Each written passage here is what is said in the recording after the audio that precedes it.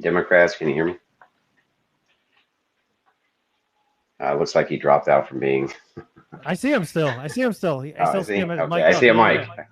Yeah, I still see him. Unmute yourself, dude. Democrats, unmute yourself.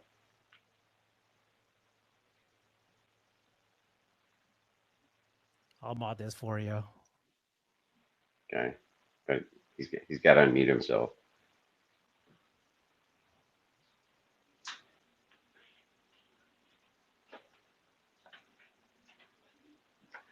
When he unmutes himself now. He already unmuted himself. Something. He unmuted himself. Yeah, but there's nothing. There's not. There we go. Something. Can you hear us? I can. Sorry, it's my first space, which is what I told you in the beginning. So I appreciate you having me on, but I didn't know that I needed my phone to do this, and I'm more of a laptop guy. Okay, no problem. All right, so what's the criticism here? Well, the claim is that there is no nuance with regards to the death penalty. Either one believes that the death penalty is wrong, or they don't, because there's only one objection to the death penalty, which is a moral one. Either you really believe that someone should not be put to death because you're a Christian, or insert religion here, or you don't. Anything other than that is merely an argument to reform the death penalty. And that was basically my. Well, that's kind of a. Well, that's a silly position, though. I mean, you should see the hole in it right away, right? There is no hole. There's no hole. Yeah. Okay. Well, let me give a response here. So, couldn't you be a Christian for the death penalty, but not be a Christian for the death penalty if you have an unjust government who's dishing out the death penalty where they shouldn't be? At least theoretically, no. I mean, you have to first look at the old. Why not? I'm gonna explain. First, you have to look at the Old Testament, which very clearly in the Ten Commandments says, "Thou shalt not commit murder." Then you have to look at the New Testament, because that's what we're supposed to, at least as Christians.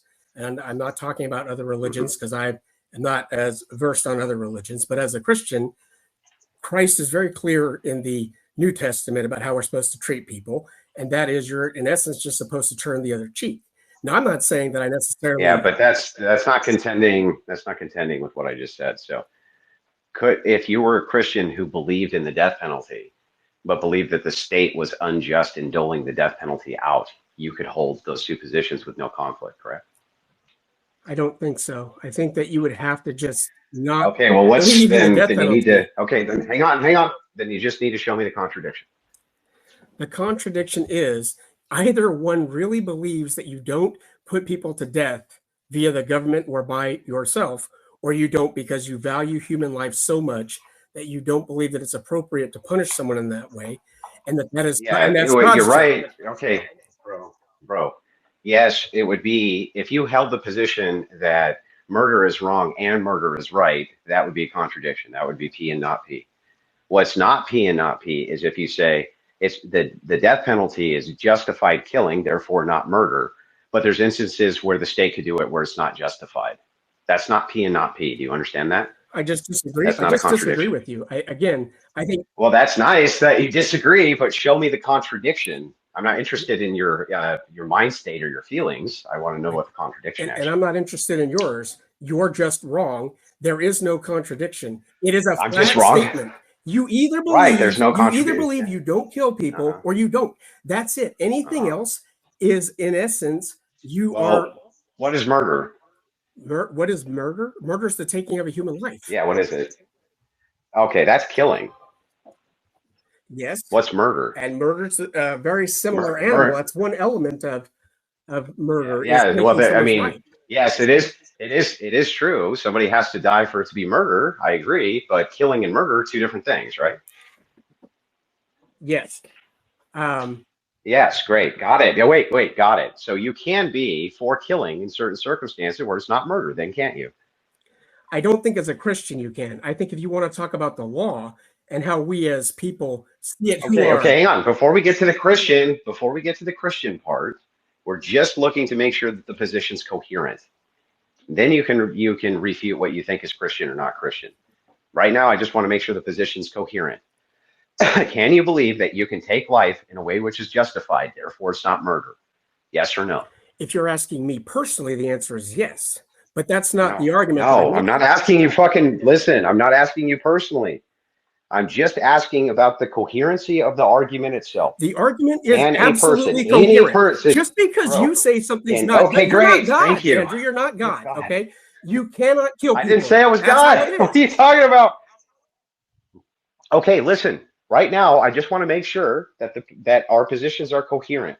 You said that a person cannot take the position, right? That of P and not P. I agree.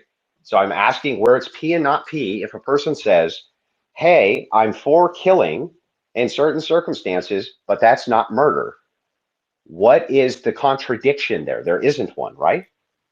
Right. If we want to talk about humans and we want to talk about the law, Okay. there is no contradiction. There is no contradiction. Okay, great. So then it's a coherent position. So now we can move on to the second part of this. So why can't a Christian hold the position that there are times where life can be taken in a justified manner, but that the state will often deal it out in an unjustified manner? What's the contradiction there? I'm not saying there's a contradiction there. If I'm hearing you correctly, what you're saying. What's the problem with the position? What's the problem with the position? You keep interrupting. If you want me here, let me speak. If not, this is a waste of everybody's time. If you're asking me, hey, dude, you've interrupted every bit as much as me. Calm down, but go ahead. Go ahead. Are you sure? This is go what ahead. you like to do. You like to play games. You like to name call. You like to interrupt people. I'm just trying to make an argument. I didn't call you any names. You called me retarded. I heard you very clearly. And I'm pretty sure. Did I call you retarded? Did I call you retarded when the debate started? That doesn't matter. You still said it. I said maybe. Yeah, I said maybe you're retarded. And by the way, it was an affectionate term used for a person who's being a boomer with technology. Do you think that I actually meant it in a malicious way? Or are you just being a bitch right now? Again, you just got to resort to insults. Yeah, whatever. You're just derailing. So let's get back to this, right? Tell me what the contradiction is if a Christian says that there are ways in which there can be justified taking of life where it's not murder, but the state doesn't do those out correctly. Where's the contradiction there? What I'm saying is that as a Christian, one should not view killing anybody as appropriate. So it doesn't even get to the other part that you're talking about. That was my argument. And if one believes that, hold on, that's fine. I'm not saying they're wrong. What I'm saying is that anything other than that is basically we need to have a discussion about reforming the death penalty, that it is not about being against the death penalty. And you had argued that. Okay. And are you a Christian, by the way? I am. Okay. So if somebody was raping your wife and you had a gun, you wouldn't kill them? I didn't say that had anything to do with me. So here, a few minutes ago, you said, I'm not talking about you. Now you're giving me a hypothetical. If I walked in and somebody was raping my wife, I can tell you exactly what would happen. I would take out my 9mm that I'm trained to use because I did my time in the military, and I would handle my business. But that's not what this discussion is about. It's not about. Well, hang on. So hang on. Is that just? I think in that scenario, as an individual, you're making a choice to give out justice. Whether it's justice in any true sense is a whole nother discussion. Are you violating Christian ethics by doing that? You absolutely are.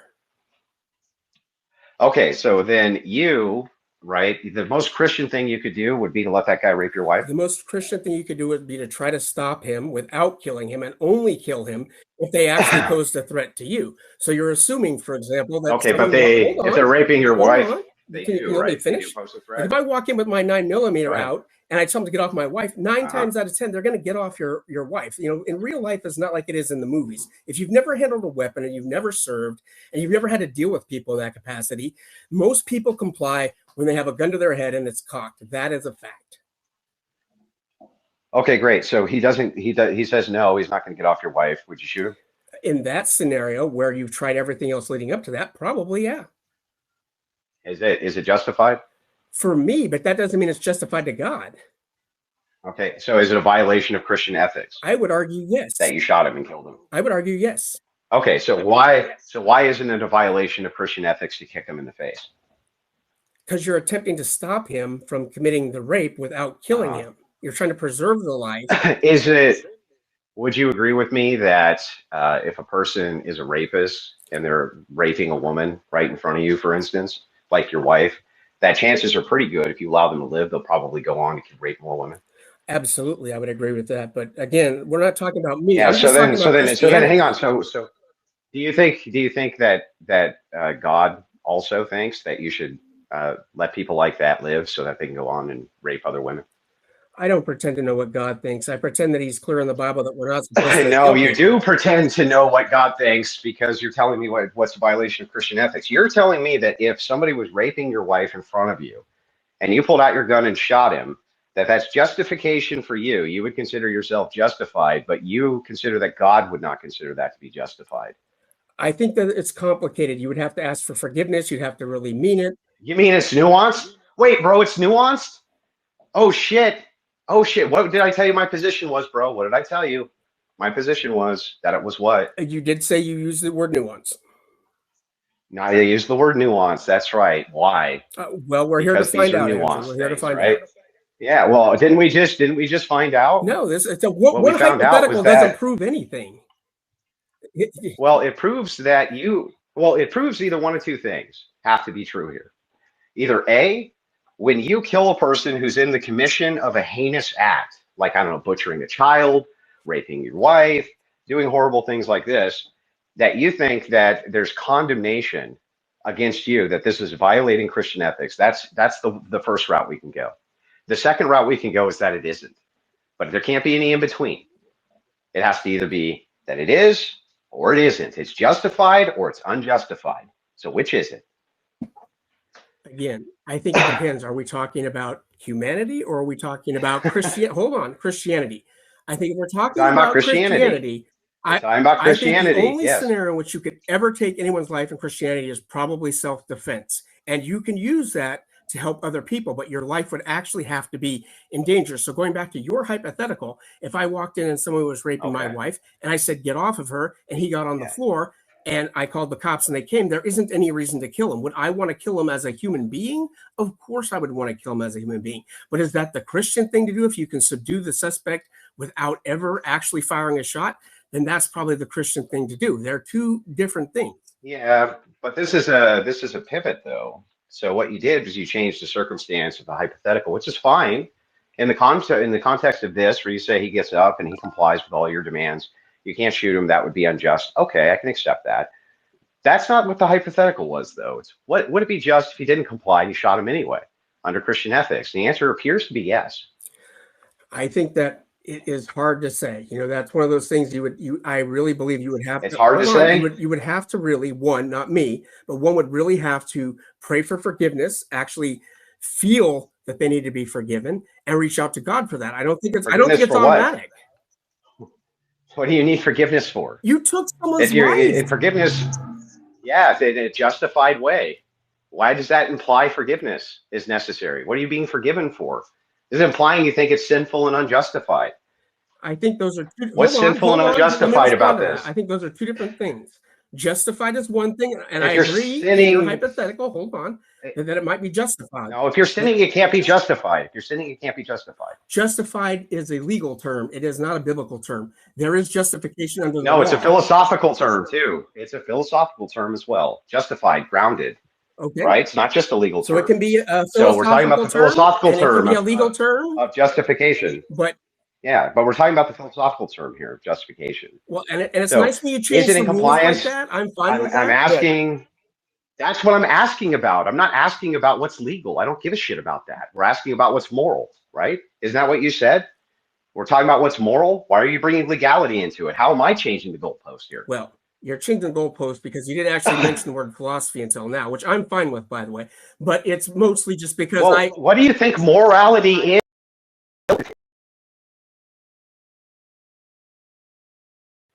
What do you mean? Again, we would wanted to have laid some ground rules here. I don't have a problem talking about it. I'm just saying that's not where we started this discussion. So I'm fine continuing on. Yes, it was. Here, I'll read it. I'm going to read it for you so that you understand that you made a moral claim. Literally, you made a moral claim. You said, Yeah,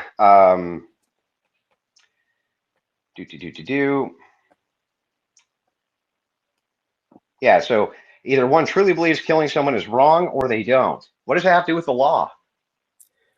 Well, again, going back to justification, there are legal defenses regarding justification that make it less likely you're going to go to jail for using it. So it's relevant. Yeah, so what? That has nothing to do with the law. It's either a person thinks that it's wrong or not. If the law, regardless of where the law fell on it, why would that have any bearing on whether it was wrong or right? There's unjust laws all the time that we ignore. It would have, because we don't think they're right or moral. If I can respond, this is a moral discussion. No one's talking about if it were just going to discuss the legality of it, then yeah, shoot him in the face. Totally legal. Who gives a shit? That has nothing to do with any bearing on Christian ethics at all. Hold on. Zero. I'm going to disagree with you for a couple of reasons. The first is that the Bible clearly lays out that we are supposed to, obey just laws. And second of all, those are moral claims. That's a moral claim. It's also a biblical claim. We ought to do that. No, well, that's a moral claim. All claims you're making from the Bible here in this context are going to be moral. We ought to do what the Bible says. If we're looking because that's moral, right? If we're looking at it from a Christian perspective, then we ought to do what the Bible says. If we're looking at it from a legal perspective, that's what's moral. Are you going to look? Yeah, we're not looking at it from a legal perspective. Or should I just bail out of this space because you? Well, I want you to answer the fucking question that I asked you first, and then you give me the rebuttal. Most of the time I interrupt you is because you're not answering what I'm asking you. And maybe you should be more clear, Andrew. Maybe you should be clear. Okay, I'll be very fucking clear. Yes or no? We're supposed to follow the Bible because that's what's moral. Yes. Yes or no? For the purpose of this discussion. Okay. Yes. Well, it doesn't. Yes. Okay. So yes or no? It doesn't really matter at all if it's lawful or not, because we're going to adhere to the morality of the Bible, aren't we? Yes or no? There's a caveat there, though. Yes, I would agree with you, but where I was going with it is that anybody who has any level of understanding about the law may or may not make a decision based on that knowledge because they don't want to suffer the consequences of what the law is going to bring down on them. That is to say, they may not shoot that person and even put themselves in danger because they're afraid to commit an act that's going to get them to go to prison. So to pretend that it has no bearing on this conversation at all is just laughable on its face.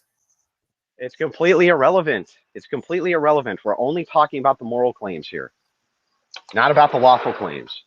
When you're talking about justification here, we're asking, is this moral under Christian ethics to do X, not whether or not the law sees it as moral. Laws can be changed.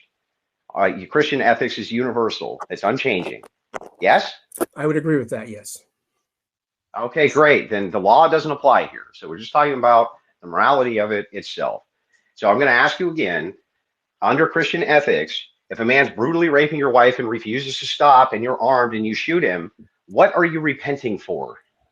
Well, first, I'm going to say again, you've changed the hypothetical, and that's fine. You've now inserted the word brutal, and you've now acknowledged that you've changed it to acknowledge my. Here, let me. You know what? I'll make it even easier. I'll make it even easier, right? As he's brutally raping her, okay, she happens to be on her period. He wipes the period blood off and draws a pentagram on his forehead while he maniacally is laughing. It doesn't change the concept at all.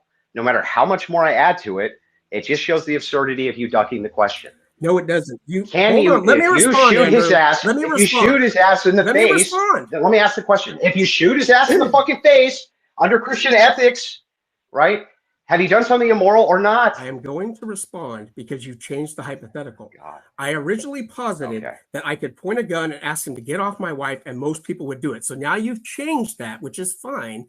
But I want you to acknowledge you changed it because you want to play this game. The reality is it doesn't change. You're right. The hypothetical, despite your changes, doesn't change.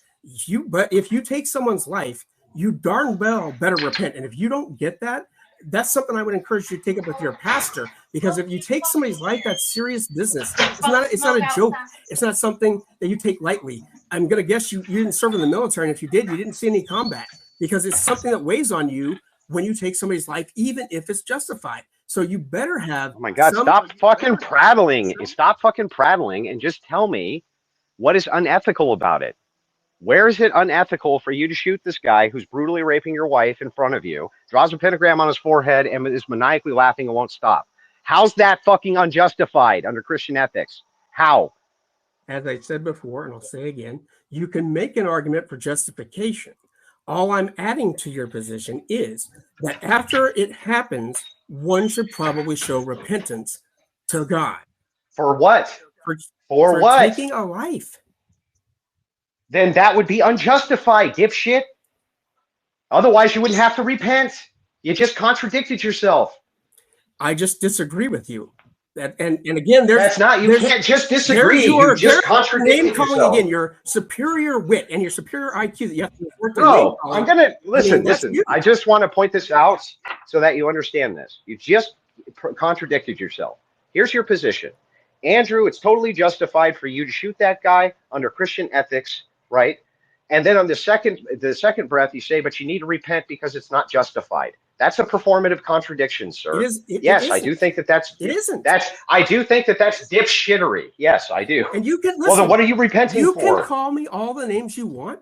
It changes nothing. Well, what are you repenting? What are you repenting for? What was the sin? Okay, let's be clear. The hypothetical that you've given us is a horrible hypothetical, but he's not murdering her. Agreed. He's raping her, which is, again, I agree that it's horrible. However, if you use force to take someone's life, then you ought to acknowledge that you have taken a life and then you repent. So justified is the word you've chosen for this discussion, but it doesn't necessarily mean that it's some win-all word for a debate.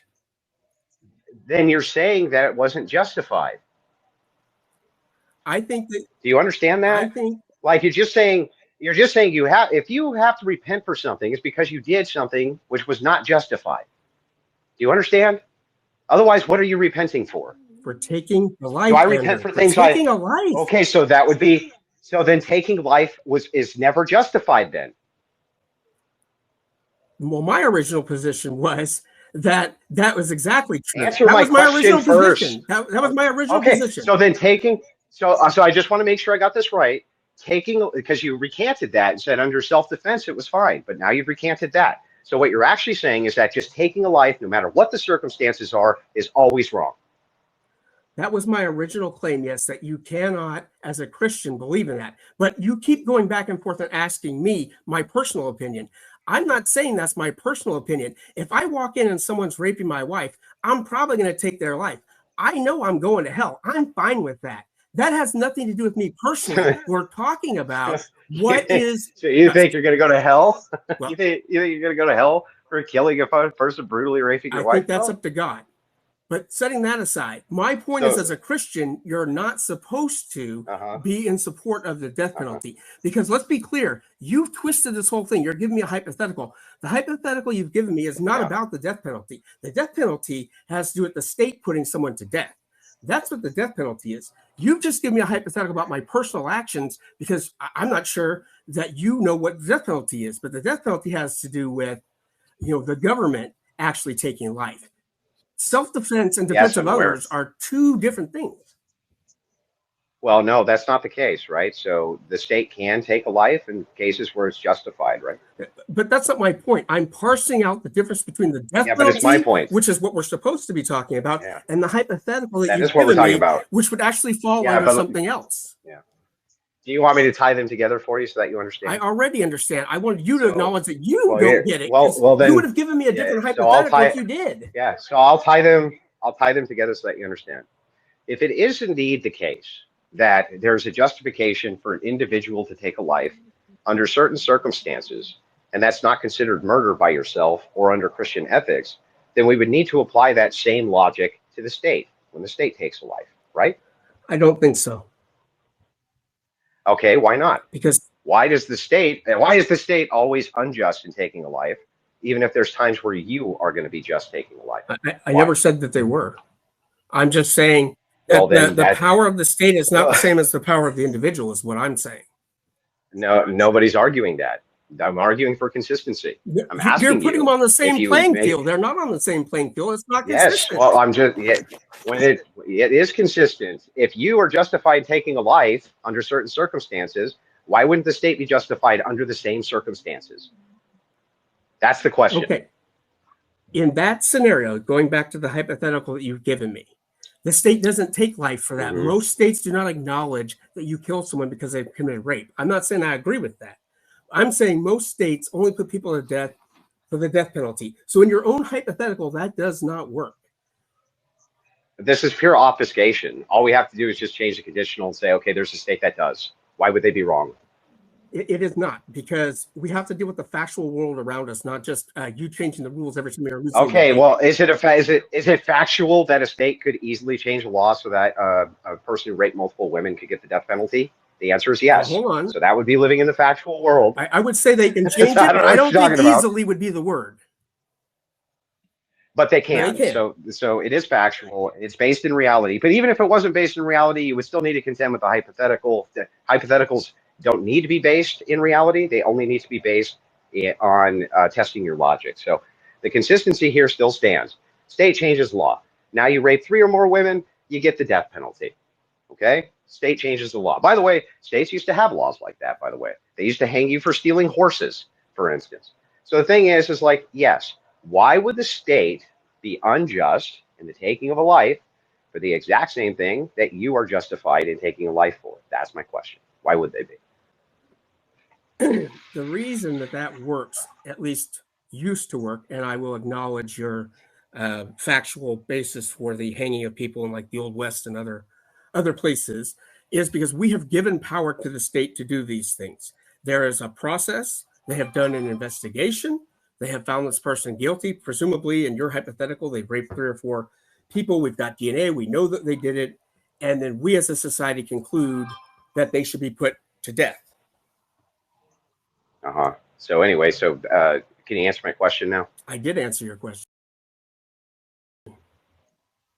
Mike, okay, so I'll ask my question again. And just so you know, when you listen to this recording back, you should listen to why it is that I interrupt you to make you answer the actual question I ask you. And you can go to right this part where I asked you this question and you jumped into a summarization of how the thing works rather than asking the direct question I asked of why one would be justified and the other would not under the same conditionals. So I'm going to ask you this question again. Why would you be justified in the taking of life, but not the state under the exact same conditionals? I don't want to hear about the process. The process is not relevant. I want to hear why you would be justified and the state would not be. To begin with, I object to the word justification. Justification is a defense. It is not an absolute. Let me finish. The difference between the two scenarios is you have a person who walks in and sees his wife being raped. They react in a way that we can almost all understand, that his wife is being attacked and she's being raped, and he feels like he needs to save her, and he kills the guy. The state doesn't have a soul. The state is not a person. The state, what if it's a police officer? Now you're changing the hypothetical again. Let me answer the question. The state, using the death penalty, again, the death penalty, an officer shooting somebody is not the death penalty. I don't even think you know what you're talking about. You keep changing the hypothetical. What is it? Well, hang on. Is an officer an extension of the state? They are, but it is without the same process. So it doesn't qualify as a discussion of the death penalty. It's an officer involved killing. We have actual language that addresses what it is. Okay, so just so I got this clear, you believe that if there's an officer of the state who employs death, you wouldn't consider that to be the death penalty. You only narrowly consider the death penalty to be process-based on whether or not you are convicted in the court of law, and then there's like lethal injection or hanging at the end of it. I think that's the standard definition and discussion of the death penalty. Although I see the correlation you're making, and I'm not saying you're wrong. I'm just saying when you talk about the death penalty, you're not typically talking about the hypo you've given me or the police officer you've given me. We're talking about cases where people have murdered people. They go through a process and they're put to death by the state. Okay, so then if that's the case, and you're just narrowly going after the death penalty as just a state process in which the state should not be able to deal out death as a form of a process, then you agree with my position. Look at that shit. I never said that. Look at that shit. I said that from a Christian perspective. You think that the state... Hold on. My claim was that from a Christian perspective, that people who are Christian do not support the death penalty. That was my position. I'm not saying about anything. I support the death penalty. I don't care if people get put to death because they rape and kill women. I don't have a problem with that personally. My claim was that if you're a Christian, which is what you somewhat claim to be, you can't support the death penalty. And all I wanted was some discussion about like why. And hang on. So wait. Got it. So as a Christian, you're saying, as defined by you, The death penalty being a narrow process in which the state can adjudicate death of a person after a lengthy trial is not a thing Christians should support. And I don't support that, right? Well, I don't claim to know what you support, but I agree with everything else. I just told you. So since I don't support that, you would agree with my Christian position then, wouldn't you? Again, you have not actually said anything. All you've done is name call and give me hypothetical after hypothetical. I literally just told you, I also am not in support of, if you're defining the death penalty as only being narrowly a definition of the state has a process in which you are convicted and then they issue death, that I also don't support that. That was my position before that you were critiquing. And then when I said, wait a second, there's some nuance to the position when we're talking about murder, which is what you brought up, I said, ultimately, you were just going to end up agreeing with me in this argument because you also believe that there's justifications for taking life, but you don't want to give those justifications to the state, just like me. Look at that. Isn't that great? We came to an agreement. Am I going to be allowed to speak like now, I said we would. Okay, I won't. Yeah, go ahead. Tell me where you disagree with me. Are you sure? Yeah. Okay. So, based on what you just said, that you agree with me, because it was my hypothetical that was posed. I don't agree with you. You agree with me. I said in my first post to you that a Christian doesn't believe in supporting the death penalty in essence. So you're agreeing with me. I'm not agreeing with you. Let's be clear about that. All this argument was over nothing. You could have just said, hey, man, I agree with you. Yeah, this is really funny. So the thing is do you agree with me that people don't always have the same definitions of words? Like death penalty is going to mean different things to different people. You're going to hear, for instance, progressives advocate that state officers who shoot people are giving them a death penalty with no judge, jury. They're just acting as the executioner, right? So there's all sorts of different and variety of definitions for what people mean by death penalty. You agree with that, right? I think that's political rhetoric. It is not a legal definition and therefore isn't relevant to the conversation about the death penalty. It is relevant. It doesn't need to be legal for you to have a proprietary definition of something, right? I disagree. I think that you can get out and say things. Yeah, you disagree? Hold on. People who are political entrepreneurs, whether they're on the right or they're on the left, can go out all day long, every day, and make claims that are not true or that are half true. But all of those things do not make the legal definition of the commentary that they make. You know, all these people who say, oh, you know, they're making moral claims, though. They're making moral claims, not legal claims. And that's what we're talking about is a moral claim. You can't know what they're making. You don't know what everybody says is a moral claim. It can simply be because it can simply be because that's how they make their money and they get paid to make stupid statements all day long. And that's on both sides. It wouldn't change the fact that these are moral claims. Hey guys. How about this? Let's make it a little easier on the both of you. How about let me finish? No. You're gonna like this. How about if you guys are gonna talk about moral and not legal? How about we talk about what's in the Bible in regards to murder and death? Well, let's start with this. Let's just start with this. I don't understand how you can even say this. How you can say that these aren't moral claims that they're making. They're making moral claims. Now you can infer that they're disingenuous about them, but they're still moral claims. You agree with that, right? They are making moral claims. Here's the problem. Why I disagree with you. I think I go the other way. If they actually believed it, like if you had a progressive and they actually believed all the stupid things that comes out of progressive mouths, and they truly believe that, I would say it's a moral claim. If someone is paying you to post stuff on X or do videos, they're just making content. And that, I think, is a different thing. I get that they might be making content with the guise of a moral claim, but if they don't really believe it, I don't think they're actually making a moral claim. They're just entertaining. No, there would still be a moral. Listen, even if I didn't believe anything that I said, the claim would still have a category. And the category of this claim is a moral claim, right? I would put it as political speech. I wouldn't put it as a moral claim. It's disingenuous. They're getting paid. They're not saying it because they actually believe it. Okay, when you make a claim, right, it's going to be categorized. Do you agree with that? There's going to be categories to claims. This is an empirical claim. Hang on. Let me give you some examples. I'm going to give you examples. I just gave you one. What about movies? Go ahead. Tell me about how movies are so moral. What would the claim about the movie be? And then I can tell you the category. Pick any political movie you want. Okay, what's the claim about it? And then I'll tell you the category the claim goes in. Go ahead. This is my point. See, you don't even know what you're talking about. You should be able to rattle What? off a dozen What? political What do you movies off mean? the top of your head. Dude, Pick the one you're just most tell me, comfortable bro. with, and then talk about it. Okay, listen to what I'm saying again. If person make claim, that claim go under category. You just said, what about movies? As though that says something. That says nothing. You have to tell me what the claim would be, and then I'll give you the category of the claim, which is what we're talking about. Here's the category. It's entertainment. That's the category. Political What speech. the fuck are you talking about? What you talk?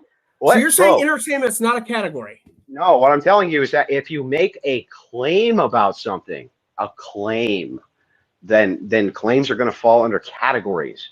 They're going to be empirical claims.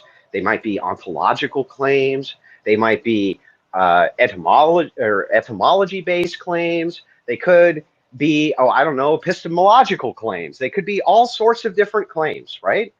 If you make a claim, it's going to fall under a category.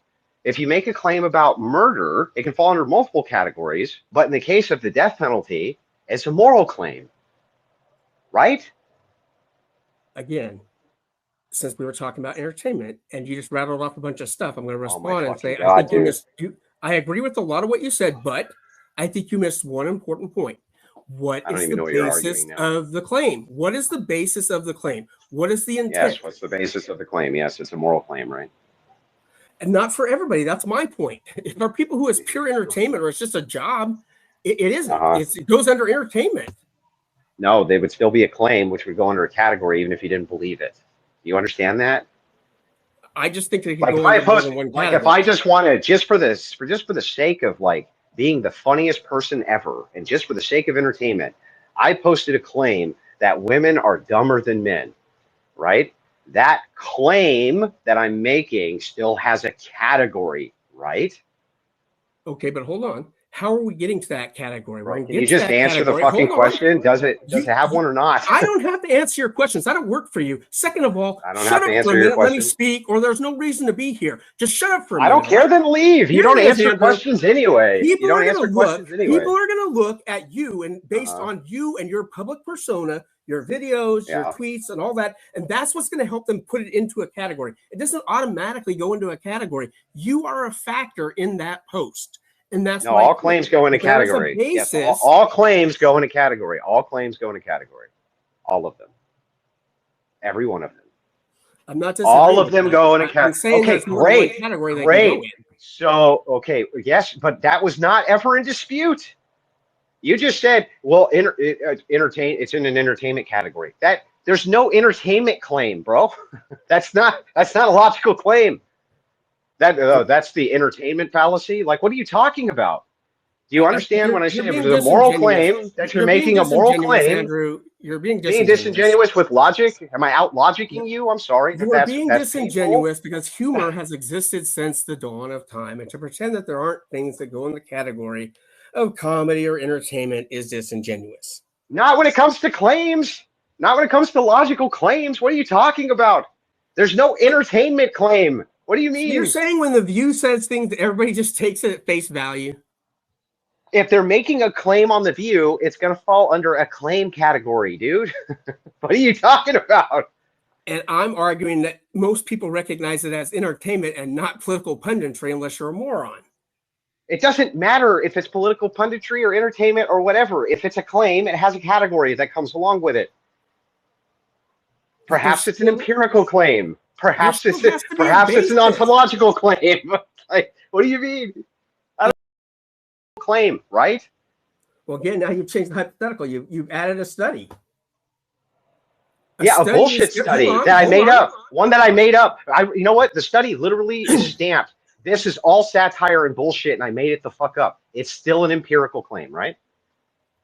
I would hope no one would take it serious as an empirical claim. Yeah, of course they wouldn't take it seriously, but it's still a type of claim. That's my point. It's still a claim. I'm saying it's not an empirical claim by your own your own definition. It's not an empirical claim. It's an. And what else would it be? No, you can't make entertainment claims. What are you I talking just about? did, Andrew. I just did. Okay, you just did. Okay, bro. I'm glad. You know, from now on, I'm just going to be like, this is an entertainment claim.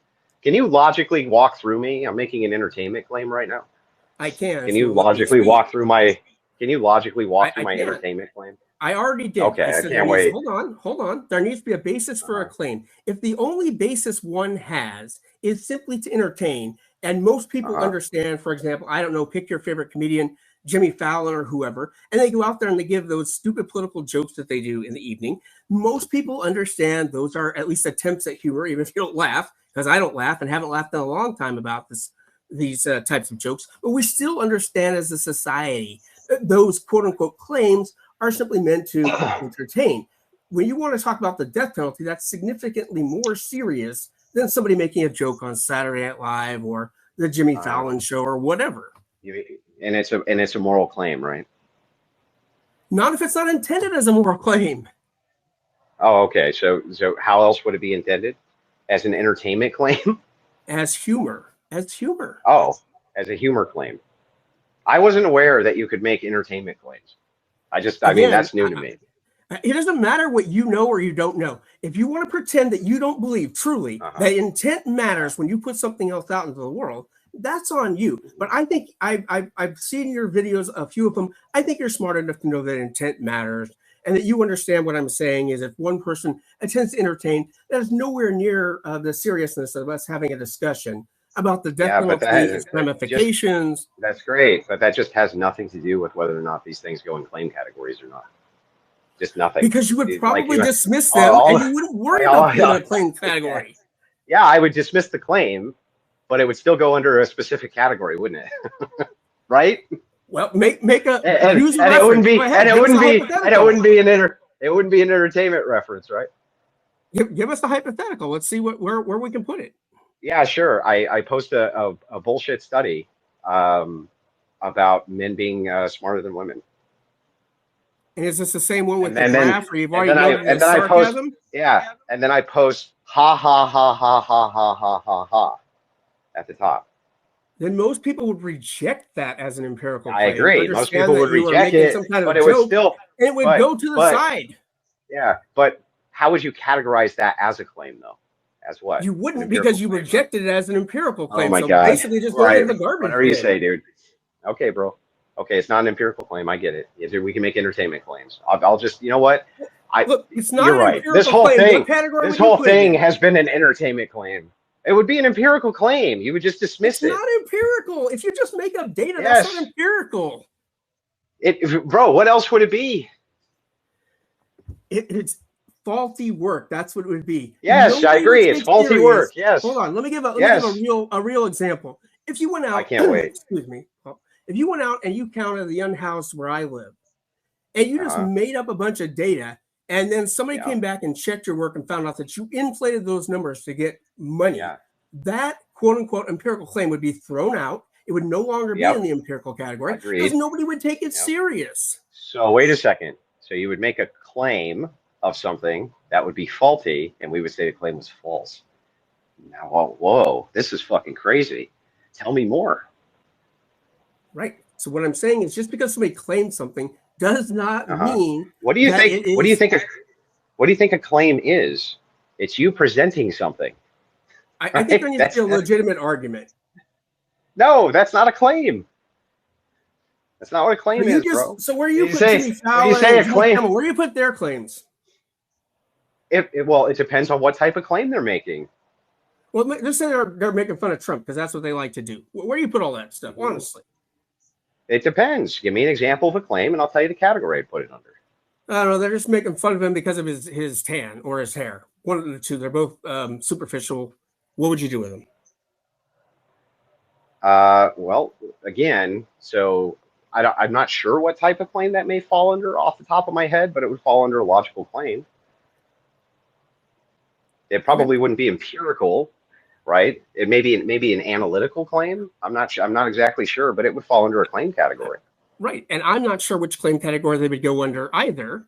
And that's my point. Yeah, just great. Then all you got to do is just classify. That's great. And I just need you to say that it serious. is a claim. Yeah, I just need you to say that it is a claim, though. That's all. But it's not a serious claim. Yeah, but it is a claim, right? It's a joke. But it is a claim. I guess if they say it's a claim, but I think intent matters, and I think you're jumping over that part. And they I agree. Joke, but nobody's ever disputing this. Only that claims have categories. So again, we tie this all back to for having a moral argument. Pick a category. Where do you stick it? That's what I'm saying. Well, I did. I told you 50 times. It's a moral claim. No, you said it's not. We're talking about. I don't know. Those were your words. I know. I said maybe analytical. Maybe it's an analytical claim. Well, maybe it's pretty strong there, Andrew. You might be careful with those words. Yeah. So wait a second. Okay, it's an analytical claim. Is that better? If that's but it's still a claim. Your position. Yeah. Like if you say Trump has let's not orange waste hair, time on this. I'll just concede for you. No, let's waste time on this. No, let's waste time on this. I really enjoy wasting time on this because it's pointing something out that's pretty obvious, right? The whole time you've been talking smack, right? And you don't know thing one about logical structures at all. Nothing. You just said that there could be entertainment claims. And when I just asked you to just simply clarify that people can make all sorts of absurd claims, but they're still claims and they would go in a category so that we could distinguish that we're talking about a moral category here, you just fought tooth and nail about nothing. I didn't. Why? I added like, what was even the purpose? Hold on. What was even the purpose? I added something important that you're just jumping over, and that there must be a basis for the claim that intent matters. I've said that at least 3 times. If you don't agree with that, that's totally fine. But just because you don't agree with it doesn't mean that it's not true. We recognize intent. Intent matters when we do things. Intent matters when we say things. Intent is a very important concept. Yeah, but this was never a dispute. Nobody's disputing whether intent was a concept that we adhere to. It has nothing to do with whether or not claims go in categories. Hold on, you've been disputing it because you refuse to recognize that one's intent could definitely change what category that it goes in, which was my point to begin with. As long as you admit it goes in, as long as you admit it goes in a claim category, I'm fine with moving on. Then we'll put it in the entertainment category and move on. So it does go in a claim category? I've already said entertainment category like 3 times. Is that okay? So there's entertainment claims? There is now. Oh, okay. There is now. Got it. All right. Let me tell you something. Yeah, Andrew. Just because we'll something exists for one thing a long time doesn't mean it can't change and it can't evolve. Okay, we can change structures. We can create new categories. It's fine. I agree. We have a new claim category, the entertainment claim category. So yeah, from now on, when I make logical claims that are absurd, I'll say it's an entertainment claim. Let me respond to that. But anyway, hold on. Most of the time, you don't make those kinds of claims. I give you credit. You don't come out and say stupid things. And that's what I'm distinguishing. I'm distinguishing between someone who makes a legitimate claim, as you most of the time do, and people who say stupid things or make jokes. That's the distinction I'm making. I would take you, when you make a point, as being someone who makes a more serious claim that you should entertain, not just some offhand stupid comment about the fact you don't like Trump's hair. That's the distinction that I'm making. Mm-hmm. Okay, yeah, that's great, but it just had no bearing on what we were talking about. But so anyway, I guess you've already agreed it does. You've already agreed intent matters. You've already agreed it does. Yeah, but it doesn't matter to the purpose of whether or not claims have categories, which is all we were trying to establish. So anyway, back to what we were talking about. So back to the death penalty. I just want to let you know that I didn't actually get an answer from you on this question. What would create a justification for the state that the individual wouldn't have, right? So just to make sure I got your position correct, and I'll steel man it, there are instances where individuals can take life and it's justified, right? Or it's never justified to take a life. The original claim, if I can speak, the original claim was as a Christian, not talking about me, just talking about Christianity. Okay, when I say you in this sense, I just mean Christians. I know, but I just want to clarify so people who are listening know what I'm talking about. Yeah, I'm not saying you, the individual. I'm saying that as a Christian, no. In either situation, you really don't want to have to do it. If you're forced to do it, the only thing I added was that you would probably want to show repentance to God for taking a life. Forgiveness is an important concept. I would implore everyone to look into it. And I would say that as horrible as a person as they are, for anybody who's never taken a life, who's never served in the military or never been an officer, it stays with you. It's not a joke. And you will, in fact, get on your knees at some point and pray to God that he forgives you 9 times out of 10. Because it is such a serious thing. Don't you think that there's a category difference between you're a soldier in an army, perhaps drafted, perhaps not, and sent to another country and you're under duress and orders to obey to kill the enemy versus somebody is horribly raping your wife right in front of you and you shoot them when you're talking about justification? I just think these are 2 different categories we should separate out. They can be, but they can also overlap because you could be a soldier who walks around the corner and sees a woman being brutally raped and have a similar. Yeah, but why would you ask for forgiveness for that though? I think you're missing the important aspect here is simply the value. I sure am. That's all it is. I sure. That yeah. Okay. Yeah. You agree. Hold on. If you're a Christian, you value life. Yeah. If you value life, having to take life is not something you do easily. It is not something you do simply. It is what distinguishes us from psychopaths, because psychopaths more moral. Okay. Is it more moral in that situation if he won't stop to take his life or to not take his life? I think ultimately, if he won't stop, that most people would probably take his life. No, that's not what I asked you. Repeat my question back. Repeat my question back so I know you got it. I got it. I answered it. That is then repeat it. True. Then repeat it. Then fucking repeat it. Repeat it. Repeat my question. I don't work for you, Andrew. I'm not. Yeah, you won't repeat it. You because you didn't answer it. You oppose this. Is it more moral? Most people would probably do it if they had to. Oh my God. Yeah, I didn't ask you what most people would do. Is it more moral under Christian ethics to let him continue raping your wife or to kill him? Which is more moral? I've already said most people would kill him. I didn't ask you what most people would fucking do. Did I say what would most people do? Did I ask you anything about most people? Did I say the word most or people? No, I asked you this question. Is it more moral if there is an individual Christian in that situation for him to take the life or not take the life? I would say if we're talking about Christianity and God, you would try to do everything you could to not take his life. And there are lots of scenarios where you can do that. But again, take in the hypothetical. Ultimately, if you have to, I'm just going to keep asking it until you answer it. I'm not using the term moral on purpose because I'm not asking you. Hold on. Not asking you what you would do. You have not acknowledged how valuable human life is, and that taking somebody's life is a big deal. That's the point that I'm making. So I'm just gonna ask. It, but the question of morality is murky. I'll just ask again. Is it more moral in this situation where somebody is violently raping your wife and will not stop, even under duress from you, to take his life or let him continue? Which is more moral? From a Christian perspective, I would argue you just have to physically remove him and not shoot him. A male that can't handle another man, or are you somebody who can actually fight? That's a factor, right? I mean, I can handle myself, so I'm not worried about walking into that situation not being able to take care of somebody because I did my time in the military. I know how to subdue somebody. I know very well the 3 things they teach is the knees, the ball.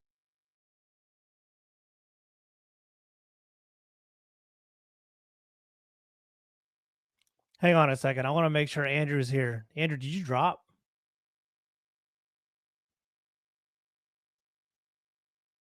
I think Andrew dropped. Okay, I just saw him unmute himself. Okay, can you guys hear me? Yeah. All right. Yeah, I just wanted to make sure. Yeah.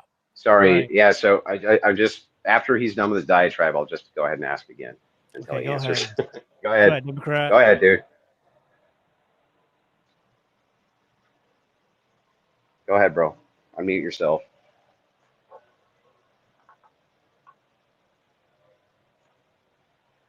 Unmute yourself, bro. He's unmuted. I don't know. Hey, you go ahead and speak, man. No, his mic is muted. There he goes. Okay. Sorry about that, Andrew.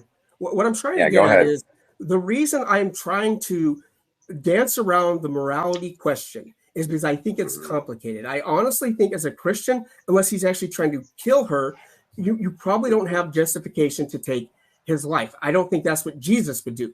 But I said, if you're asking me as a man, I probably would. And there's a distinction there because life is valuable and we're not supposed to take life as Christians. I'm not saying that's what I would do. I'm just arguing from a Christian perspective that we're not supposed to kill people. I'm not asking what you would do. So I'll make it as uncomplex as possible. Okay. You are transported by fucking aliens into an alien ship. Okay. And there's an alien rapist raping your wife. And they just want to do a social experiment for funsies. The first one, you push the button and alien rapist dies. Wife stops getting raped. Button 2, okay, he continues until completion. What's the more moral button to push?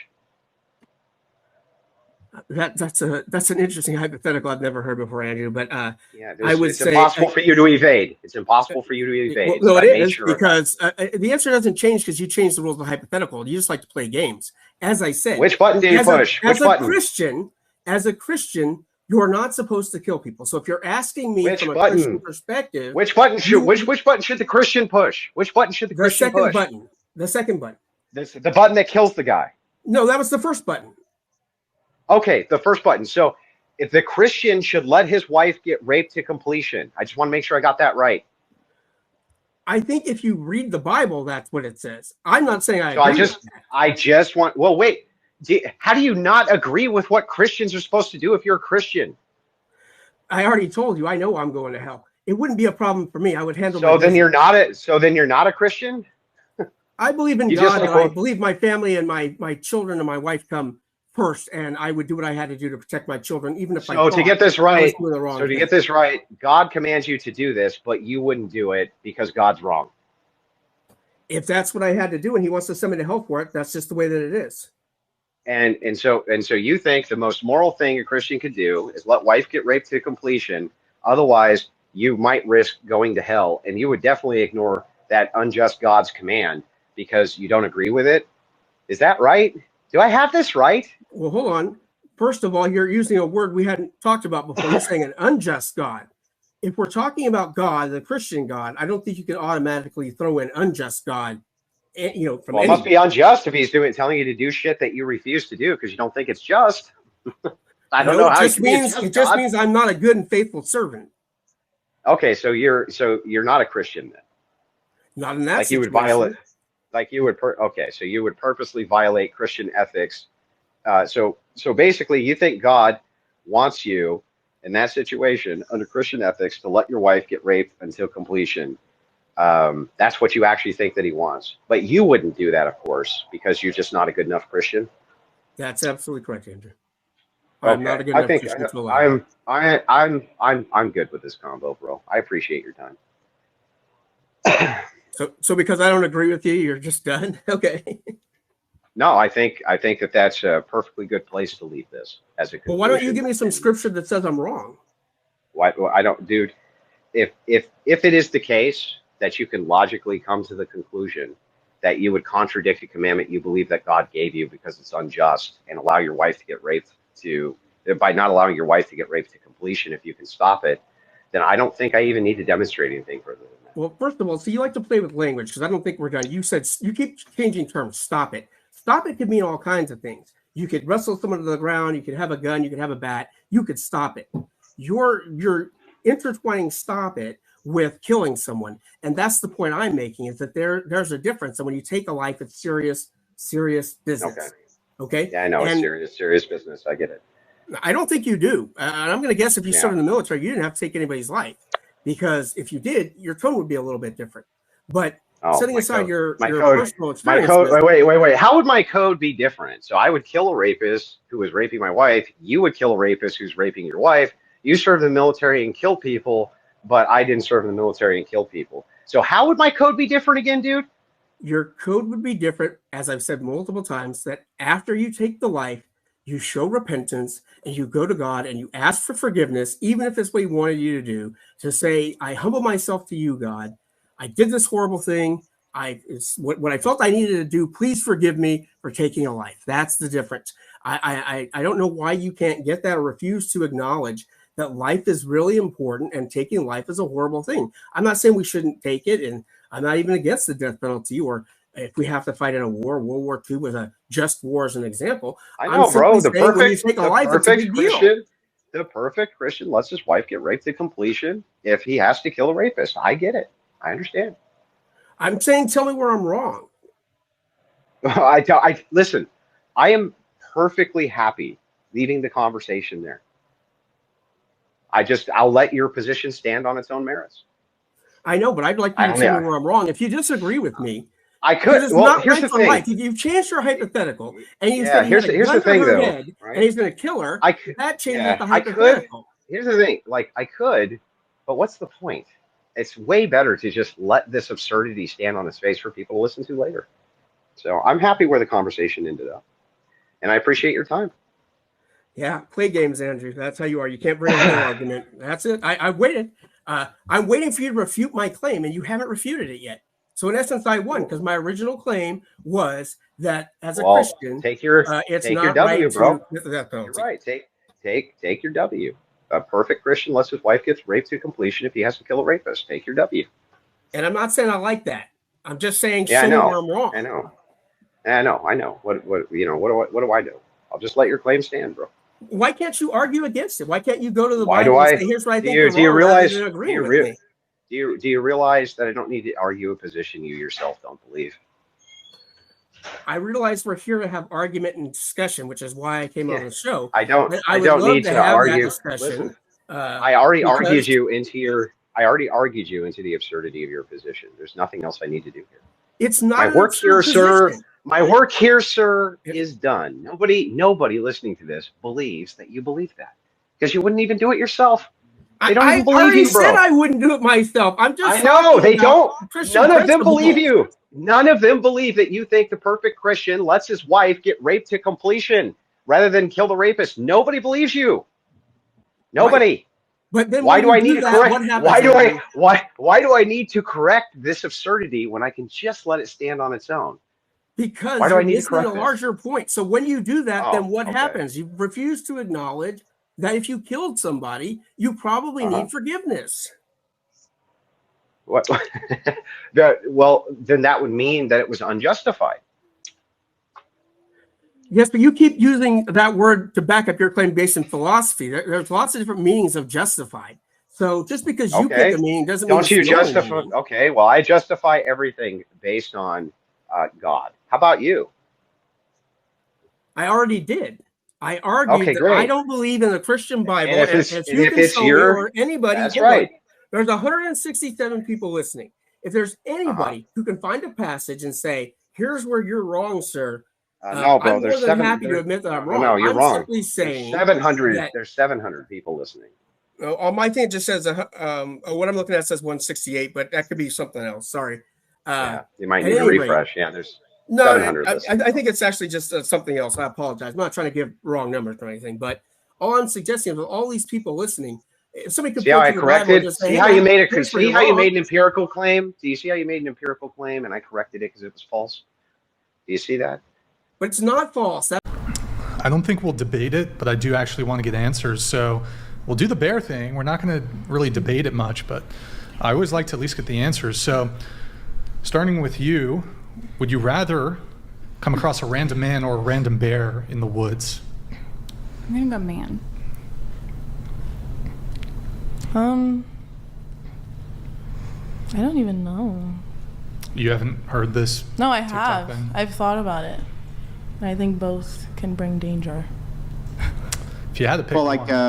If you had to pick one, if there was a button, there was a magic button, and you had to select one. One was bear, one was man. Which one do you think you would press? I'd probably say bear. Bear. Why is that? I just feel like, it's just like easier to kind of get them to go away. It's easier to get a bear to go away? I just feel like men are very unpredictable. Aren't wild animals unpredictable? I can predict that the bear is going to kill me. Yeah, that's why I'm saying, I don't know. But if you're going to ask me to choose one, I'm probably going to say bear. We'll get everybody's answers. Go ahead. So I picked the bear last time, and I picked the bear this time. I could either move. That's it. No, that's it. Okay. What about you? Bear. Man. Wait, Man. what did you pick last time? I picked bear. Yeah. Okay, what do you pick? I picked the man. Yeah, random man for We sure. do need to wait until she's back, the one who's gone from the table, to get her answer. Those of you who said bear, so you said bear, you said Bear. Yeah. bear. Why bear? So I picked bear. So I've noticed, I've done some self-reflection since then and just recently. I've had a lot of negative experiences with men, but it seems like the more positive experiences that I have with men and the more like safety that I feel, I might be inclined to pick the man. And I'm starting to wonder, did I just get bad luck of the draw, like in a sense, like in the past? And that's why my judgment is skewed, because that's the way I choose bear because of that. Is that a safe thing for me to do? Or if some people have really bad things happen to them, should they just kind of look at things as a whole and be like, look, you might have had like 10 bad things happen to you, but things could change. So I don't know. Yeah. Why do you pick bear? Sorry. I think I would pick.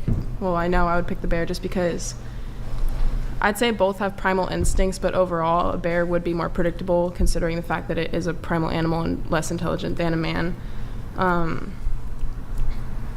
I So just feel like when you say the bear would be more predictable, you mean you could Like the more bear- predictably imagine it attacking you compared to a man? well, the bear, say both are like per se hostile. Then if the bear is hostile, That's not the question.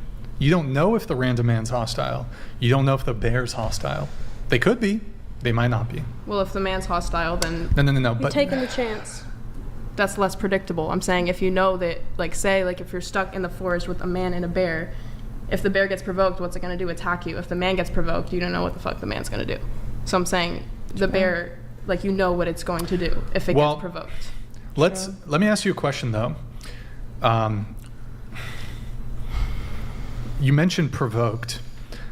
If I put both of the men, like just a random man and a random bear in this situation, I think actually, if you provoke a bear versus you It's gonna try to eat you. provoke like some nerdy gamer guy who would never hurt a fly, like you Well, could you even wouldn't. go, like you could probably walk up to a lot of dudes and literally poke them and they would not do anything to you. Do you think you would have that same experience with men? Or sorry, excuse me, with bears? Well, the bear would definitely try to eat you, and you don't know if Right. the random man in the forest is going to be a nerdy gamer. I would gamer argue guy. you could actually do, hold on. I would argue you could actually do this social experiment and you could actually go out into the street and just approach a random man and you could even like poke him kind of annoyingly, poke him in the shoulder. You don't know what they're going to do. He can't eat you alive. Yeah, Can shoot well, you. here's the thing though is, I mean, But I mean, he's agreeing, right? He's saying you're right. Yeah. You don't know what they'll do. But let us assume for a second that you had 20 men and 20 random bears. If you went and poked the 20 men in the chest like this, versus poking 20 bears in the chest like this, which one do you think would be more likely to, I don't know, eat your face? Well, I don't know. I mean, You don't know. bear, no, I mean, no, listen, like the bear would be more likely to eat your face, but you don't know if the man, like, that's the thing, you don't know, like, what he has on him. He could have a No, I agree. gun You or don't know. The something man like could that. freak out, right? He could freak out. He could do horrible things. But The bear would which eat do you- your face, Which and we one? know But that which, for a but which fact. one do you think is more? Which one do you think is more likely to freak out if you walk over and start poking him in the chest? A random man or a random bear? Well, the bear would definitely eat your face, but you know for a fact that the bear would eat your face. That's Good point. predictable. That's what I'm saying. The whole Good point point. of my entire, I guess, opinion on this factor is that the bear would, in fact, eat your face. So you'd rather die because it's so you'd guaranteed rather you're going to die? predictably die than Yeah, like have a man look at you, You like, guys, like, the aren't fuck are you doing? understanding what she's saying. No, Well, we're well, she's understanding. just trying to word it where she wants to hate men so bad, but it just doesn't make sense. When you perhaps, try to make it Wait. make sense. Why do I we do hate need to men? get her response from this. So the question is, would you rather come across a random man or a random bear in the woods? Oh. I mean, why are you in the woods as a man? Like, Okay, hold on. What are we doing? Hold on. Real. Because you guys are incapable of engaging with a hypothetical. No. I'm So, going to answer the question. Here's but the it's scenario. Just, okay. There is no motivation there. You're literally, you press, there's a magic wand, Yeah. and a random man in the United States, a totally random man gets dropped into the woods, so do you. And you guys are going to cross paths. But I'd rather cross, So it's cross not like paths why with a see man in than the a bear, to be honest. Because maybe you can help me get the hell out of these woods. Like, a bear's not going to be able to help me, but... Okay, so in this scenario, you pick... I'm picking a man, I think. I have a serious... But I just feel like, if I'm walking through the woods and then I just randomly see a man, I mean, let's run like a walking trail, but if I'm like lost in the woods and there's just a random man in the woods, I'll be kind of creeped out. It's not really the question. Well, if you were lost in the woods and you came across a random man in the woods... Well, I mean, I'd be like, I'm lost, but I'd be like, what are you doing? I guess you're right, you're right. But I mean, wouldn't you be like, I'm lost, can you help me? Yeah, no, you're right. I'd be freaked. I'd be like, not like, what are you doing here? I'd be like, help me. Help, right? You'd be like, help, I'm lost in these fucking woods. This sucks. Right? I have a question. God. You switched to man, right? Yeah, I switched to man. Okay. Andrew, you were going to have a back and forth, I think, with her. Yeah, well, I wanted to ask. So I just want to make sure, because I think I understand why a lot of women pick the bear. And I think that what you're trying to say is it's due to the predictable nature of bears. They're easier to predict. Men can do much more unpredictable things, and they have kind of the strength and will in order to have more perverse actions than the bear. Yes. Okay, so you kind of want us to see it from your angle. So let me ask a counter question so you can see it from our angle. And I'd like an honest answer from everybody. Do you think a man would rather tell his feelings to a woman or a tree? A tree, probably. Hang on. Going around the table. Starting with would a you, man rather tell his feelings to a woman or a tree? Definitely a woman. A tree. A tree. I feel like it depends on the situation, but I guess a tree. I feel like he wants to talk to a woman, but he feel like he can't, so he'd rather just go talk to a tree. I agree. A tree. Probably a tree. Well, then, if the social commentary is that we need to be looking at it from your end, that you perceive men as being kind of unpredictable and dangerous in comparison to this massive wild animal, which is known for, mauling random people, then shouldn't you also take into account and take responsibility on the woman's end for the fact that men can't even talk to you or discuss with you how we feel about anything and would rather tell it to an inanimate object than you? Yes, and I have a quick question about that this for the table or whatever. My question is this. How come the idea of 20 men finding them in the forest compared to a bear sounds safer than me with one man? How come that is? I don't know. But I mean, I could engage with you on it, but why would I tell you how I felt about it? I'd rather talk to a fucking tree, right? And this is the whole point. The whole point is that I would rather open up about my feelings to a tree than open up about my feelings to you by your own admission. And yet the social commentary is only one-dimensional, where you say, but how come men won't take responsibility for how we feel about them? Well, how come you won't see it from our angle that as we're having this discussion, I would probably prefer to take a random inanimate object, in this case a tree, and open up about my feelings to the tree than you, and it's true. Well, I mean, like, isn't that crazy, though? Where's the responsibility from the other direction? It's crazy, but y'all set that up for yourselves. I admit it is a bit outlandish in a sense, because it's like, I'm thinking if I were to encounter 20 men or a bear, I would feel safer with the 20 men than the one man. I don't know. Maybe is it because you have bad experience with one man? I never had a bad experience with 20 men. Is that it? Is that just the bias, like the confirmation? Well, no. Listen. So what we're looking at is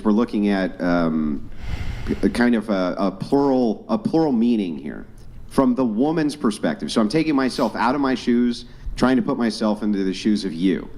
You say, listen, I'd much rather come across a random bear than a man, because I can ascribe all of these motivations onto a random man of things that they could do to me which are sick and twisted and dark and horrible, and I can maybe at least predict a bear. And it's like, men, from the woman's perspective, like, I don't understand why men don't get this. Donated $200. Only a female could be stupid enough to pick a wild animal that will kill them over a grown man who can save her life. There is a reason no good man wants these women. Damn. All right, Grid One Motorsports. There he is. Coming in. Grid One, the legend himself. Actually, I do have a point to make. You a good man? Imagine being too have a woman. So anyway, so back to this, just real quick, this exchange. What we're looking at is the duality. I'll get you here. in. Thank you. If I'm taking myself out of my shoes and I'm putting myself in your shoes, I'm trying to see it from your angle. Because to me, it's insane, right? A woman saying, I'd I'd rather have a random, but I'm going, okay, this is the problem with the social commentary from the female perspective. We're not listening to the women and how they feel about us. But then when I bring up the tree, you kind of instantly are like, yeah, of course, a tree, but then don't give a shit, right? You're just like, well, and fuck them. I don't care if they would prefer to talk to a tree. Can I ask a question? We have done nothing. We're perfect. If they have to go talk to a tree, that's also men's fault. Can I ask you a question? Go ahead. Why do you think men can't express their feelings to women or to anybody, honestly? Because y'all don't give a fuck. Well, yeah, because you don't care and you don't. So the thing I'd is like that if you actually, don't, like, if you good don't, response. Yeah, so I'm gonna answer your question, right? If you don't give a shit, and you don't, right? And this is why you know that. No, not and we don't. Not and we don't. Who said we don't give a shit? You did, because you said that you know that men would rather open up to a tree than you. I'm so sorry, but me saying that I know men would rather open up to a tree does not mean that I don't give a shit about what a man says. Like, well, she doesn't want you to express your feelings to her. We just know you prefer that. Because men don't want to be because of the system men have set up for themselves. Probably because it's men's fault that they would rather talk to a tree. Probably because of the system men have set up for themselves. Right, so it's men's fault that they would rather talk to a tree. Women have no accountability at all, right? It actually is. Yeah, right, exactly. That's the whole point of the duality. The reason we don't give a shit about the absurd fucking answer of women who go, I'd rather fight a bear in the woods. Even though none of you ever experienced a fucking random bear in the woods. You have no idea what that's like. It's the most terrifying experience of your life you have. What happened with you and the bear in the woods? Tell me. Go ahead, tell me. Give me a story about you and the bear in the woods. I stood still, and it was predictable, and it went away. Yeah, what happened? I stood still. I could predict what the bear would do when I would stand still and hide. Yeah. This actually happened? Yes. Where? I'm from California. I've been to Tahoe multiple of times. So up in Tahoe, what type of bear came around you? A black and you bear. just stood still and it walked off. Yep. Where? Because bears, guess what? They're predictable. Men aren't. No, bears, especially in Tahoe, are not predictable. Well, especially because they eat human garbage and things like this. People out there feed them. It's a massive problem. They're usually in those areas ultra violent because they have no fear of humans. It's totally unpredictable. But the point is that the reason that we don't give a shit about the social commentary on this, we don't care to see it from a woman's perspective but don't you men understand why it is that you're so dangerous? Is because when I bring up a counterexample of the tree, you go, well, that's also men's fault. It is. It literally is your fault. You guys have set up this system for yourselves. Wait, what system? What do you mean, what system? Like men telling their sons, you know, you can't cry, you can't express this, you can't express that. Be tough. That's y'all set that shit up. Wait, so hold on, Abigail, you respond, then you have something. Go ahead. Okay, I would say the reason sons are raised to suck it up is you asked him. Exactly. This is just hold on. This is just an example. You asked. Lol Paladins donated $200. Maybe the bear was at the funeral. Could be. Y'all making some money. You asked him why he thinks that men would pick the tree. And he answered with the same answer, and you said, okay, give me an actual good answer. So they elaborated on how they feel on the subject, and you started yelling and I never asked why they think I wouldn't want to share my feelings with that. Can you be straight? Just be straight on. No, be straight on. Turn the microphone. You're hiding behind the mic. Scoot it to the edge. Just scoot it to the edge of the table. Scoot the mic to the edge of the table. It is like so close. The reason he's asking that from the audience perspective, if your mouth isn't actually close to the mic when you're speaking, nobody can hear what you're saying. I hear what you're saying. I didn't know my mic was far away. I apologize. Yeah. It happens all the time because you're in the conversation and it's easy for people to shift. That's how body language works, all that stuff. No, so my bad. Yeah, no big deal. But so if he expressed to Brian here why he would rather talk to a tree than a woman, Brian would understand. I doubt he'd talk over him or say that's not a good enough answer. He expressed those feelings to you, you talked over him, you said it wasn't a good enough answer. But you're also saying you responded that way and nobody would want to share their feelings with that. That's just objectively true. You responded that way and you're also blaming men for not wanting to share their feelings with women. Correct me if I'm wrong, but all they said is they would rather talk to a tree. And that was just And their they answer. said because you're women don't actually give a- interrupting me, and you were just talking to me about interrupting you. I'm so glad I'm not dating donated $200. Big stresses that I can only solve must be internalized and dealt with. Saving the stress and worry from a spouse whom looks up to me for guidance and leadership. Amen. I'm talking to a fucking tree 100%. Yo, I'm so glad. Right. I'm not, hey, thank you for the TTS, man. Also, Kill of Serial. Sorry if I was a little tilted earlier. I don't know if you're still watching. It was just kind of a hectic moment, but I'm so glad I'm not dating. Very good to see you. He was waiting for me to come on and wish me Happy Father's Day. That's all. I'm not That's even all, sure. Killer of Serial. I'm not even sure if he's still in the chat, but I'm so glad I'm not dating. Thank you, man. Appreciate it. Go ahead with your.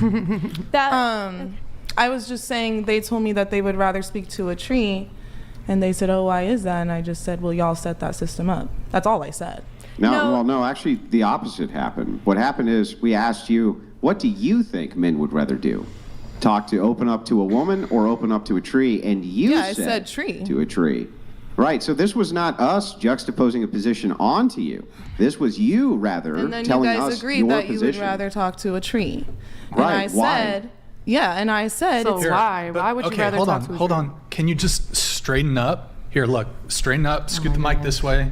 Scoot it to the very edge of the table, because what you end up doing is you're like hiding behind the microphone. So just speak straight into the so I microphone. have really bad posture. It's okay. Go ahead.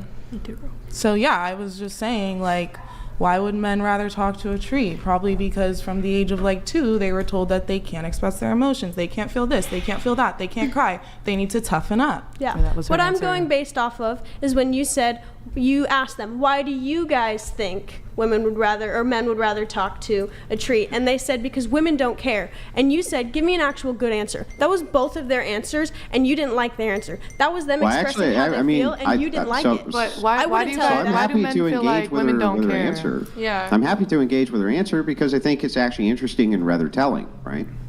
It's the man's fault that he would rather do that. But this is the duality that I'm trying to point out. The duality is this. The reason that you think that men are so unpredictable, you don't know what they're going to do, this and that, is precisely because some men cannot control their emotions.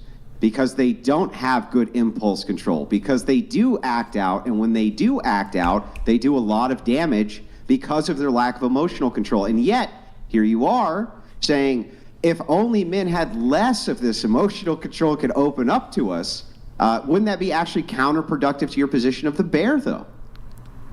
I think opening up to a part of empathy, like on a level of empathy. Nick.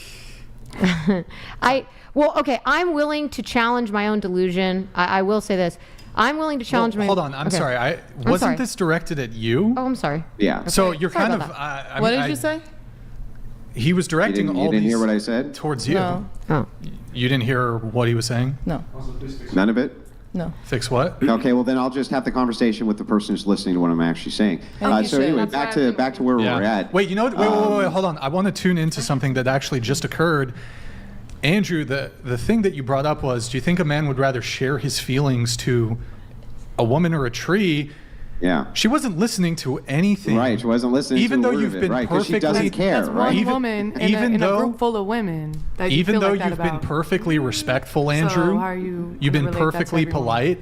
She intentionally just refused to even hear what you had to say and hear how you felt and hear how you thought about the conversation at hand.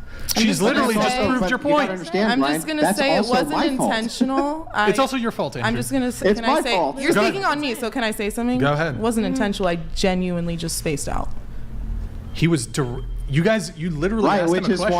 why I would rather share my feelings with a tree. What would be the difference if I had shared my I've feelings like with shared you? feelings you had with as men much of an before, emotional and they've response as a spaced out. tree. Andrew, dude, Okay, I've shared my feelings with men before, and they've spaced out. Yeah. Okay, ADHD is a thing, honey. Learn about it. Can What I is say the something? thing? I said ADHD is a thing, honey. I Learn wanna about say it. something. Hold on. Well, I mean, wait, Learn I'll about let it. you come Any in gender just a can sec. have it. Any sex can have it. Wait, Okay. hold on. What's your hold on, hold on. ADHD? Yes, dude. You Oh, okay, space so- out. Like, hello. I'm sorry, I didn't hear what you said. My ADHD was going. Okay, What and were that's you saying? fair. And that's fair. Okay, couple Wait, things here. what? I'm sorry. I can't pay attention to a word you're saying because my ADHD is going. That's fair. But anyway, back to Wait, this. I gotta ask. I gotta- Hold on. Yeah, go ahead. Hold on. Okay, can you just scoot your mic My to the edge of the mouth table? is literally an inch away from this microphone. I don't know, fix your posture. I don't want to. My mouth is literally so close to this microphone. But I'm saying you can scoot the mic back and then you move your head back. But I'd rather just sit like this. Like I'm more comfortable All right, like whatever. this. I'm not going to deal with this right now. Go ahead with your point. Okay, my point is, it is like in our society, women do find emotional men who talk about their feelings less attractive and less masculine, and so they really don't want to be with them. So men will mask those feelings because women don't want to be with a whiny guy. Who said that? I have a couple things on this whole vulnerability shit too. No, but who said that? It's not what you say, it's actions. Women will leave emotional men. They just will. You see who it. said that? I mean, I don't know. I feel like it depends don't on think the woman. that's First of true. all. I don't think it's a gender thing. Okay, first of all. I mean, it's pretty observable. It must be by your own standard because you say that men are too stoic. I can ask a couple clarifying questions on this. First off, men and women tend to try to resolve problems in different ways. Typically, men don't like to talk about our problems. We either want solutions or we're just gonna accept it and move on. Now, I do want to try to look at this from a dating lens here. So when it comes to this vulnerability thing, do you guys, just show of hands, do you prefer a confident guy or a guy, like if a guy's approaching you, do you prefer him to be confident or would you prefer him to be like kind of nervous and shy and shaky? So raise your hand if you prefer confident. Up, raise them high, please. You prefer confident guys. Okay, so you prefer nervous, shy, shaky dudes. I don't prefer like honestly anything because like if someone comes up to me, I'm not going to judge them for how they. I prefer a guy Really? listening to me. You're not gonna. No. So your confidence is not an attraction trigger for you. Confidence is attractive, but I've been with someone who I was very happy with. He was So a you don't- dope guy, and he was emotional. He was. No, Sorry. but you're not. Okay, What? if given the option, You're not telling him what he wants to hear. Oh, what do you want to hear? it might genuinely be her answer, but she didn't really like. I don't know if she fully understood the question. So maybe not. Would you prefer a guy to step to you in a confident manner, or a guy who's like shaky, a little nervous, eye contact's not great? I mean, he can be nervous. So I if mean, he's that's if he's like nervous, does that make him emotional?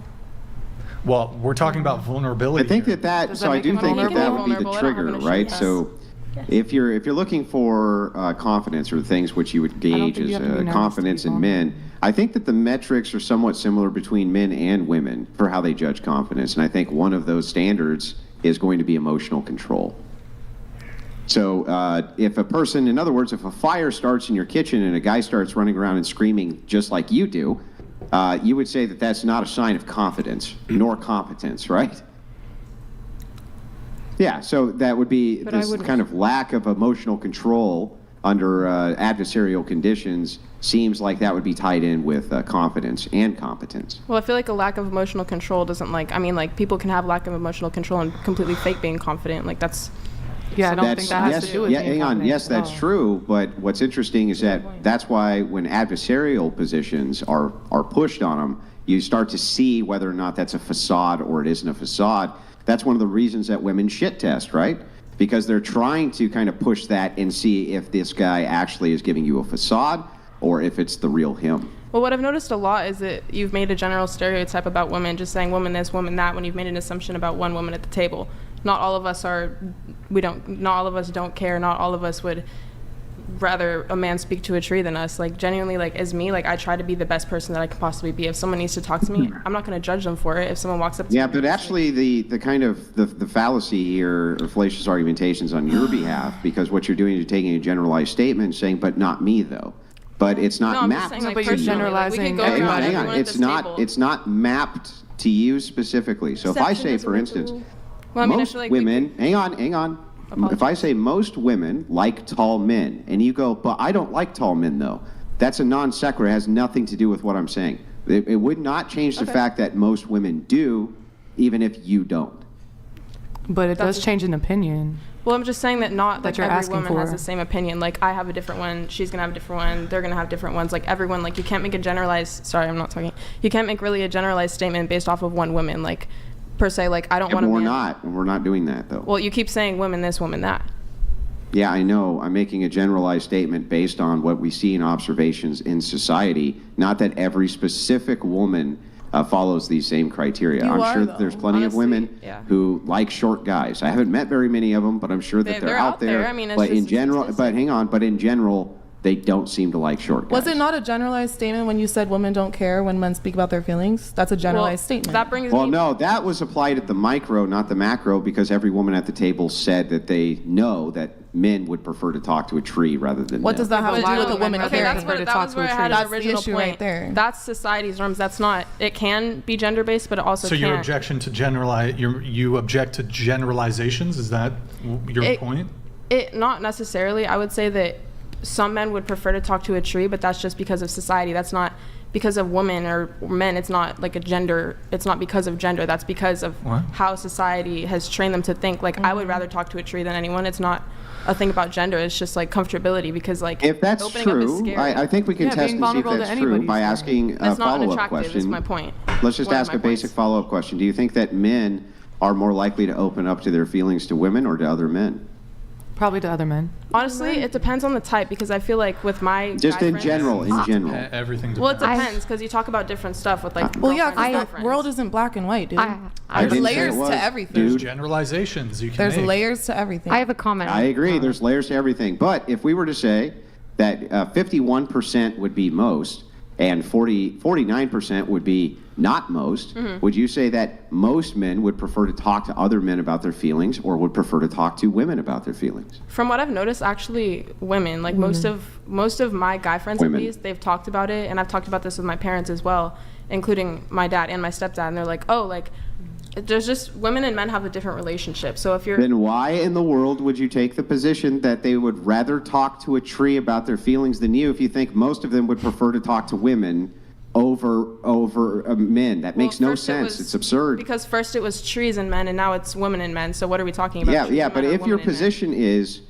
do you think that a man would rather talk to a tree about their feelings than talk to a woman? I think that right? unless That's I what feel your like- actual position is. Then why then would you say that you think that men would prefer to talk to women about their feelings? I feel like anyone over would rather men? talk to a tree than another human being. It's easier to open up, honestly. You think so? Okay, so I see. So you think that all people would rather talk to a tree Not about all their people, feelings? but like coming from, I don't know, everyone here, I don't know, would you guys rather open up to someone or like talk to a tree because the tree's not going to judge you? No, a So then person. let me, I would so rather then, know so a that we can person. just clear this up I guess if really you want fast. We can feedback, clear it yeah. up super But, like, quick. genuinely, Hang on, like, clear it up talking, super like, with quick. I mean, Hang it's on, like we- journaling. The thing is with telling we can people totally your clear business this and up what's in going 1 on, so they second. can use it against So you. going around with just a quick question, do you think then, going around the table one more time, that men would rather open up about their feelings to women or to other men? Show Nick, of can you hands. take her phone? Sorry. Yeah, sorry. Do you think men would prefer to open up to other men about their feelings or to women about their feelings? Honestly, Going women. around the table. I'm still saying women. I'm gonna say women. I say women, and I have some interesting statistics on that. Okay. Hold on, keep going. Men probably. I don't know. Probably women. If they're married women, but men, usually friends. Probably men because they can relate to what they're saying. Women usually aren't able to. Andrew, I do want to move this on pretty Okay. soon here, but do you want to finish up? No, I'm just going to let that stand. Okay. Well, Now, yeah. last thing on the bear thing, I do actually want to ask the question. So, what percentage of men, those of you who answered bear, what percentage of men do you think, in the circumstances provided, would choose to victimize you? Starting with you. Go ahead. What percentage of men? Right, because so if it were in the United States, it's a random man. That's half the population. I don't know, how much is that? 160 million men? You're asking what percentage of them would choose to Right, victimize because me? so you picked the bear over the man. So you must have done some sort of calculus where you feel that I the didn't. risk. That's okay. You feel the risk is greater with a man compared to a bear. So you must have some sort of determination when it comes to risk assessment.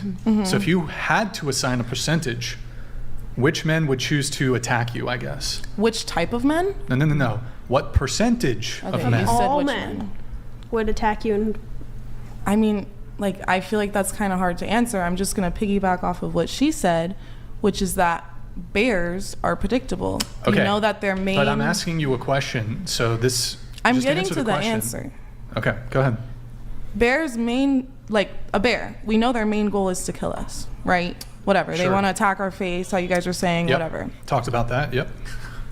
Men, we don't know. They have like a plethora of things they could do. Sure. Manipulation could be a part of it. They could be like, Yeah. oh, I'm going to take you home. Don't even worry. And then boom, they kill you. It could be a. And so that's why I feel like it's a higher percentage with men versus bears. Because we know what to do in the situation with a bear. Most people have been, I don't know if most people have, but I've been taught what to do in the situation with a bear. With men, am I not speaking into it? You're like over Is here. it like only in the center? You just like think of like. I'm like actually so confused. Okay, think of the center of your mouth. The center of your mouth needs to be center with the microphone. Okay, so the sides don't count. I can't talk into the sides. Center of the microphone. Gotcha. Center. Yeah, there's a plethora of things men can do. So can you answer the question though? What percent? Yeah. I just guesstimate. I acknowledge, yes, a man could do all sorts of things. So I'm going to say a higher percentage. I don't fucking know the percentage, but I'm going to say it's higher. Well, like 50, 75? How about, do you think it's a majority of men? So more than 51%? Yes. Okay. Do you want to actually give us a range? Do you think it's 60? You think it's 70? You think it's 80? I don't know. I just think it's a lot of men. Okay, so do you want to actually just throw a percentage out there? No. Well, you already said it's over 51, so just throw a percentage out. I just don't know the percentage. I just know it's like higher than half. More than half. Yeah. Per se, we could like 51%. Sure, 51%. Okay. You said bear, correct? Yes. What percentage of men do you think would attack you in these circumstances? Based on my life, based on my track record, 10%. Honestly, I agree. Again, from my personal record, I feel like 51% from my personal statistics, not from anyone else's. Your personal statistics. Like from what's happened to me in my life, not anyone else's. Like. Okay. So you have do you have any siblings? Male siblings? My brother. Mm-hmm. Father, uncles. Oh yeah, no, I have a stepdad and a dad, uncles. Okay. And like all the men, so you're basically the men that you know in your life, 51% of them would victimize a woman in these circumstances? I wouldn't say the men in my life, but men. So like, you're just a better judge of character than the general population, or? Oh no, not at all. Like again, Okay. from my and I'm not speaking for everyone else. Everyone has their own stuff. Like I don't hate men. Like I'm just saying from my personal life, I love my stepdad. So in your personal life, what's the percentage? I'd say 51%, and I'm not saying like No, of the men that you know in your personal life. that are right now. That you know, yeah. Right now, none of them, because I don't I don't need those people in my life if they're gonna like victimize me and like do this bad shit to me. Like there's no reason to have them in my life. So every man that's in my life right now they're cool. And I don't have nothing but respect for them, including my father. Who else said bear? Did anybody over here say bear? No. Okay. So just to be clear, you guys think that 80 million men in the United States would choose to attack a woman in these circumstances? Just so I have that understanding correct. I think it's hard to put a number on this. How is it hard? I just think it really just like kind of depends. I know if you put like a bunch of men in like say like a purge night where everything is legal, do you think that 51% of men would like be like go like nuts or not? That's just. I'm not entirely familiar with that movie. I think I have a Basically, general... they kill and do, all the crimes are Everything's legal. legal, basically. All the crimes. Yeah, even in that movie, it wasn't that high. Like murder and stuff like that. So if you put Yeah, even in the movie, it wasn't that high. Even in the movie, not that many people participated in the purge. That's an insane number. Well, that's a It's fantasy. 50. She was actually using that as You an think example. that 51% of men would do that? Why wouldn't they just enslave all women then? I don't know. I mean, that's like going back to the movie The Midwife, or what's it called, The Midwife or whatever. But like that's not. Why are we talking about movies? Movies are not real I'm saying life. It was a that's what I hypothetical. was saying. No, I'm saying hypothetically, if you got a real life purge, like if everyone in this room, if we started a purge, I think that 51% of men would like, I don't know. What percentage of women? I'd say, I don't know. Maybe 1%. 1% of women, 99% of women are good. 50, at minimum 51% of men. Oh, they are would like go bad. after men? No, I'd say like, I mean, it's obviously going to be a large amount because like both genders obviously like have issues, but statistically more crimes are committed like by men. like according What to percentage studies. of women in the purge situation? Yeah, a tiny. It's true. I mean, that's true, but it's such a tiny. Do you realize that the amount of violent crime perpetrated by men, as a whole, per capita, it's still very, very small. Most it men are is, not out but- committing violent crime. Almost no man, in fact. Well, almost no men, but Almost if you, no man. if yes, you think yes, that the that's repercussions correct. were taken Almost away, no Could man. you You're talking please repeat about that? a small percentage of society which ever commits violent crimes. Teeny tiny percentage. I mean, You're saying most It of is a them small percentage. are not men who are committing these crimes. No. Is it- No, that's not did what it- I would- said. okay, I would they said not do even it if because more of men morals commit or the crimes repercussions? than women, it's still a small percentage of men overall who commit crimes.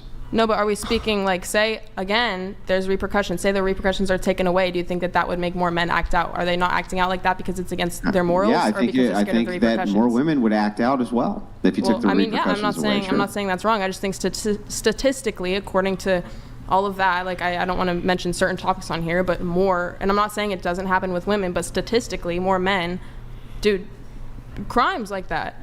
And I'm not saying like because I hate men or anything. Like it's literally just a Yeah, statistical fact. Like, but I mean, there's no Yeah. disagreement that more men commit violent crimes than women. Nobody's disagreeing that that's true. Oh, no, I know. It's the scale in which you believe it's true that we're questioning. Well, what let's was say your beyond statement? probable cause? That's 51%. Your which statement- means women could be like 49%. Was that, like, in the grand scheme of things, men commit a small amount Grid One of Motorsport crimes? donated $200. Stupid women. A man in the forest is trying to get away from women, women. Thank and you for have no this. interest in hurting you. Stupid women. Fucking professional victims on this show. Get some fucking help. Thanks for the 200. All right, Nah, Grid that's One. real sad. I'm going to let a couple. Pay I need to $200 to read- say that. Okay. I need to read two chats. Abigail, you want to try to hold on? Nick, hide it, please. Don't worry about it. Can't read it. Can you read it? How is the pink shirt? I'll read it. Thank you. Okay, how is the pink shirt girl demanding so much, but all she has is used blank? What's up with the Mexican chick? Okay, I'm not reading the rest of that, bro. You fucking wild, dude. What? Law paladins, women want men to be emotional, but yet if Brian gets emotional about being lied to and manipulated, the entire panel jumps on him and attacked him for being emotional. Well, it's Ben's fault. I don't think he was being emotional. Yeah, He's not being emotional. No It's one a attacked him podcast. for being emotional. It's a podcast. He can share his opinion. That's what a podcast is. Yeah. No one's. That's a good point, paladins. I was kind of noticing that. Like when I got tilted, like do you see the sort of like, how do I explain it? When I was tilted, there's almost this sort of like. Goodbye, woke black man. Wait, hold on. Let me finish. When I got tilted, there was this sort of like malevolent sort of satisfaction, like I've gotten under his skin. Like she enjoyed kind of getting me a little riled up. I feel like you enjoy riling them up as well. I feel like I you don't have enjoy the same. riling people up. I prefer just having Well, calm, I level-headed feel like conversations. No, you've been don't. talking. This is gaslighting I right feel like here. you've been talking very rudely, like even just speaking the microphone. I mean, even How to is me, that rude? How is even it to rude me- to say that Well, when- it's not that it's rude. It's your the tone in your voice that you're using, and that If I have to feel like is rude. remind somebody 7 times. Yeah, but you did it if to me. Let me ask you did a it to question. me, and you didn't have to remind me 7 times, and you gave me I a rude literally- tone of voice, which I don't care. Did I before have the tough show, skin, but- did I instruct you politely to speak into the microphone? I instructed everybody. Sure, but you don't have to be politely. rude about it if you got to remind somebody one time. And I don't even think it was about the microphone, which you. It's your little comments like, oh, these girls can't even comprehend hypotheticals. You couldn't actually comprehend a hypothetical. Can you even pronounce hypothetical? Go ahead. No. You actually couldn't comprehend a hypothetical What when was the she hy- brought up the Purge movie. You were like, why are we talking about movies? That was a hypothetical. You're out here saying we can't comprehend hypotheticals. That's rude. You're making all these little side comments. Sorry for Well, fucking no, up the word. that actually wasn't a hypothetical. So what she was doing was taking an event, a placed event, and then making a creative analogy. It wasn't actually a hypothetical. She wasn't asking I'm if so you were sorry to to step interrupt in. you, Andrew. Yeah. Also, if you, were you to commenting step about in me. the position. Stop. Let him finish. I'm sorry. I'm going to have to interrupt you. No, you're not going to have to interrupt him. Go ahead, Andrew. Let him. Yeah, well, I'm just let him saying that finish, that then wasn't you can actually a speak. hypothetical. She was trying to draw statistics from something which is observable that she has seen before. There wasn't a question which was involved that would have made that a hypothetical. Okay, great, thank you. You're welcome. You telling me, oh, can you even pronounce the word hypothetical? That's a rude comment right there. Like, you know what you're doing. You've You're been trying sassy to rile this us up. entire show. Because you've I'm been matching your sassy, energy. dude. I am. I don't know matching your how energy. you like can't even like see that for yourself. Like, truly, it actually is boggling my mind, and I'm honestly concerned that you can't understand And you how can't you understand have how been. to speak into the microphone. See, and there he goes again. I've there you literally go told again. you multiple times. Oh my God, is that really our biggest issue here? I feel like you're our biggest issue Or here. you could just do it. Or is this really me speaking into the microphone our biggest issue here? You could just do it. I'm doing it right now, dude. You've now corrected it. Go ahead with your point. See, there you go. Like, you can't even like. I'm telling you to finish your point. No, you're not telling me to finish my Okay, then point. don't You finish can't your even point. converse with me on important Cool. things. You just like to point out, oh, look at you, cool. Like, you don't even know how to like have an actual conversation when a woman is bringing up a point that's actually correct. What's your point? My point is that What do you've you been wanna just discuss? as rude as I have been. And when I say that, you're just like, oh, can you even speak into a mic? Yeah, but you started it. You started it. You started it. I started. I mean, he did. You started. Yeah, you started it. You were being a brat. Come on, let's be real. You were being a brat. You know you were being a brat. No, he was asking You don't think you're ridiculous bratty? questions. Oh, I think I can definitely have an attitude when necessary. You were asking ridiculous questions. You were prying her about her friend's passing. I think that's rude and disrespectful, and I called you out on it. And then suddenly you have a problem with that. You called Are we doing call out culture now? Are we calling each He's other doing out? call out culture, you fucking bimbo. Like, hello? That's himbo to you. All right. Okay, himbo. All right. My bad. I'm moving it on. That's we have- himbo. Now notice I didn't insult you at all. I'm gonna just have to call you a bimbo. I'm so sorry Yeah, about you remember how I never insulted you, but you insulted me?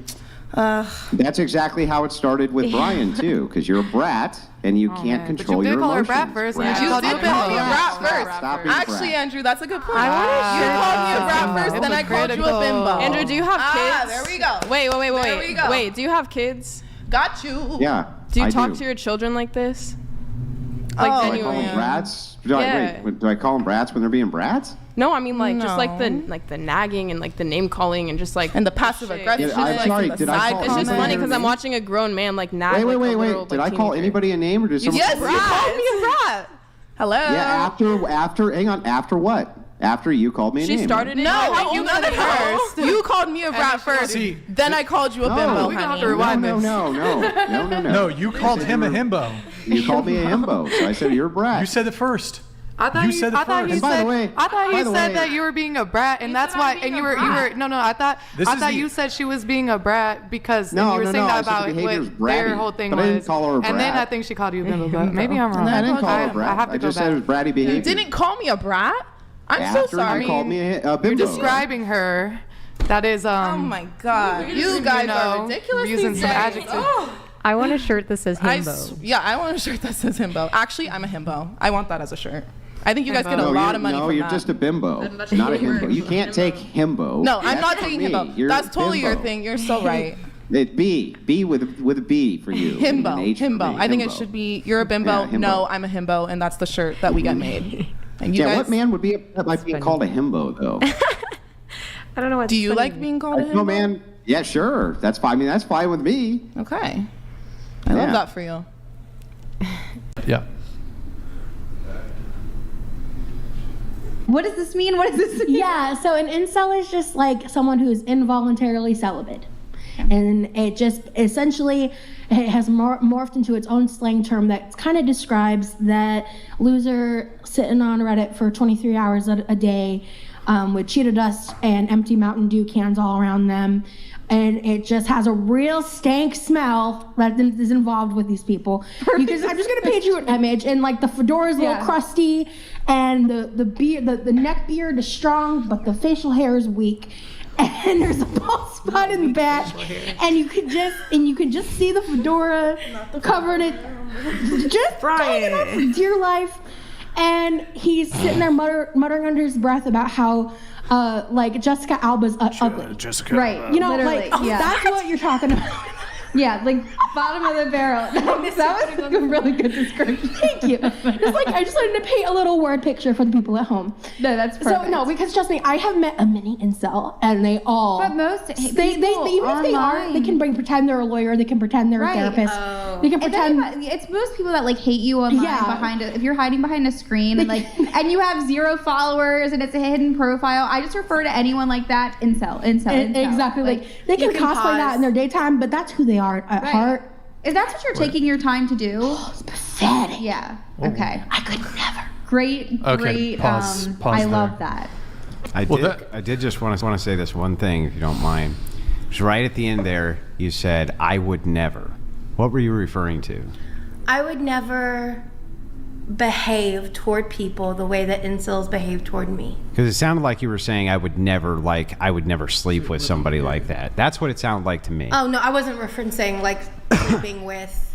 So I mean, I would not want to date an incel, correct? Because the people that have been the Am I way off harshest, here? the Did that most- sound like she was like, I would never like? No, you're right. It did have that tone. I would never like behave that way. That's what I intended. The whole I encompassing of Here. Yeah. But related to what I already said, this whole euphemism treadmill thing. I mean, even that, I don't know her name, the host of the podcast.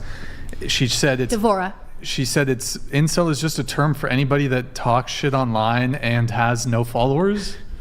Well, she said But what those was the are- thing with the? she was What's making a wrong with joke. fedoras? Hello. Well, they're really it's the stylish. meme, like you growing tend up on to the internet. wear it better than anyone, clearly. My lady. I mean, Michael what's up with the Jackson. bald spot though? What's wrong with bald spots? I mean, look, I get roasted all day, every day for existing as a fat woman on the internet. Body so positivity. I mean, I'm more down with body neutrality, but that's just me. We shouldn't shame men for balding. It's natural. Yeah, and It does the happens. neck beard at least connect? I think she's clapping back to what they've already said to her. This is not like every Look at my man. She's TikTok talking about someone who comments. might Look at have my come for YouTube her. comments. Just, I'm allowed to make a joke at their expense once or twice if they dedicate hours of their time to try to tear me down because they can't handle seeing someone like me be confident in myself, because it makes them question why they can't be confident within themselves when they fit in the Americanized standards of certain whatever. And I am an outlier. I'm someone that they wish to be not seen nor heard, and I put myself out there and I hold myself to a standard of what I think is a good human being and So how I proceed with that. just give you a little pushback here. Yes, I can agree with a portion of what you said. Mm-hmm. The first portion of what you said is, if these guys are going to continuously make fun of me, right, and this is the group it's coming from, I'm going to hit back. Okay, that's fair. Okay, but then you kind of moved on into this whole, but you see what it is that I don't deserve to have any criticism, and this is all projection because this is how they really feel, not how I am. And it's like, that's when I go, I'm not Constructive so sure. criticism is not calling me Michelin Man. It's not calling me Gorlock. It's not making fun of my body. What's not constructive about that? Do you think that encourages? Do you think? It encourages healthy behavior when it feeds into the eating disorder mindset? The constructive criticism. How dare you, The constructive Andrew. criticism's not for you. The constructive criticism, it's a shaming tactic so that everybody who sees a person like you out there trying to say it's okay. and I don't consent to shaming tactics. Hang on. I'm trying to tell you. It is not It is constructive. It's constructive to all of society to say. I'm trying to explain anytime you're ready to let me. So anyway, how this is really important to society as a shaming tactic, the same way that you might take a politician, if you were the system, for instance, and completely throw him in jail and do all kinds of horrible things to him and make an example to everybody else. That's what shame does.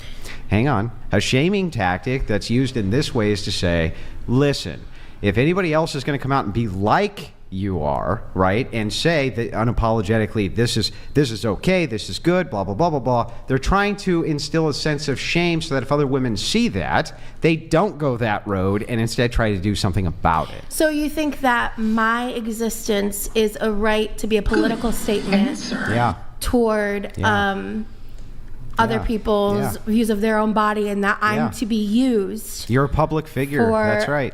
You're a public figure who goes out and say, I'm unapologetic. right? I've slept with all these guys, and I mean, that's not my platform. That's a part of my past. But part of your platform is the whole big, beautiful, bullshit. Not anymore. Right? Do you know my platform? Do you know my platform at all? Do you know my story at all? But here's the thing. That's what it is, right? No, it's not. What is it? What is your my platform? My platform is that I have lived through a lot of experiences that have led me to be in this body and to be who I am, and that I am on a journey of loving myself into my house. Yeah, you're loving yourself. There's no excuse for that. There's no excuse. Wait, I have a question. Because there's no excuse for it, that's why you're getting shamed. There's no excuse. There's no excuse. There's no excuse for what? Me existing? No, for you to look like that. What? Okay, question. Everything you said could be a byproduct, but do you think when a guy is saying Gorlock the Destroyer and when Brian titles the video it's a like shame that, tactic, you think he's really doing it to it's a shame tactic. mitigate obesity? It's a shame tactic. No, it's never. Do you No. really You think think that's that why with the- Whoa, why you got That throw do you why think you that gotta could throw be me the under the byproduct? bus? Why you gotta throw me under the bus? Because you're the one who titled it that. Well, first off, it was only recently changed. And did you do It was that only because you were like, I want to mitigate obesity in America? Was that your? No, I It was did for it the because- I clicks did it and the because- No, I did it because sensationalizing. of Everybody's it. searching for everybody DMs me, Brian, where's the which one's the Gorlock episode? And I'm like, I get 20 DMs a day. Brian, I can't, because it was titled Rage Quit Kiko versus Chase round 2. Okay. There was not Al Weezy was not in the thumbnail, so I just titled it Gorlock the Destroyer. Makes it easier for people My to point find is- the video. Okay, cool. Okay, I made it. I tried to make it. People are wondering, Brian, I get the where's point. where's the Al Weezy video? I put in the title so people can find it. I'm a nice guy. For I'm SEO, considerate. yeah. I'm trying to save people time. Okay, so it could be a byproduct. My question is, do you actually Nice think guy. that people, Andrew, leaving those comments are doing it with those intentions, or do you think it's could you concede that there's a little bit of Schadenfreude in there? Yeah, I think that the overwhelming majority, I wouldn't say all, I'm not putting everything in a monolith. Like people who I'm comment hippo. trying to finish. Okay. Okay, so do I think, yeah, even that comment I think is legitimate, because what's the point? The point is to make the comparison to this big, ginormous animal, which you're not, right? It's a shaming tactic. The whole goal of it is to tell the person, stop the behavior. If other people see what you're doing, this is bad. We used to have shame in society. It was good. It's good to It is employ definitely shame. not But don't good. you think They did a study. I'm so sorry, but they did. They did a study. What was the methodology in the study? It's on. I think it was on Netflix. What's It's the 100 methodology? Humans. Can I just finish my No, statement? I just want you to tell me the I'm methodology. going to tell you my statement first. They did a statement. You never they even did a read the study. You don't know anything about Anyways, the study. that humans actually respond better to positive affirmations and positive Yeah. encouragement rather What than was negative. the methodology for what was positive in the study? They were doing they did a study of it was 100 humans or whatever. Yeah, what was the methodology for what they considered positive in the study? They had people up on stage and they had them do a task, and to some of them they told them they did a really good job, and to the next group they told them they did a really bad job. And the Okay. next time they had that same group study come in and they encouraged them to do one thing, and they've done so many of this where they encourage one and don't encourage the other, and the ones that they haven't encouraged after they bring them back to do the exact same thing, the ones that have been encouraged those past 2 times excel, and the ones that have not do not. They have done plenty of studies on that. So you're saying humans thrive better from positive all right, let's move encouragement. on. They do. I'm going to read some chats. Yeah, go I'm for going to it, read some chats. All right, Andrew and Farha have the highest IQs out of everyone on the show, and their philosophy debates are pretty interesting. Would be cool to see Farha back on the Crucible for another long-form debate. Wait, hold on. I'm going to save it for later. But what was the big thing that you guys? It was about rights. Women's suffrage. Oh, was that women's the big rights? thing? Yeah, women's rights. Is that a TOS thing? You think? Why are you asking Yeah, that's me? fine. I don't do know. YouTube. There's nothing in violation of TOS for that. Okay, maybe can we I make one more point maybe about we can the conversation we just had? I'll make keep it quick, really short. But I'm going to move on right after you say it. So go ahead. Okay, so do you think that you're saying because they're calling them fat or hippo, the goal is that they can actually change that behavior so it's beneficial? But what about the guys who leave certain comments just calling a girl ugly and it's not related to things she can change? I feel like they stem from the same place, which is why I was saying I feel like the intention tends to just be sadism. Yeah, I think there's some of that, yeah.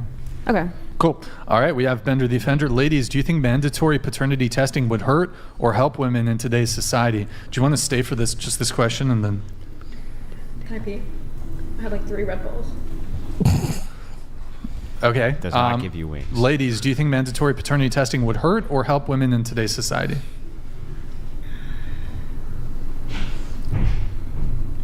I don't know. I feel like that's such a broad question because I feel like in some ways it could be harmful, but in other ways I think overall it would be helpful in terms of, you know, child support and knowing it. But it's like, that's odd because it's like, what's the circumstance? Is it just like for every birth there's a paternity test? Yeah. In what ways would that be harmful? Yeah, I was gonna ask Just the like, same because thing. like if like the person is an abuser, someone who's like, you know, doesn't necessarily, they don't want to be tied to the person. Well, I mean, if That's- it's that Yeah, person's... but do you have a right to hide paternity based on the fact that the other person's abusive? I mean, I would want to do anything to get out of it. You think so? I do, just because if you're abusive to me, what are you going to do with the child? Yeah. That doesn't, okay, listen, you don't have a right to hide the paternity from a father based upon whatever your analysis is of abuse. I've heard things as ridiculous as this. Emotionally abusive. Yeah, what the which fuck means is that? nothing. It Yeah. means nothing. That's crazy. No, it's not. No, it's not It's crazy. not. Because Emotional abuse is nothing? Yeah, it means nothing. It's it a means nothing. subjective It's analysis. subjective. It's Yeah. subjective. Wow. That's an interesting Well, listen, it is subjective. Give me an objective standard I mean, for I what's don't think emotional that's abuse. subjective in the terms of psychology at all. Yeah, it is. It's most subjective in psychology. Exactly. It's a subjective analysis. So like, let me give you an example. I can give you a really easy one, okay? Let's say that you're going out and you're overspending from my perspective. Like, let's say I'm married to a woman, and I say, listen, you're overspending, okay? And you say, well, listen, I really need to spend this because I need X, Y, and Z for the household. You think the paper towel holder and this and that is very important. Maybe it is. Maybe it is important. And I think it isn't. So I go and I cut off your access to that threshold of money and give you a lesser threshold of money that I think is appropriate and you don't think is appropriate. Is that abuse?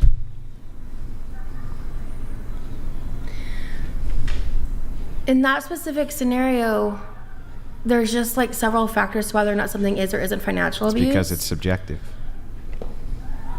That's why. And it's predicated on how the woman feels about what you Wait, say. hold on. Because hold on. Go ahead. And it's predicated on how the woman feels about what you say. Like, a lot of women just don't take kindly to being criticized at all. They don't take kindly to a guy. Even if a guy gets moderately upset and he raises his tone a little bit, you have women who will consider that emotional abuse. That's not I emotional. don't, but I mean, to me, emotional abuse is like verbally saying really degrading, horrible things, and like a systemic thing over systemic thing over time. Excuse me. And so, I mean, Like yeah, systemic. maybe I didn't initially understand the point you were trying to make with the suggestive, because subjective. Sorry, I'm yeah. stuttering really bad It's okay. right now. It's okay. But in terms of emotional abuse being a factor, I think is important, though it is suggestive. So subjective. Thank you, subjective. Yeah. Even though it is subjective, it is something that, I mean, Well, has long-standing effects on both Yeah, right, parent and but- child. But when my initial point, I was thinking more so abuse of the other aspects, because emotional is, it is impactful, but it's not as dangerous to like the health of the but then child you- versus the other ones. So let's move into, okay, if fair enough, you say, okay, when it comes to this, it's subjective, so maybe we wouldn't hide paternity on that. But if we move over to physical abuse, let's say, right? You think that that's cut and dry. Well, what if this guy, he's convicted of physically abusing the mom? Then shouldn't we be able to hide paternity? If she says, yeah, I still say no, and here's why. Because plenty of people get accused of doing domestic violence or doing things like this, and they haven't actually done it. And so we're going to yield to the word of the woman in this case and hide the paternity of that man's child for something which could easily be a falsehood. That's immoral to the utmost in my worldview. Okay, and I see that, but for me, it's like, if you're talking about a mandated paternity test, then at that point, that's the government getting involved in between the relationship and the personal affairs of people. And I am the kind of person that prefers to step off of unnecessary, like, government Wait, control. I have a You're question. a communist. You want the government involved in the life, literally every single Who the aspect hell of... said I was a communist? You did. When? Didn't you earlier? Didn't No, you say you were a I was communist? talking about capitalism, and you said the word communism when that word never left my mouth. So socialism? I mean, first, I'm not really here to debate politics. Okay, I'm just I didn't- asking this. I came here to talk about Are dating. you a socialist? I mean, I consider myself a leftist. Okay, yeah, you don't care if government's involved in your life for all kinds of stuff. What, did you care if the government was involved in my life when there were certain mandates going on around? You didn't give a shit. But now suddenly you care about. Now suddenly I didn't give a you shit about care what about mandates. this. Can you? Hold on. I can't get into that. Let's not get Oh. into it. But you know what I'm saying. Yeah, okay, I do now. Yes. Yeah. But Wait, I have a question. You said when it comes to you wouldn't want the government involved with mandatory paternity testing. over people's but, autonomy. But let me ask you a question. Let's say, do you want kids one day? No. Oh, okay. So this is honestly Okay. for me. This is just like a thing that I don't really want to do. Hold on. I mean, that was kind of an asshole move, but Let's keep that it nice. was a Let's real keep it nice. asshole move. Yeah, let's keep it nice, guys. Let's keep it nice, okay? Because some people are smart enough to know what's best for them, and for me in my life, Okay. I don't want to have children. Just let me ask the question, okay? But I would, if I wanted to, Okay. be a good mother. Okay, so my question is though, do you think you said you wouldn't want the government involved when it comes to paternity testing, whatever? So are you not in favor of child support? Women receiving child support, for example. So I believe that whoever has the child should have support from the other partner, regardless of their gender. I think that if Okay. a single father has the full custody of the child, which which is enforced by the courts. The state. The government. The But state, yeah. you said you don't want the government involved with mandatory paternity testing, so I'm just confused. But Well, you're- I mean, look, the government has its role. All right, the government has its role, and I don't. I mean, at the end of the day, But you do realize that, like, for example, in a child support dispute, Mm-hmm. that the government would actually require if the yes, man and then disputes that's a case paternity. by case basis. But when you're putting in a mandated paternity test, then that is adding a complicated layer of paperwork and testing. No, it's just literally for- you're already in the hospital. It's actually the perfect scenario to But like, have does that apply paternity. to Really, the married? conditions couldn't be Here's better, my further could they? questions: is Yeah. like, does that apply to married couples or couples that are still together, Yeah. or are we okay? Yeah, everybody. Okay. Anyways, here, let's just go around the table Every- so anybody can literally answer everybody. this. Do you think mandatory paternity testing would hurt or help women in today's society? Would mandatory paternity tests hurt or help women? In today's society. be good? That's one of the super chat questions. I don't know. Okay. I mean, I don't have any children, but I don't see why it would be a problem. Okay, Madison. I feel like with the way, not all women, but a majority of women are moving nowadays, like it could be very harmful to their children and the Wait, man. What would do be you mean? harmful? Paternity testing, like if they found out the child's dad was not the guy that she was with, like that would be breaking their family apart. From a mandatory place. I mean, I see your point. I don't. What about the truth? No, I think the truth is great. I think, Okay. yeah, no, Wait, absolutely. but- Everyone should know the truth. But I think it's going to be terrible for the children if the truth Oh, is so revealed. you're in favor- That's what are I'm you in saying. favor of with the way a paternity lot of women testing? are moving nowadays, they're like a lot of children aren't going to be having I dads see. anymore. So it would be bad for women, but you don't object to paternity testing. No, not at all. Okay. I'm for it. So you acknowledge. Okay, I see. Mm-hmm. Are you in favor of that, Andrew? It sounds like. Oh yeah, yeah. I think that the rates of paternity which are lied about is wildly understated, and yeah, absolutely. I think that if mandatory paternity testing was done, there would be significant problems for women, but the kind of problems that I think they should see, which is responsibility.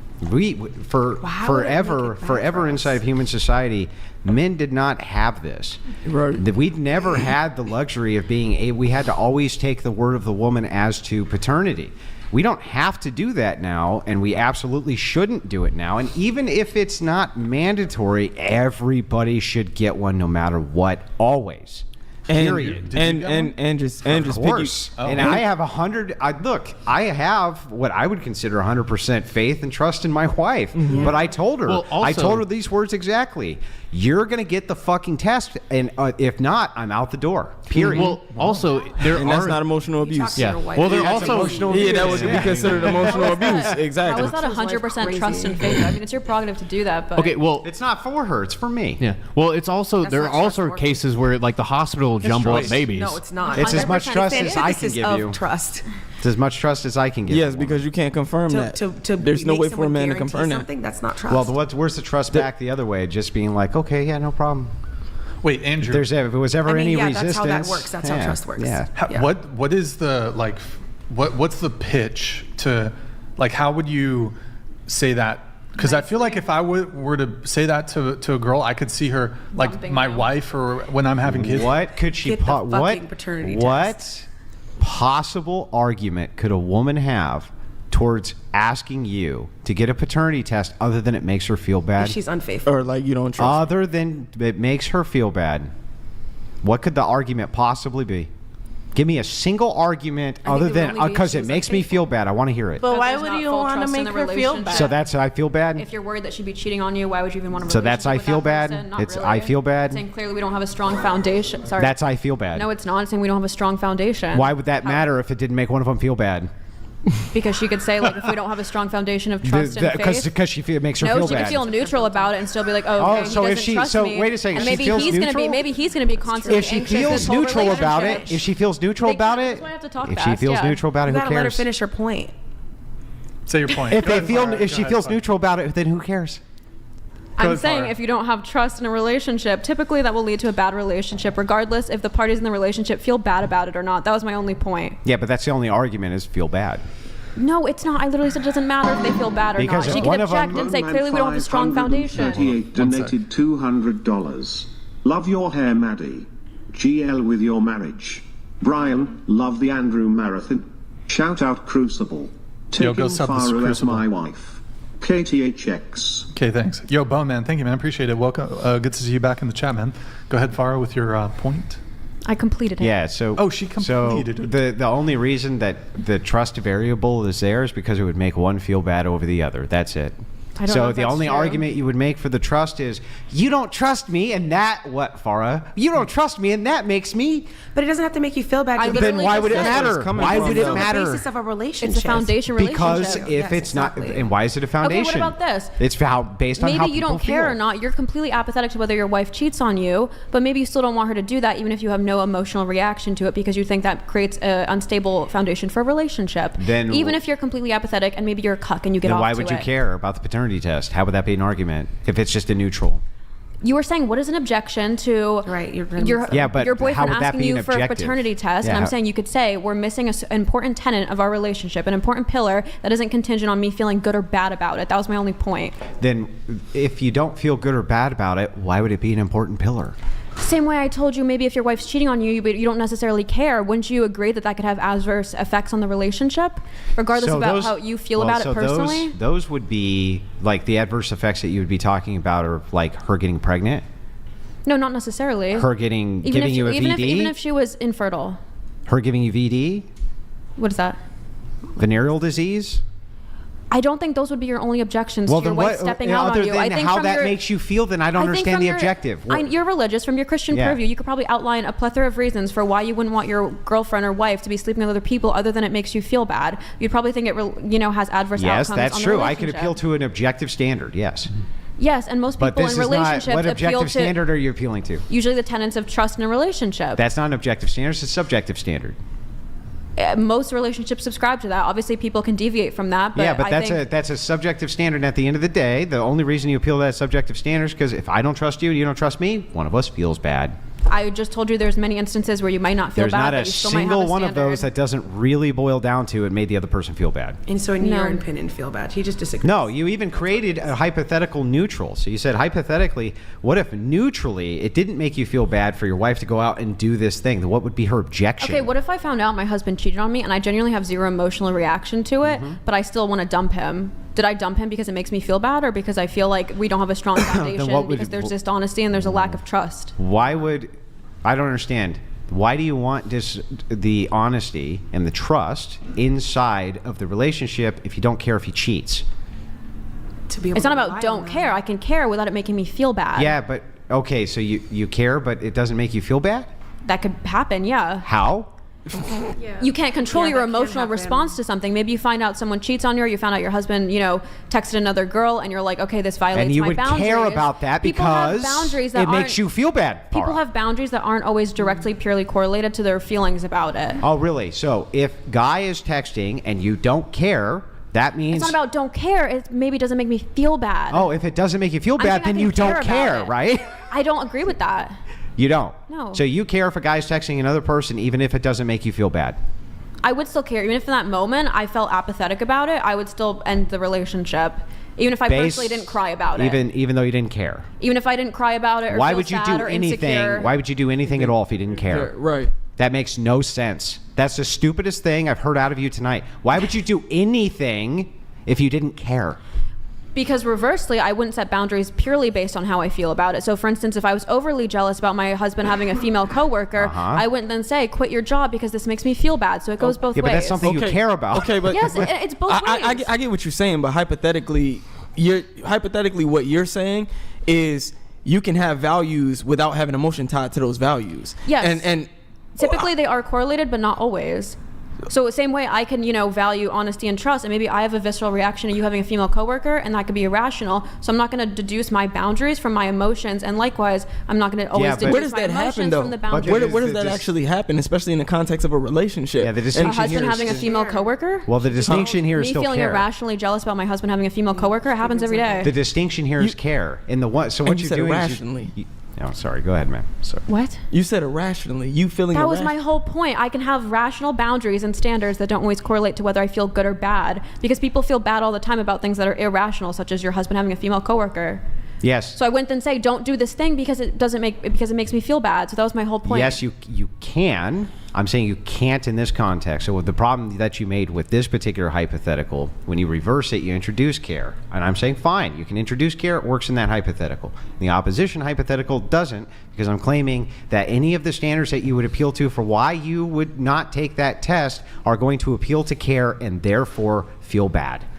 I disagree, and I already laid it out. Nope, you gave me a hypothetical where you just reintroduced the word care again and said, in this case, if I did care, then blah, blah, blah. I was saying people set boundaries in relationships that are completely disparate from whether they feel good or bad.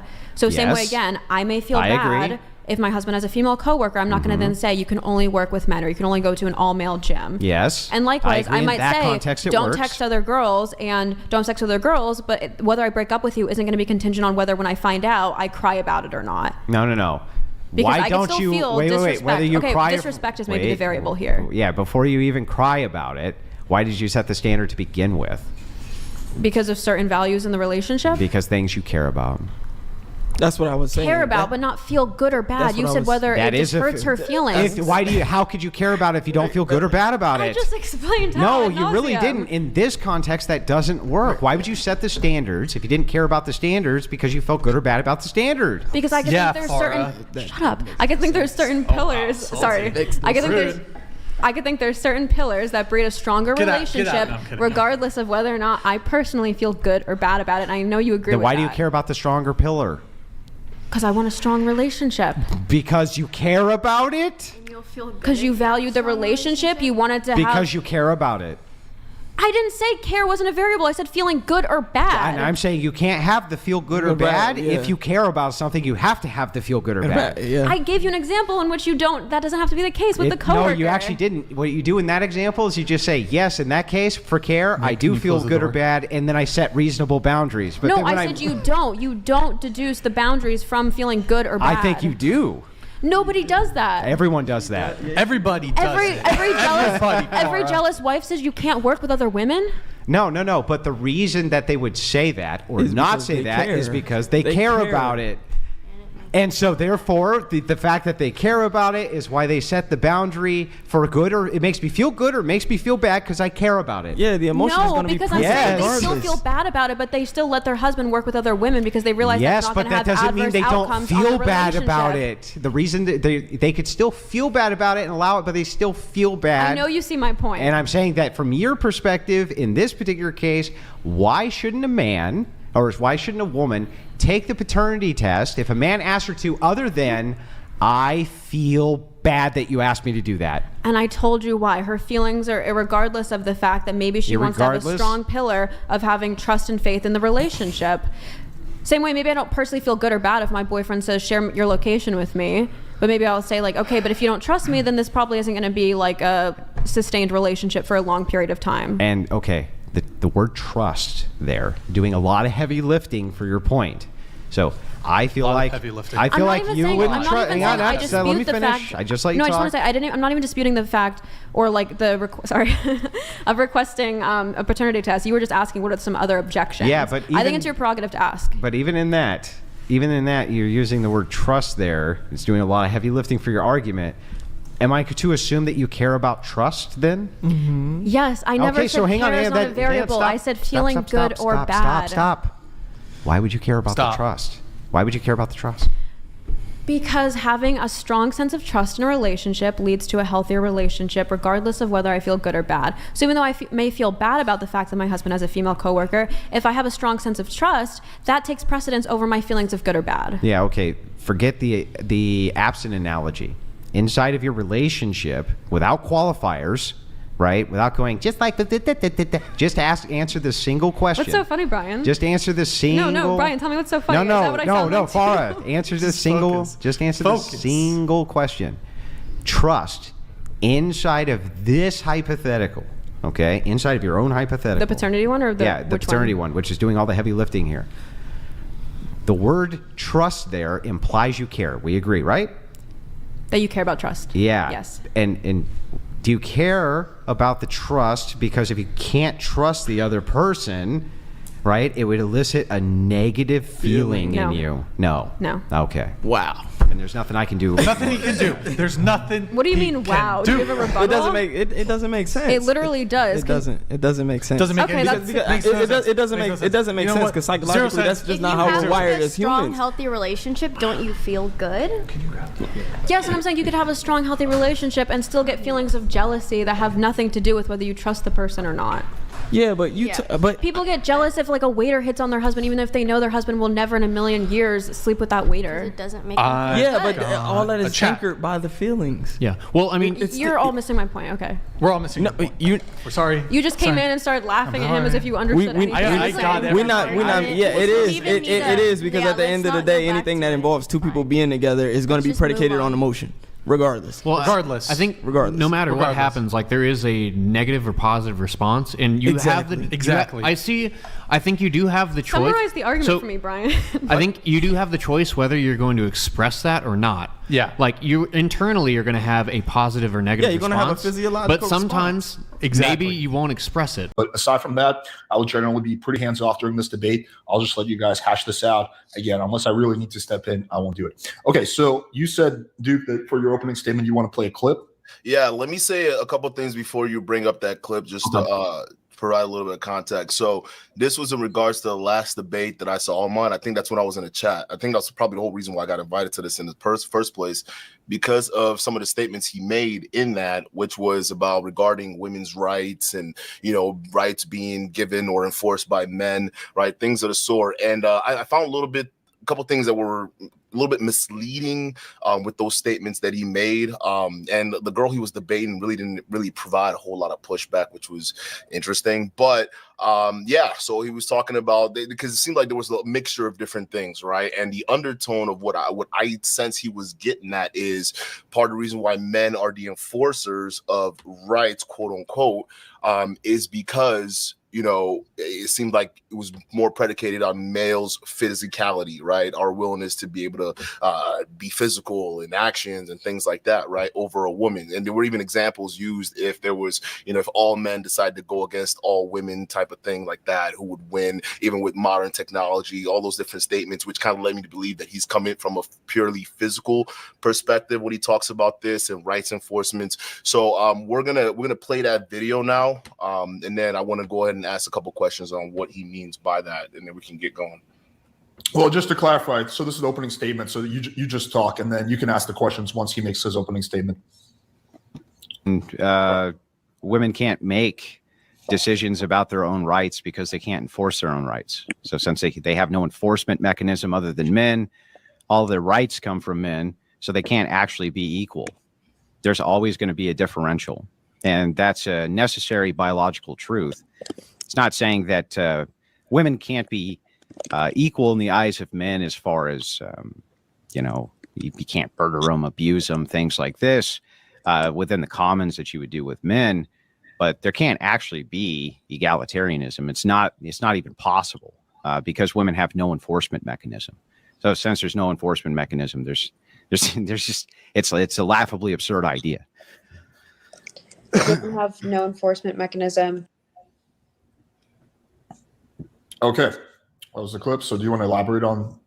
Yeah. So, I'm sorry. Is it him, or do you want me to elaborate a little bit? No, yeah. It's still your opening statement, dude. All right, perfect. So basically, you heard that statement where he was saying women don't have enforcement mechanism for the rights, and women's rights are inherently given it to them by men, right? So what's confusing about that statement is we're talking about a couple different things here, and this is where I want to clarify, and I'm gonna actually pass it on to him when he's ready to make his opening statements. But what type of rights are we talking about here, right? Are we talking about human rights? Are we talking about natural rights? And it seemed like when he was going into the debates, he was kind of like conflating the both of it, right? Where it's somehow in some arguments he will refer to natural rights, and then other arguments he will refer to the human rights argument of things, whether it's like, or, you know, God, or at least that's what it seemed like he was hinting. So I want to go ahead and get into a little bit more detail, but I think this is it for my opening statement, and we can get cracking. Okay, cool. Andrew? Yeah. So that really didn't tell me much, and he didn't really make an argument, but let me kind of go through this. Your audio just cut out. It got really quiet. Your mic just... Hang on a second. Sorry about that. Is that? It's good. It's good now. So I did take the time to review my opponent's material. Usually my opponents don't actually review mine. I don't know why this is, but people don't seem to take debates very seriously. They just kind of operate off of pure emotion, and they don't even understand argumentation or structures for arguments. I did go through and take a look at his video where he kind of briefly addressed this, and I was less than impressed.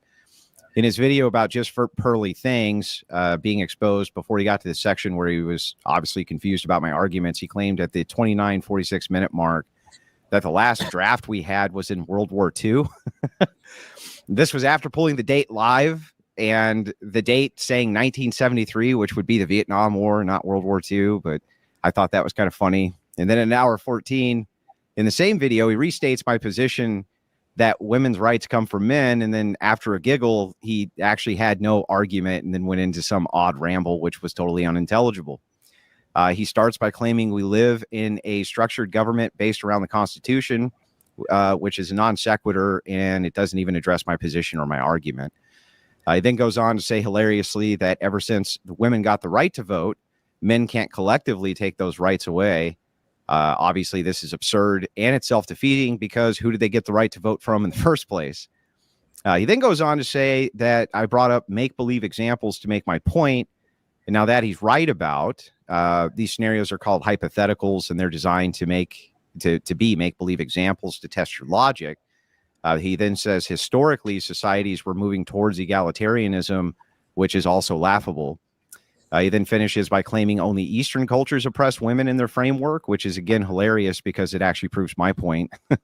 As far as kind of what he said in his opening statement, he, again, didn't really give me very much. He just said that from my perspective, he's asking if it's a physical perspective which relies on enforcement. The answer to that would be yes. He then brings up a category of rights, which I guess we can get into, but I probably reject his framework of what rights are. And then, kind of past that, if he's asking, who has rights, I don't think that we have rights. I don't even think that there's a such thing as rights. At least not unalienable rights, meaning rights that can't be taken away from you. So that's kind of it for my opening statement. I probably would have had more to say, but I haven't actually heard an argument or anything from him. So we can kind of move on from there. Cool. All right, we're going to get to the open part. So here's the part where you guys just have back and forth and kick it off. All right, so this guy's saying he didn't hear an argument, although we just posed one. So I guess you're trying to be nonchalant about this, which is cute. Okay, so you're used to, speaking the way. I mean, in fact, you're already saying I'm emotional and make people making emotional arguments, and then you're basing it off a video that, firstly, was just off statement about you, and second of all, realistically, didn't even have a whole fully fledged out explanation for it, because that's not what the show was about. It was just briefly mentioning it, but we're gonna do that on this podcast. So my first question to you is, when you talk about rights being able to be taken away or being enforced by men, what type of rights are you talking about? Are you talking about natural rights, or are you talking about human rights? What do you think the distinction between the two are? I'm asking you. Well, are these physical? So I don't any right that you would consider to be something which is physical from a secular framework. I would consider those to be right, whether you call them natural rights or you call them whatever you want. It doesn't matter from my perspective. Okay, but what I'm saying, what do you consider rights, right, that can be enforced and that can also be taken away if men collectivize? Well, so I would make the distinction in two ways. The first would be an unalienable right. So if you look at the framing around our Constitution, there's only 3 unalienable rights. So the unalienable right would be a right which cannot be taken away under any circumstances. So the 3 unalienable rights would be the right to liberty, the pursuit of happiness, and what's the other one? It's life, liberty, and the pursuit of happiness. So those would be unalienable rights. So everything else would be a negative right in the Constitution, or the way that we at least perceive rights. So none of them are positive rights. They're all affirmed in the negative, meaning you can't do X. It's not a positive of what you must do or should do as a right, but rather it's a restriction on what you can't do, that type of thing. So what would you say then? Where would you say your definition of your rights? Where do you believe that comes from? I don't think we have rights. You just got done explaining inalienable rights, right? The ones we're talking about enforcing and being able to be taken away. Where does that come from? These are conceptualizations, though. Right? I'm just giving you conceptualizations, not what I believe. We actually have laws that just stop. Hang on. Don't tell me to stop. I need you to understand. Well, I need you to understand my position before you ask the question, because I'm answering the question. So what I'm giving you is a conceptualization of what an unalienable right is. Doesn't mean I believe they exist. It just means that I'm telling you what they are. And then I'm telling you what a negative right is. I'm not saying that those things actually exist. They're all social constructions from my perspective. They're socially constructed. They don't actually exist in physical reality. They're made the fuck up. If they don't exist in physical reality, how can people enforce it? They're enforcing a social construction. So the person exists in physical reality. The other person exists in physical reality. But whatever the conceptualization is of what you want to enforce does not exist as some physical metric. So you can't, like, for instance, I can't point out a right. I can't point to it or taste it or smell it or touch it or any of those things. They don't actually exist outside of your own brain. They're just conceptualizations of things. I'm sorry. All right, so you're saying rights don't exist outside of your own brain, but yet in the physical world where rights are actually important, and in your argument, actually in the previous argument that you mentioned, can be enforced, and also if men in your hypothetical world were to collectivize can be taken away, you're also making the same argument that those rights just exist in people's heads and there's no real world consequences towards that. There's no performative contradiction between the two. So if you have a conceptualization that something is a right, right? You conceptualize that this is true, even But if it's not. how about we don't conceptualize it? Let's just look at the rights right now. Because it's a let's say it's a under the concept. Constitution in your last example, right? We're talking about inalienable rights. Let's talk about that because If you don't want me to conceptualize it, if you don't, legal document that exists, so it's not something that is in your head. It's actually written down, and we've been following those laws, bro. If you don't want me to conceptualize, how long? Okay, if you don't want me to conceptualize it, then point to where one is. Point to a right. Okay. What does a right First smell? Amendment. What does a right Your smell Second like? Amendment. What does the Those Second are Amendment rights. smell? When What you- does the Second Amendment smell like? What does it look like? What does it taste like? What you can't point to it. It's just a conceptualization of a thing, No, you right? can point to it. There's a Well, then point to that's it. printed thousands of times that basically says, "Hey, this is what your rights are." And guess what? There's enforcement mechanisms put in place to enforce that document. So you're saying that's just a concept to you? The piece of paper is real. That's you would agree. I would agree with you. The piece of paper and the ink and everything else, those are all physical things. But the rights which are enshrined on that piece of paper, those are conceptualizations. They don't exist. You understand that? They don't actually exist. A right doesn't actually exist. If it does, show me where it is. It's just a social construction. They're made up. They're made the fuck up, dude. Made up.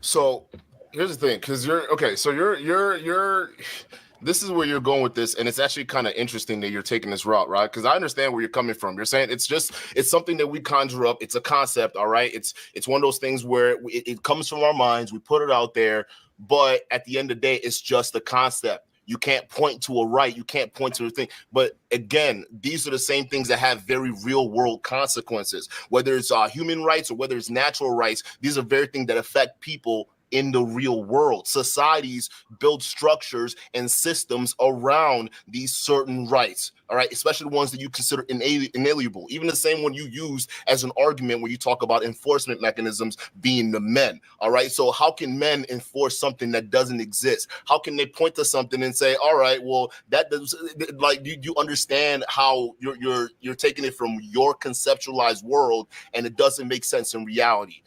You understand that, right? There's two different things. So I'm talking about reality here, rights, not concepts. Yeah, so but that's hang on. But in reality, they're in reality, they're just concepts. You can afford societies and structure societies based around concepts. We do it all the time. Social constructions, especially. For instance, take a school. A school isn't anything other than a building where people go to learn. What makes it a school? What makes it a school is that we call it a school. Right? Yeah.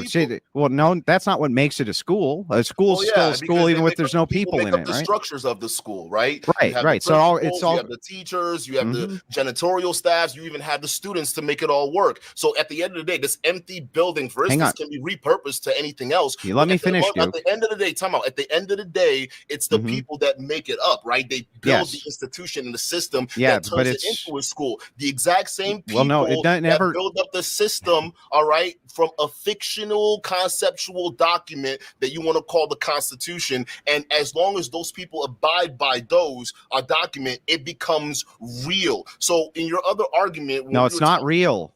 Okay.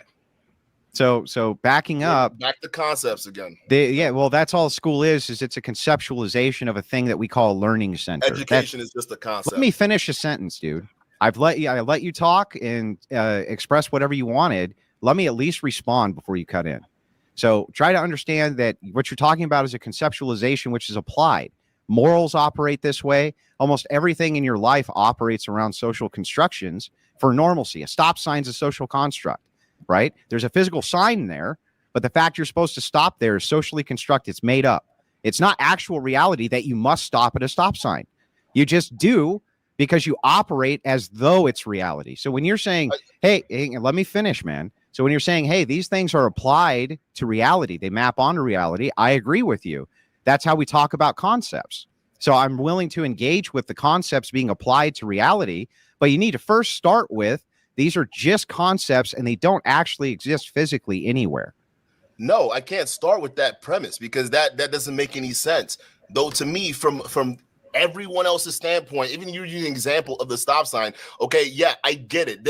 What does anything really actually mean, right? Unless there were certain laws assigned or governed to it, just like anything else. So the stop sign, it's a pact that we sign with the laws of the society we're currently living in that said, hey, if you see a stop sign, you stop, because if you don't, well, guess what? You're more likely to cause physical harm to other people that exist. So it becomes a real thing. It's so still a concept. It's just conceptualism. Okay, listen, I understand the concept you're talking about, but when you bring it to reality, they have real world consequences. So we can't be arguing, okay, well, it's a stop sign, it's a law, it can mean anything or it cannot mean anything. It doesn't, you can't really point to it, but at the end of the day, they still affect people in a very real way, real, tangible, and practically effective. Yeah, but so what? So saying that a conceptualization can map on reality based on you behaving as though it's real, I've already conceded must be true.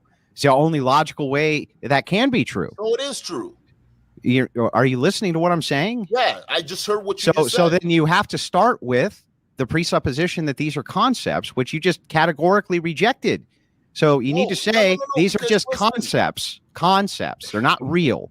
These aren't real. But they have real world consequences. That's what you're not understanding. You're bringing it back to concept. No, something that doesn't exist has no real world consequence. It's a real enough document that it's governing a whole country and in relations to other countries that it's real enough. It's no longer a concept. You don't need to conceptualize the concept. No, it's still a concept. It's there. You don't even need to, even when it comes down you still need to conceptualize it. You still have to conceptualize the rights. Explain. Well, because they don't exist in physical reality, dude. What are you not getting about this? None of these conceptualizations. Do you believe that even before the concept of good and evil or right or wrong, do you believe that people just didn't know the difference? What? That's a total non sequitur. What does that have to do with anything? No. I'm getting to a point though. Because what's the point? The point is, no matter what, even if it's in your head, you're talking about what's the concept of right, what's the concept of wrong. Realistically, we all know there's a natural a law that lets us know that there's something good and there's something bad. The natural law of justice and injustice, moral or immoral or unmoral, whatever the fuck you want to call it, right? So those things are something that you would classify around human law, human what do you call it, human nature or human rights, right? Because we all kind of know that stuff already to begin with. So you can call that a concept, you can call it whatever it is, but even though you want to categorize that as concepts, they still have real world consequences to how humans govern. So for instance, someone who wakes up isn't going to just go murder their parents because they know that's bad. Now, are you going to say there are people that do that in the real world? No, there are people that do that, but the vast majority of people understand the morals. So even if they're concepts, which I don't deny, they are concepts, they have real world consequences. And I'm talking about the real world where you're trying to bring it back to the concepts. So again, you can act in such a way as though a thing which you conceptualize is real, and that will create consequences. But the consequences are coming from the things in physical reality, in this case, human beings acting on those conceptualizations, the conceptualizations of rights, the conceptualization that that's a school, the conceptualization this is private property. All of these things are conceptualized, but they don't exist in tangible physical reality. So what you're really talking about is human behavior. And I agree that human behavior has direct impacts on other human beings based on however you conceptualize why they're behaving that way, what they're behaving that way for, what they're going to do in the future, et cetera, et cetera, et cetera. We all operate on, I think the conceptualizations are necessary and social constructions are necessary for us to live, but that doesn't mean that they exist in reality. So when we're talking about rights, try to understand my position here, which what I'm trying to flesh out is that rights themselves don't exist. Acting as though that they do, I think we can do, and sure, that gives us some impact because of human behavior, but rights themselves don't even exist. They just don't exist. So we're talking in abstracts here. When you say, can you take these rights? When you say, can you take these rights away from these people? It's like, I don't know that they have rights to begin with, especially not unalienable rights, meaning they can't be taken away. That seems paradoxical to me. Can you roll that clip again, Alex, real quick? Sure. I think you guys are also kind of going about semantics. You guys largely agree. Yes. No, right? that's what I'm saying. Because like semantics are important. Stop. Let me just clear this up. So you guys both agree that rights aren't something tangible you can see, but they both have real world consequences. I think you guys can move on to the next part because at this point, this is like we're just semantics. But yeah, I can place the clip. Women can't make decisions about their own rights because they can't enforce their own rights. So since they have no enforcement mechanism other than men, all their rights come from men, so they can't actually be equal. There's always going to be a differential, and that's a necessary biological truth. It's not saying that women can't be equal in the eyes of men as far as, you can't murder them, abuse them, things like this within the commons that you would do with men. But there can't actually be egalitarianism. It's not even possible because women have no enforcement mechanism. So since there's no enforcement mechanism, there's just it's a laughably absurd idea. Women have no enforcement mechanism. Okay, so again, there's you on tape. We're not even talking about concepts. We're talking about reality. We were talking about concepts. No, you weren't talking about concepts. You were talking about reality because we're talking about how people enforcement is a reality. It's a physical, tangible thing, right? So when you're sitting there saying that women don't have enforcement mechanism for their rights, you are then conceding that it's a physical thing. So moving forward from that, because we both now understand that rights have physical. No, we can't move forward from that because you're wrong. Well, because now you're gonna drag it back. I'm trying to move forward from this. I can't move forward until I get a concession out of you. So where I the have rights to get a come concession. From? Where the rights? They don't come from anywhere. They don't forward? exist. They don't exist external of your brain. So you see the position he's taking on now versus the position he took on last time. The position I had with her, it with wasn't Farah. the same one. It wasn't the same one. I watched the whole thing, buddy. And no, you guys were arguing a physical, tangible thing. We weren't arguing concepts. Now the whole conversation has changed the concept. So now that I ask you, I don't. Rights maybe come you just from, don't get it. even I answer don't know. the question. Do you just not understand? Like even when I was debating. I don't understand. I really don't think you get it at all. Well, why don't you give me? Why don't you give me? Right now, if anything else, why don't you give me a second and I'll try to re-explain it to you. Take as much time as you need. So starting with the Farah debate, just because I can entertain your ideas, and I told her specifically in that debate, I don't view rights the same way that you do, but I can do what's called an internal critique. So if you assume that these things are real and you apply them in life, I can internally critique your position to even see if it makes sense. That's the point of a debate, is an internal critique, which is exactly what I did with Farah. I explained to her and expressed to her, I don't see rights the same way that you do. I'm not even sure that we have rights.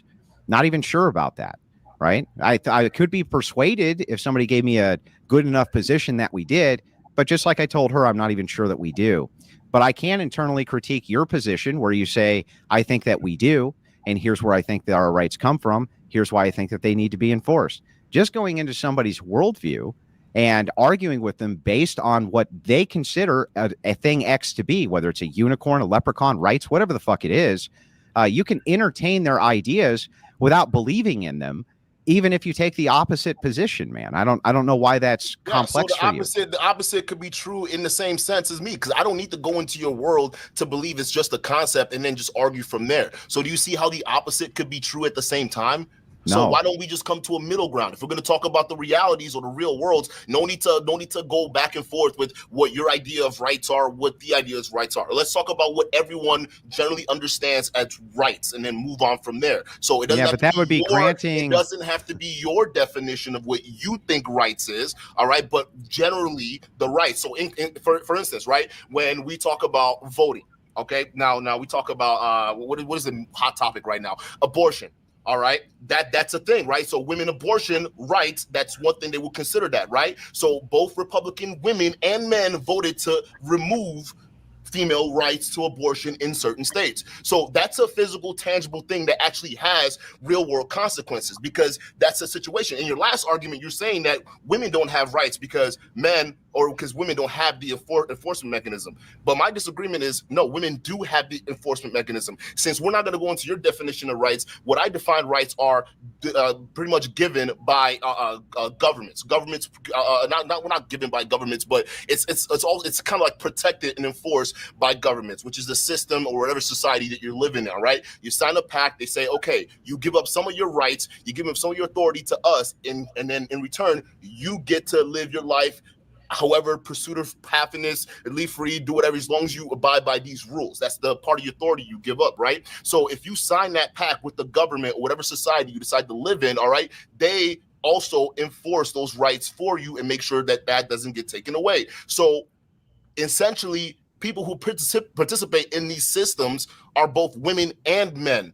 So realistically, I would agree with you if you want to talk about the enforcement mechanism at the end of the day, overwhelmingly becoming men, like in law enforcement, military, or whatever you want to add, throw that into. Yeah, but to argue it and say that women lack the enforcement mechanism to be able to enforce their rights is just wildly absurd. So so I kind of trying to piece this together so I make sure I get this correct. Retarded, bro. What the fuck? I don't think you get it. I don't. Well, you're right. I don't even understand what you just said. So can you give me a more concise version? Yeah, give me a more. Go back in La La Land. That's what you got to do. Go back in the concepts. Can you give me a concise version of what your argument is as to why you think that it's not a paradox that there's egalitarianism if men are affording the rights to women? How is that a paradox if men are affording the rights to women? Well, because the word is egalitarianism. You know what that means, right? I never used the word egalitarianism. Well, then you're straw manning my argument, because my argument is about egalitarianism, not rights. Equality. I'm not straw manning your argument. So here you are, because it's about egalitarianism. Men and women can't ever be equal. It's not fucking possible. It's paradoxical to say that the people you have to go to demand to ask them to benevolently bequeath unto you rights, that you're equal with those people. That's a paradox. Well, then we have to define what those rights are, right? Well, who cares what you define them as? It doesn't matter what you. Okay, it wouldn't matter if it's a right to a Snicker bar. So what are you talking about? So the rights that we have right now, right? That women have, same as men.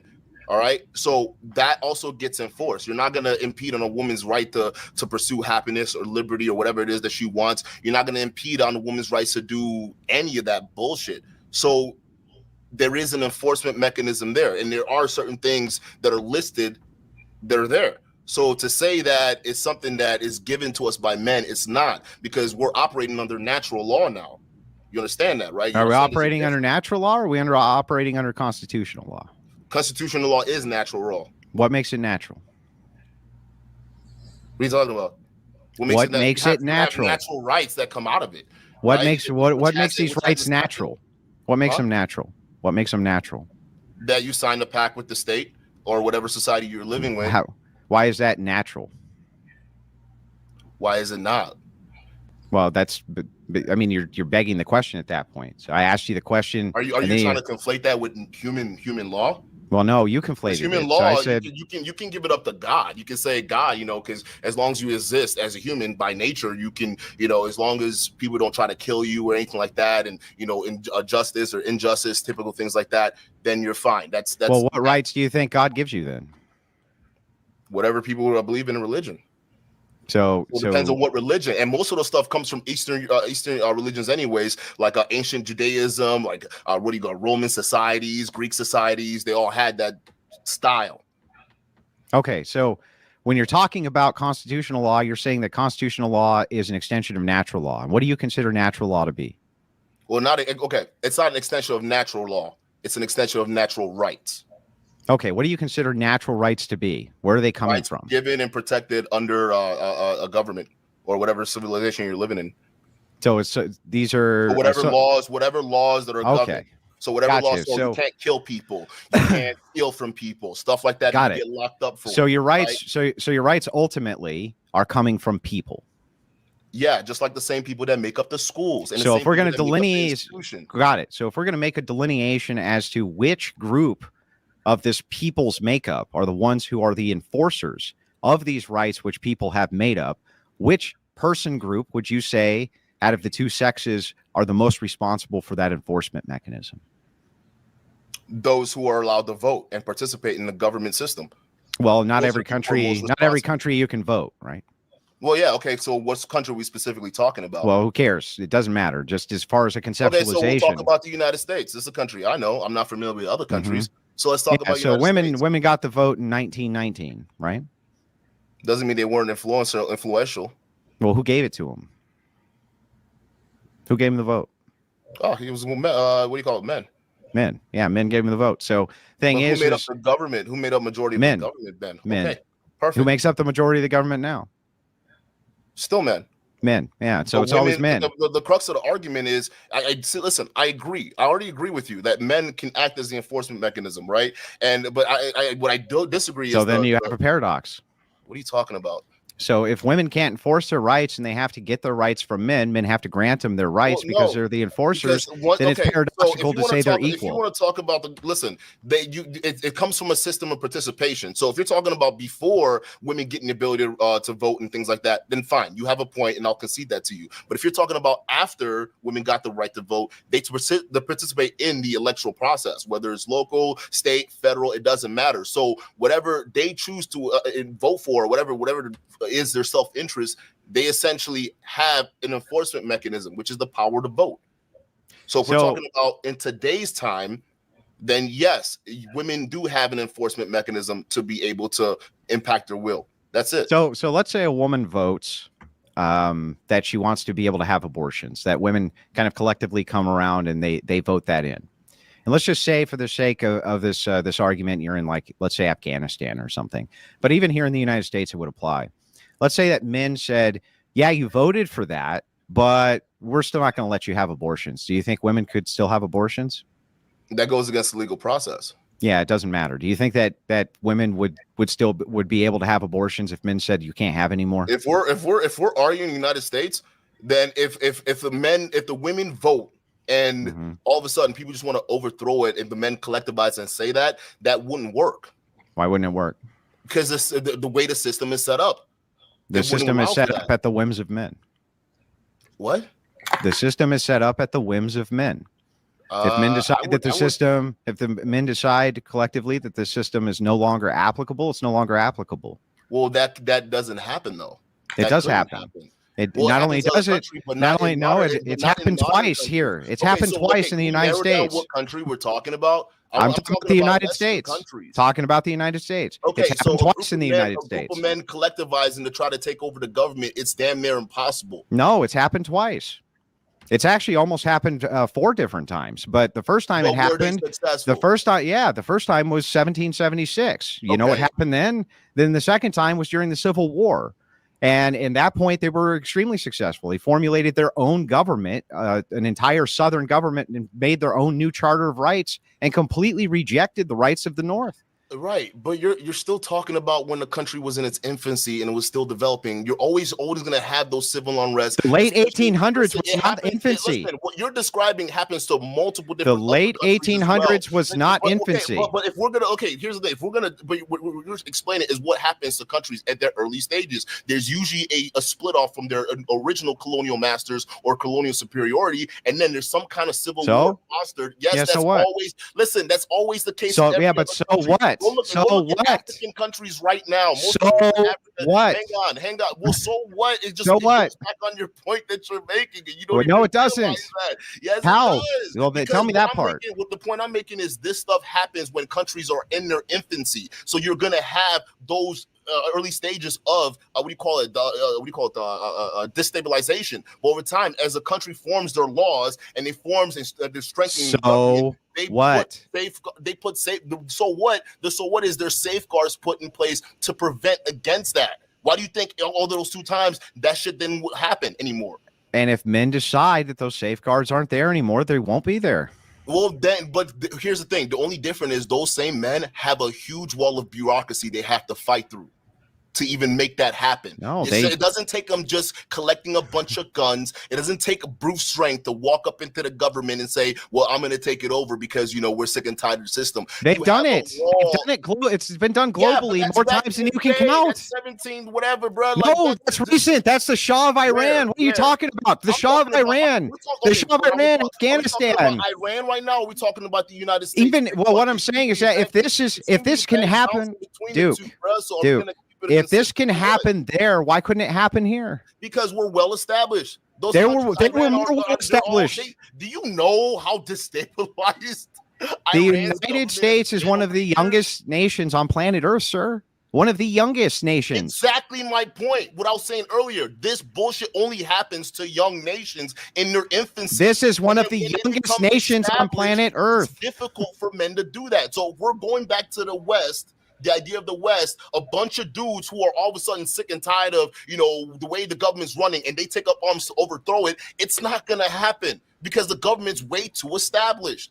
So when you're making my point, it's only in younger countries when they're highly influenced and in their infancy that insurrections and you have the changing of guard and civil wars that happen. But when we get into established nations, there's safeguards put in place because they learned from their lessons when they were in their infancy. That's how they work.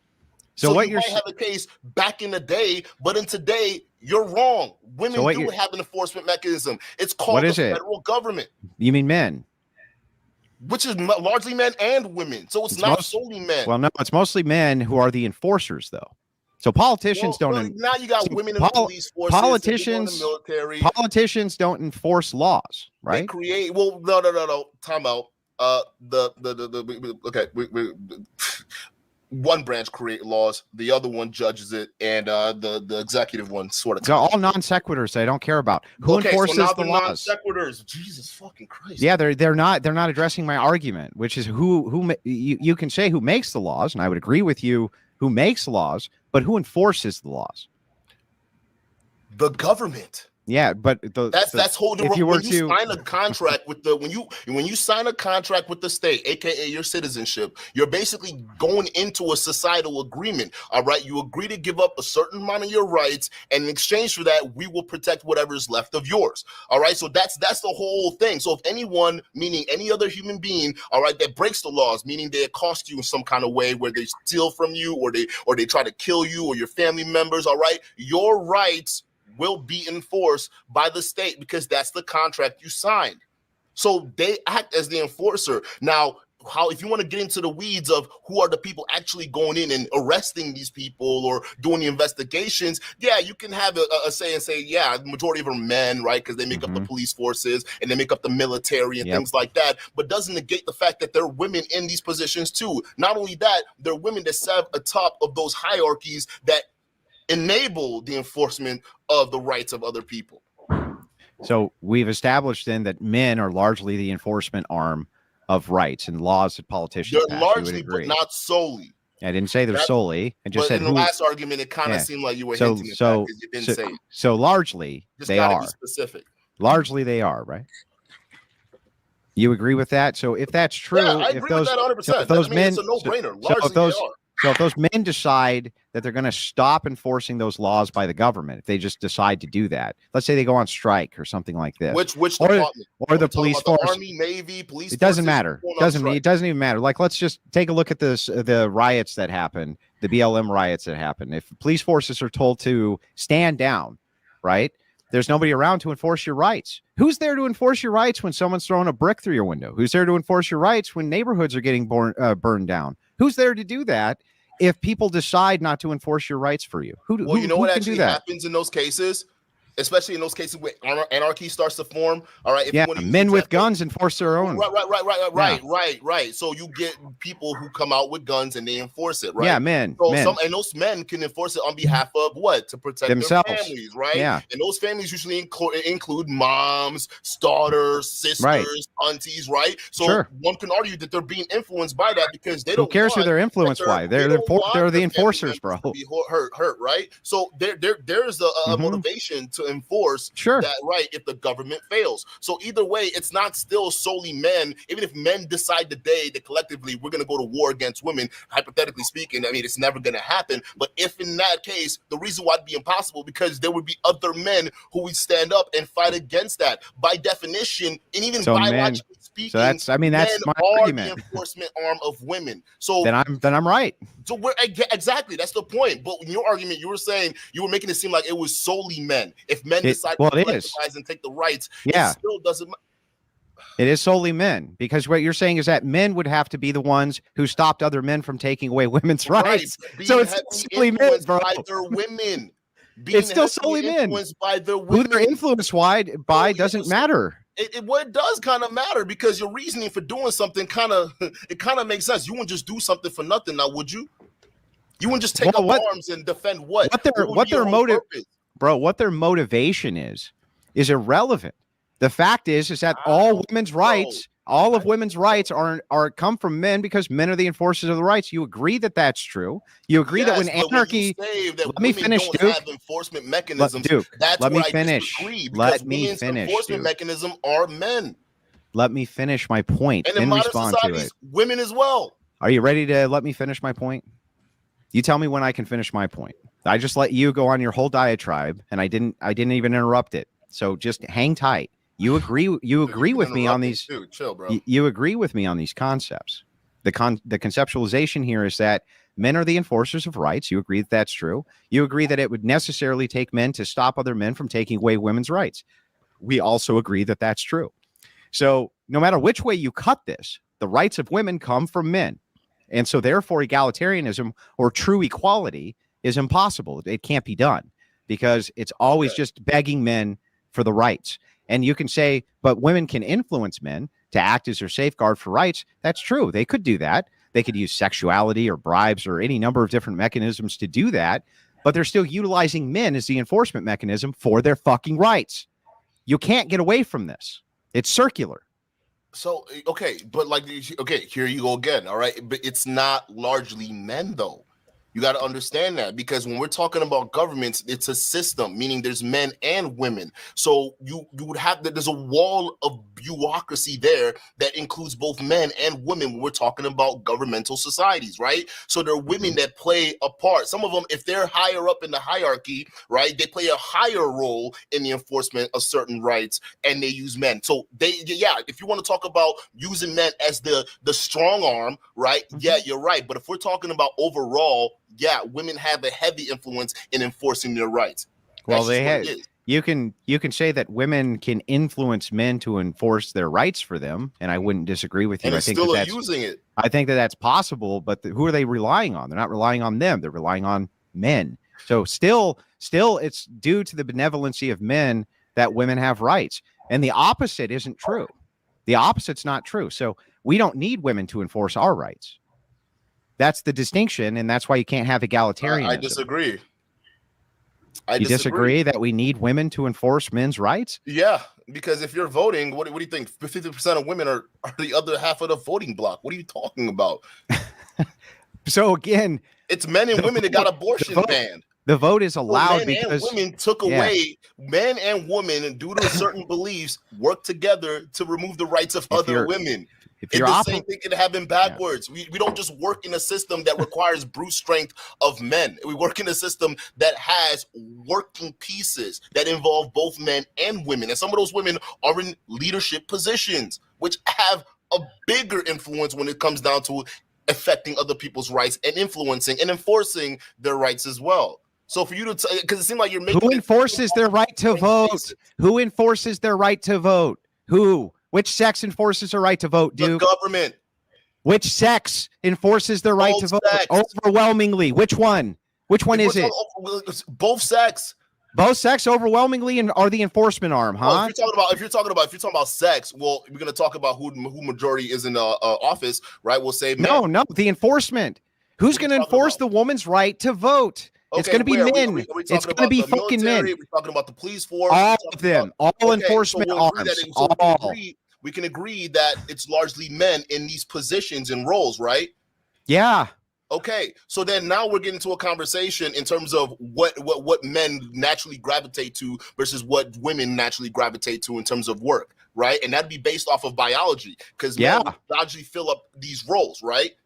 Yeah, Protective roles, right? That's versus right. women Yeah, fill other roles that are support structures, right? Yeah.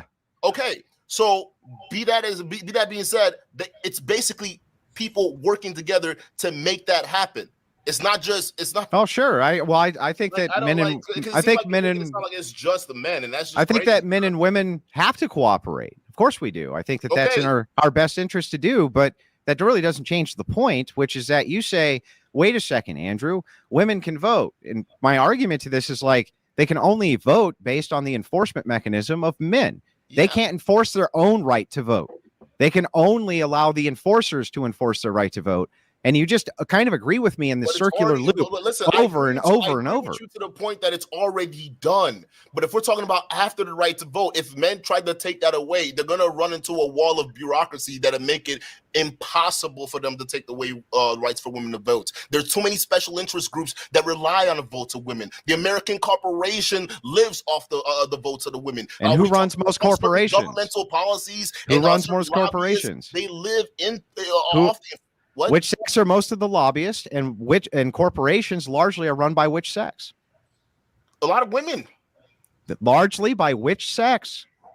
What's the biggest demographic of people? Who head corporations? Yeah. Yeah, men or women? In leader, well, time out now, because we gotta figure it out, right? Are we talking which level position? All levels. Okay, now which type of corporation are we talking about? Doesn't matter. All corporations. All corporations. We gotta be specific because we're talking about. Why do we need to be specific? If you weren't specific on which type. More educated in today's society, and they're filling up a lot of these C-suite corporate jobs that you're seeing out there, and a lot of these men aren't competing right now. Bro, at the top levels, the hierarchical institutions are run by men. All of them are run by men. The entire enforcement is men. Do you see why I wanted to specify? I said which level. You said it didn't matter. Now you're going in specific. So that's why specifics are important when we have this conversation, because we're talking about top level. There's no doubt there's a lot of more male CEOs out there. Matter of fact, you want to talk about top levels of governments, there are more males. So all these checks and balances for enforcement are men. Different sections. So all these top levels. So you start to see a different statistic. So all these things that you quoted as being differentials of power, which women could utilize to enforce their rights, are all run by fucking men. Largely run by men, almost overwhelmingly run by men at every single level. The enforcement arm of the police, the military, the corporations, everything is run by men. What you're denying right now is the influence that these women embedded in these corporations, embedded in these governments have within. So much so that a lot of these men who are headed a lot of these top institutions are heavily influenced by the women, to the point where a lot of them, they have special interest in voting for women, right? They have a lot of special interest vested in that. So that's right. You can't just look at that situation. They have a lot. But then you're looking at it purely from a physical and a job perspective. Look, you're totally right. Look, there's nothing to even argue. You're totally right. There's lots and lots and tons and oodles. Hang on, let me finish. Let me finish, Duke. But you're leaving out some parts that I have. Let me finish, Duke. I want to make sure we're not sitting here in the agreement of the same. Listen, because you're saying it's solely men. I'm saying no. So just keep it at that. Okay. So Duke, what you're saying here is that if women go vote for their own rights, that all the checks, balances, everything, which is the enforcement arm, is run by men. I totally agree that women can influence men to protect their rights. I'm just disagreeing with you that women themselves can protect their own rights without men, and that men can protect their rights without women. We don't need them to protect our own rights, which is why when you take the anarchy situation where you have like the Black Lives Matter riots, you say, look, when the police don't show up, what happens? Men grab guns and they begin to enforce their own rights. Women aren't doing that. They were not grabbing the fucking guns. They're not enforcing their own rights. They're not doing any of that because they can't. They can't protect themselves against men. Enforcement. What's that?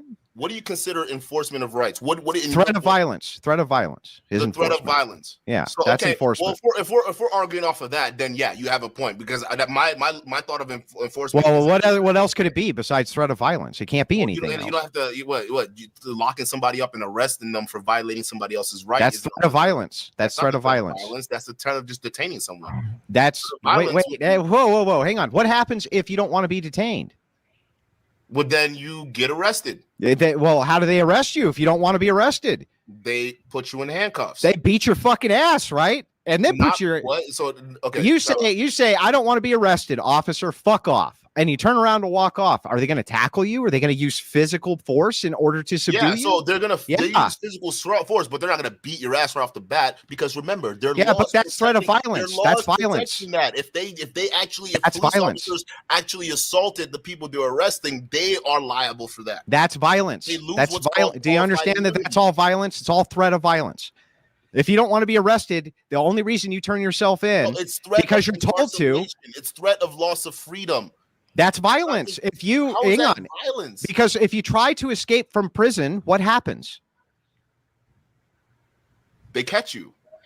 How? Well, what if you don't want to be caught and you resist? They physically restrain you, and if they only get violent. Are you trying to say they only get violent if that civilian gets violent? No, what I'm saying is that the threat, the enforcement of all rights is the threat of violence. It has to be necessarily. Because if you don't, listen, I have a different definition of that. The enforcement is the threat of loss of freedom. That's it. That's really. I'm not. How can you have your freedom? But like, here's the thing. The thing is, checks and balances are also, although it's not followed perfectly, there are checks and balances in place when you talk about law enforcement and how they engage with civilians, even civilians who don't, adhere to authority right away. There's still levels of engagement. Police forces teach this stuff all the time. They're not gonna go straight to punching you and beating your ass. They're gonna go through these different steps of engagement. As long as you comply. They get to that point, and for them to get to that point, they have to feel the threat of violence coming from the opposite person. So from your perspective, if the person is actually being physically violent, then yes, that force has every right to meet violence with violence. But no, they don't have to be someone. It's not usually violence. It's usually just the threat of loss of freedom. That's it. Loss of freedom and loss of the rights that you signed with the government when you were born or when you hang on. the country. Hang on, relax. You can't sign an agreement when you're born, by the way. But that aside, it's called a social security number. That's not signing an agreement. But that aside, as you walk out, if you're in prison, you've been imprisoned, okay, and you just say, "Fuck this! I don't want to be here anymore. I don't like this whole being imprisoned thing." And the gate opens one day for no particularly good reason. And you just walk out. And you're not using any violence at all, and police officers come out to collect you. And you say, I'm not going to use any violence, but I'm going to keep walking this direction no matter what, right? Will they use physical force to restrain you and drag your ass back to prison? Yeah. That's violence. That's physical force. It's violence. They won't. What is violence then? They classify it as restrainment. That's a legal term. Yeah, but it's still violence. It's always threat of violence. They're using violence to stop you from doing X thing you want to do. Straight punching you or beating you or shooting you. That's right not away. violence. In some cases, yes, but they use restraint. They have their own level. They have literally, they're like, what is it, like 5 steps in like these police departments of threats before they get to the point where they're using violence. So so if you're using law enforcement, if you grab a person's arm and they don't want their arm grabbed, are you being violent with them?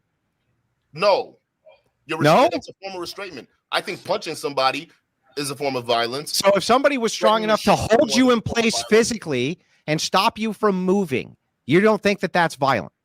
It depends on how. They're just holding you and you can't move. That's restraint.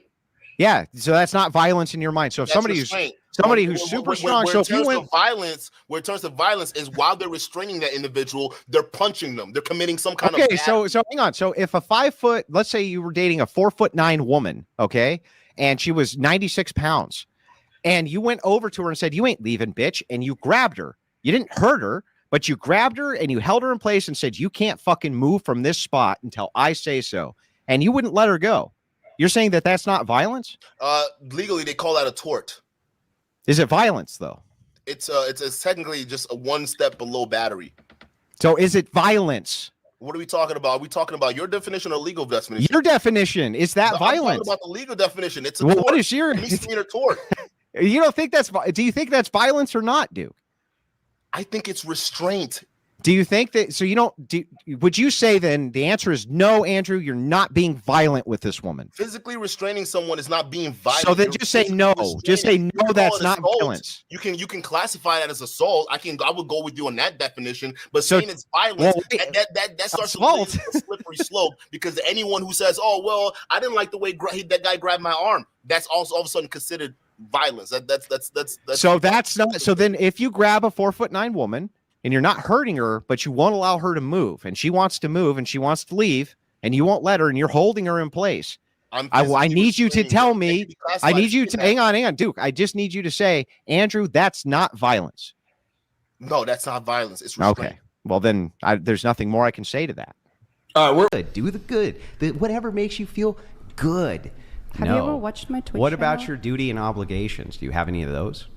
Do you just have a set of sequence of entitlements that you call rights with 0 duties and 0 rights? Actually, Twitch chat also puts pressure on me. I think this is mentality that I came on my own, which was really hard because there's, like I said, so much pressure from everyone. Yeah, but answer to my question. So my question is, do you just have a sequence of entitlements, or do you have any duties and obligations to anybody for anything ever? Your question is very vague. Can you paraphrase it to I be more don't know how it specific? could possibly be more precise. Do you know what a duty is? Could you define that No, for I'm me? just asking if you know what one is before I define it. Before we become too overly pedantic, I just want to make sure that you are going to tell me that you don't know what that word means first before I define it. Not that you're making me do it because you want to be overly pedantic. English is my second language. Yeah, I that don't doesn't even mean know that you what don't pedant understand what is. I'm saying. What I is don't know how pedant? this relates. She was talking about freedom of choice, and you said, well, you're legally allowed to do whatever you want. And then she was talking about socialization and being Yeah, inculcated because to what have did certain she- habits. And you yeah. said, what's wrong with shame? Yeah. It's fine to be shamed, but she's saying that women aren't avoiding promiscuity because of the adverse effects that you think are inherent to promiscuity. It's because they don't want to be called a 304 or a slut. If you think there's That's negative, not what she said. That is what she's implying. Well, she's saying hang on, if there's hang on. actually What she- negative side effects No. to We're having a talking lot of about sex, monogamy and- those will disagree. manifest in themselves. It doesn't have to take the form of guys Yeah. calling her a slut. That's the sort That's not of what we're talking about. absence That's of not freedom what of we're choice. That is what talking- she was no, saying. No, You're- we were what you're talking doing about is She's about monogamy. girls being slut You were shamed. talking about we're talking about monogamy, yeah. monogamy and the expectation to have She's saying get married and have children. society, she feels like it's not fair that society is casting stigma on social behaviors. That's what she's actually saying. She's saying I think it's she was mutually just exclusive with freedom acknowledging. of choice, and you understood freedom of choice to mean legal rights, and she was saying No, not just legal judgment rights. and socialization and stigma. That's and what then I'm you talking said, about what's is wrong with stigma. Yeah. Literally talking about stigma right this second. That's why I'm asking, do you feel like you only have a sequence of entitlements which are given, or do you feel like you have any duties and obligations What is the external to duty? those? A duty, an obligation.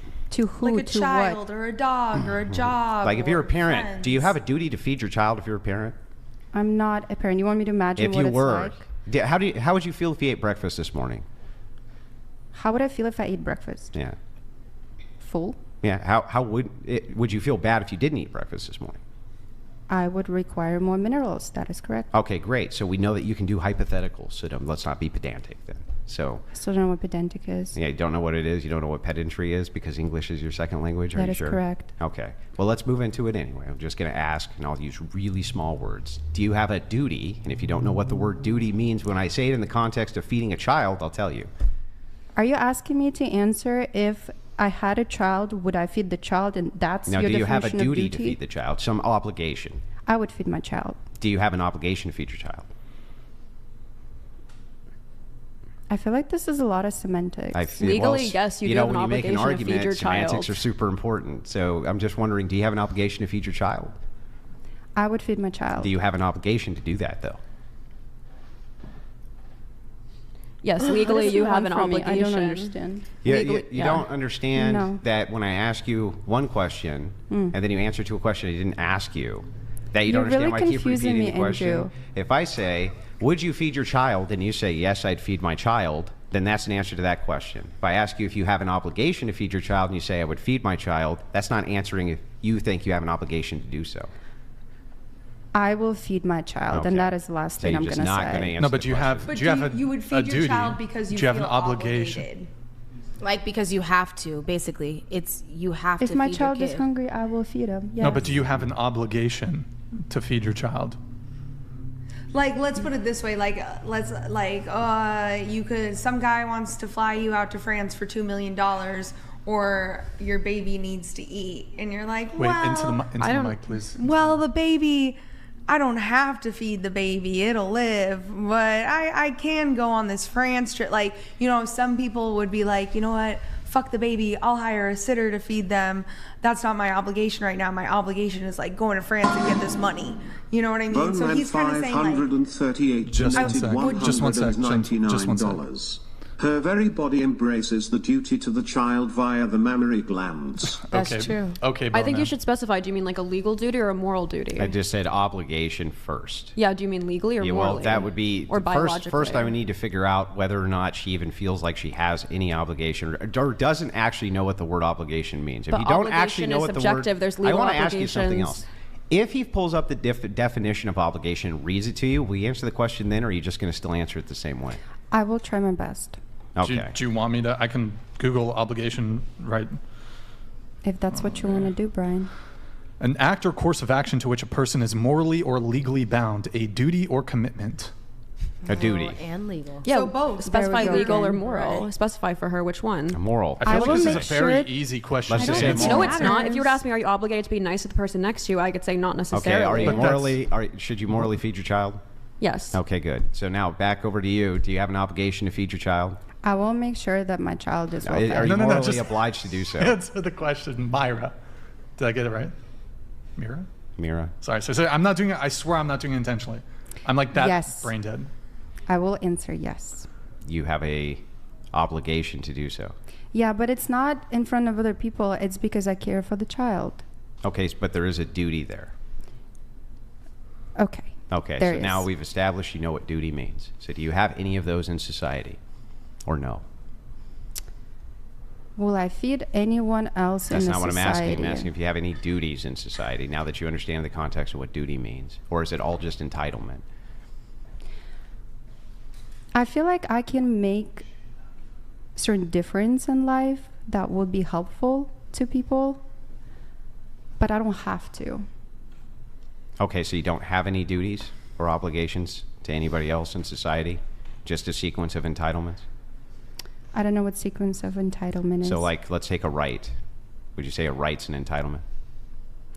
Can you be more specific? Can you give me like Yeah, like your right to free speech for a context. That's an entitlement. Would you say you're entitled to that?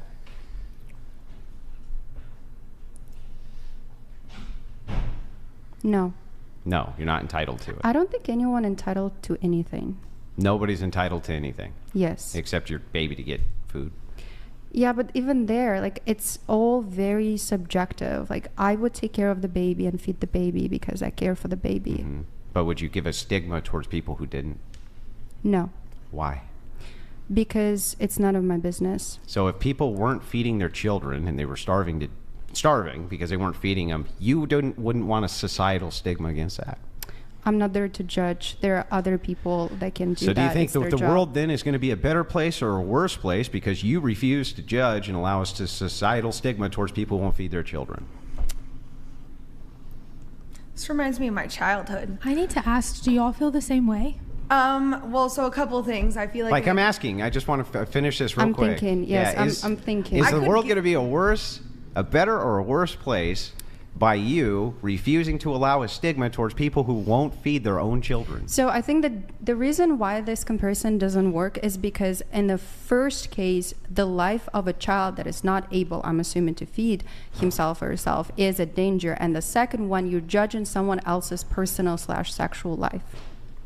I don't understand. Why wouldn't that work? We're talking about a stigma towards a behavior that we don't like to see the benefits in society due to the stigma. Because like I said, the first one, someone's life depends on it. Mm-hmm. Somebody that technically is not capable of feeding themselves. And the second case, it's... What are you talking about? I have not like a great affecting example. anyone's I'd love health. to ask her that maybe it could put it more specifically, like as an example Okay. and not so much as a statement. So here we go. When I was a kid, my dad used to like beat the living fucking shit out of me for like 15 years. And one day, and I sang my entire life growing up. One day I was singing. I come outside, my neighbor's like, oh my God, you have such a lovely voice. Like, you're such a good singer. Like, never stop singing. And I feel really good, feel really great. And then 10 seconds later, I realized, wait, if she can hear me singing, she can definitely hear when I'm like screaming bloody murder for help. And no one's helping. And so I think in this, what his question could go towards this: if you were my neighbor, would have you felt obligated to call the police do you have a and duty CVS, to do so? or would you have said that's none of my business? I'm not going to get into that. Actually, that's Thank really you. This that's a was good framing. Yes, that is. That was Thank you good for framing. clarifying it. So I think I should have mentioned, maybe I did, but briefly, is that as long as nobody getting hurt, if no one's health or life is in danger, do what you please. Do not let others influence your life. I mean, my biggest issue with what Andrew is saying that we can't be in an egalitarian society. I think I guess like if you want to go off of like what you only know, saying that, you know, men have always worked hard, they've been the laborers of America. But I think that if you look at the stats now, that men are no longer working and going to school. So I'm really curious as to how it can't be an egalitarian society if they're not putting in the work that they used to. Well, because exactly what are they doing? Because it necessarily can't actually be equal, because there's no equalization of force. Women will always have to depend on men to enforce their rights, and they'll always have to depend on men to enforce their well-being. They'll always have to depend on men to make the enforcement for all of the things that they want and desire for themselves. They can't enforce those things on their own. They need men to enforce them for them. And men do not need women to enforce their own rights. They do not need women to enforce their own agendas. They don't need women for any of that. But women necessarily need men to do that for them. Could I say it like this, maybe, Andrew? At the core fundamental, the basis of society, you need men willing to do violence in order to protect the rights of other people. Well, but it's not just that, though. So I want to be very clear with this. It's not just that you need to have aggressive men who are willing to conduct violence in order to keep a society together.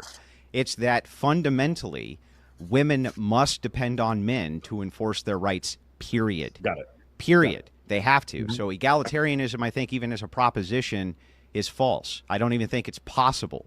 I think from a foundational level, it's always going to be patriarchal due to this gap. And philosophers have talked about this for, basically 1,000 years. So have biblical theologians. And it's one of the huge gaps when you're talking about egalitarianism. How, for instance, Angela, how do you enforce your own personal rights absent men?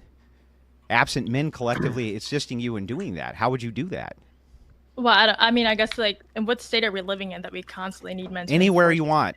Any imaginary place that you I'm even living can in think America of. with this great citizenship that I have. I don't have to constantly live in fear that someone needs to enforce my rights. I'm living happily fine. So I'm just curious. So we continuously go back to that, and we say that men need to be there to protect us from what? Other men? Yes. Like, so is the issue is like other men beating on other men? So this goes back to like a men's Yes, issue. so men give women rights and men give other men rights. That's correct. Okay, So because they're the so- enforcement arm, they are going to be the people who deliver rights to women or take rights away from women or deliver rights to men or take rights away from men. So men are always going to be the dominants in force, and so therefore they're always going to be the decider of who gets the rights. Can you So think of why an are men alternative failing system? in this current? I'm sorry. So why are men failing in this current society? They're if not the failing. patriarchy- They're so failing. How are they failing? Yeah, but you Dude, just said that's you were racist. safe, Angela, so I don't know that they're failing, right? I don't know if that's... It's just right now we like the way that society works. We have a whole it's men don't do anything. It's the massive institutions that we've created around our countries that ensure rights. You don't get rights from men. You get rights from the protections that the institutions of government have guaranteed you, right? There are men in all sorts of different countries, but the rights that women have afforded to them dramatically vary from country to country, regardless of what man is going to protect them. You might have the strongest male defender ever in Afghanistan, but it doesn't mean you're going to college if you're a woman there. And also just when you compare country to country and you're looking for what are the most successful countries, it's not the ones with the most alpha men or the most manly men protecting the rights. It's generally you're looking for things like, do women have access to birth control, and are they participating in the economy? So I don't know. It's just it's a very crude argument. Well, there's a bunch of things that are kind of smuggled in there, right? So the first Okay. thing is kind of smuggled in is you talk about institutions being the protectors of rights. Institutions are just a coalition of people, individuals. They're going to rely on the enforcement arm also of men. You say it's not masculine men who who are defending these rights. However, it is masculine men who are in the military, in law enforcement, things like this, who are the enforcement arm of these rights, who these government institutions rely heavily on in order to enforce what their will is. So it always does come down to enforcement. Do you think then that the countries where women have the most rights are the countries with the most masculine, strong men? So they're not mutually exclusive or non-exclusive. I didn't say they're mutually exclusive. I'm asking because you make it sound like it's just strong men that grant rights. So does that mean that if I were to look at all the women's rights in the world, there's a problem there. There's a smug win again where you say strong masculine men are the only ones doing them. I'm just saying men is the default are the ones who are doing this. Wait, but why you say men are the default? Like we can run that back a little bit more reductively. Shouldn't it be 6 feet or taller men? Like don't all men that are 5'8" and lower get their rights from men that are 6 feet and taller? No. Why not? Because they don't have a non-equalization on force. A 5'8" person can defend themselves against a 6 foot person. In general, do you think that's true? I think that there are some advantages, but if you're going to do that, then on average, no, not some advantages. I'm saying on average, if we look at combat sports with no weight classes, do you think 5'8" men are defending? Well, hang on. So if we're going to use averages, then let's use averages and say that we have an average for a reason because most men are inside of that average, right? So if that's true, then most of the men who would be falling in these jobs are going to be within that average, Destiny. So sure, but I'm just asking if we run this all the way back. So any man that's below the average height, any man that's 5'9" or lower, their rights are also being defended by men that are 6'2" and taller. Well, no, that wouldn't be a direct correlate for equalization because men who are 6 foot, because men who are 6 foot, there's far fewer of them than men who are in the average aggregate. So therefore, the force equalization is different. However, if you're looking at the force differential from men to women, the average is so lopsided that even weak men can generally defend themselves fairly well against strong women. If you want to do force equalization there, then shouldn't we be looking at people that prefer a heavily patriarchal society versus people that prefer a more egalitarian one? And the force equalization for women on the egalitarian one would be probably that most men would side with that over the ones that want the heavily patriarchal one? Yeah, but that would go with my point, which is that men are the ones who are the rights givers. But men aren't just the rights givers there, because a coalition of 5'9" and shorter men with women are probably going to defend rights more than a coalition of 6 foot plus alpha men. But the distinction there is that you and you said it yourself, it would be a coalition of men and women, but it'll never be women. So it'll always have to be men. And it'll never be 5'8" and lower men, I don't think, no, right? It will always be. The default will always go to men. Men can always enforce their rights collectively. Okay, so you just want to arbitrarily cut it off at just men, but not go into any of the delineations. I just went into every delineation with you. Which one would you like to go into? I mean, I already said it. I think that you could argue that like taller men are the ones that run society, and shorter men only exist in society essentially at the behest of larger men, basically. Yeah, but we just covered this. That's true. You could say that, but if you're looking at an average, then you're saying that the men who are outside of the average are fewer in number than the men who are in the average. So they're outnumbered. So I don't know what your point is. I mean, it could be the slightly taller men could probably take on 1.5 shorter men. I'm sure we could find some average where 30% of men in society can run the other 70%. And it's still just men. Like nobody looks at, and it's still men.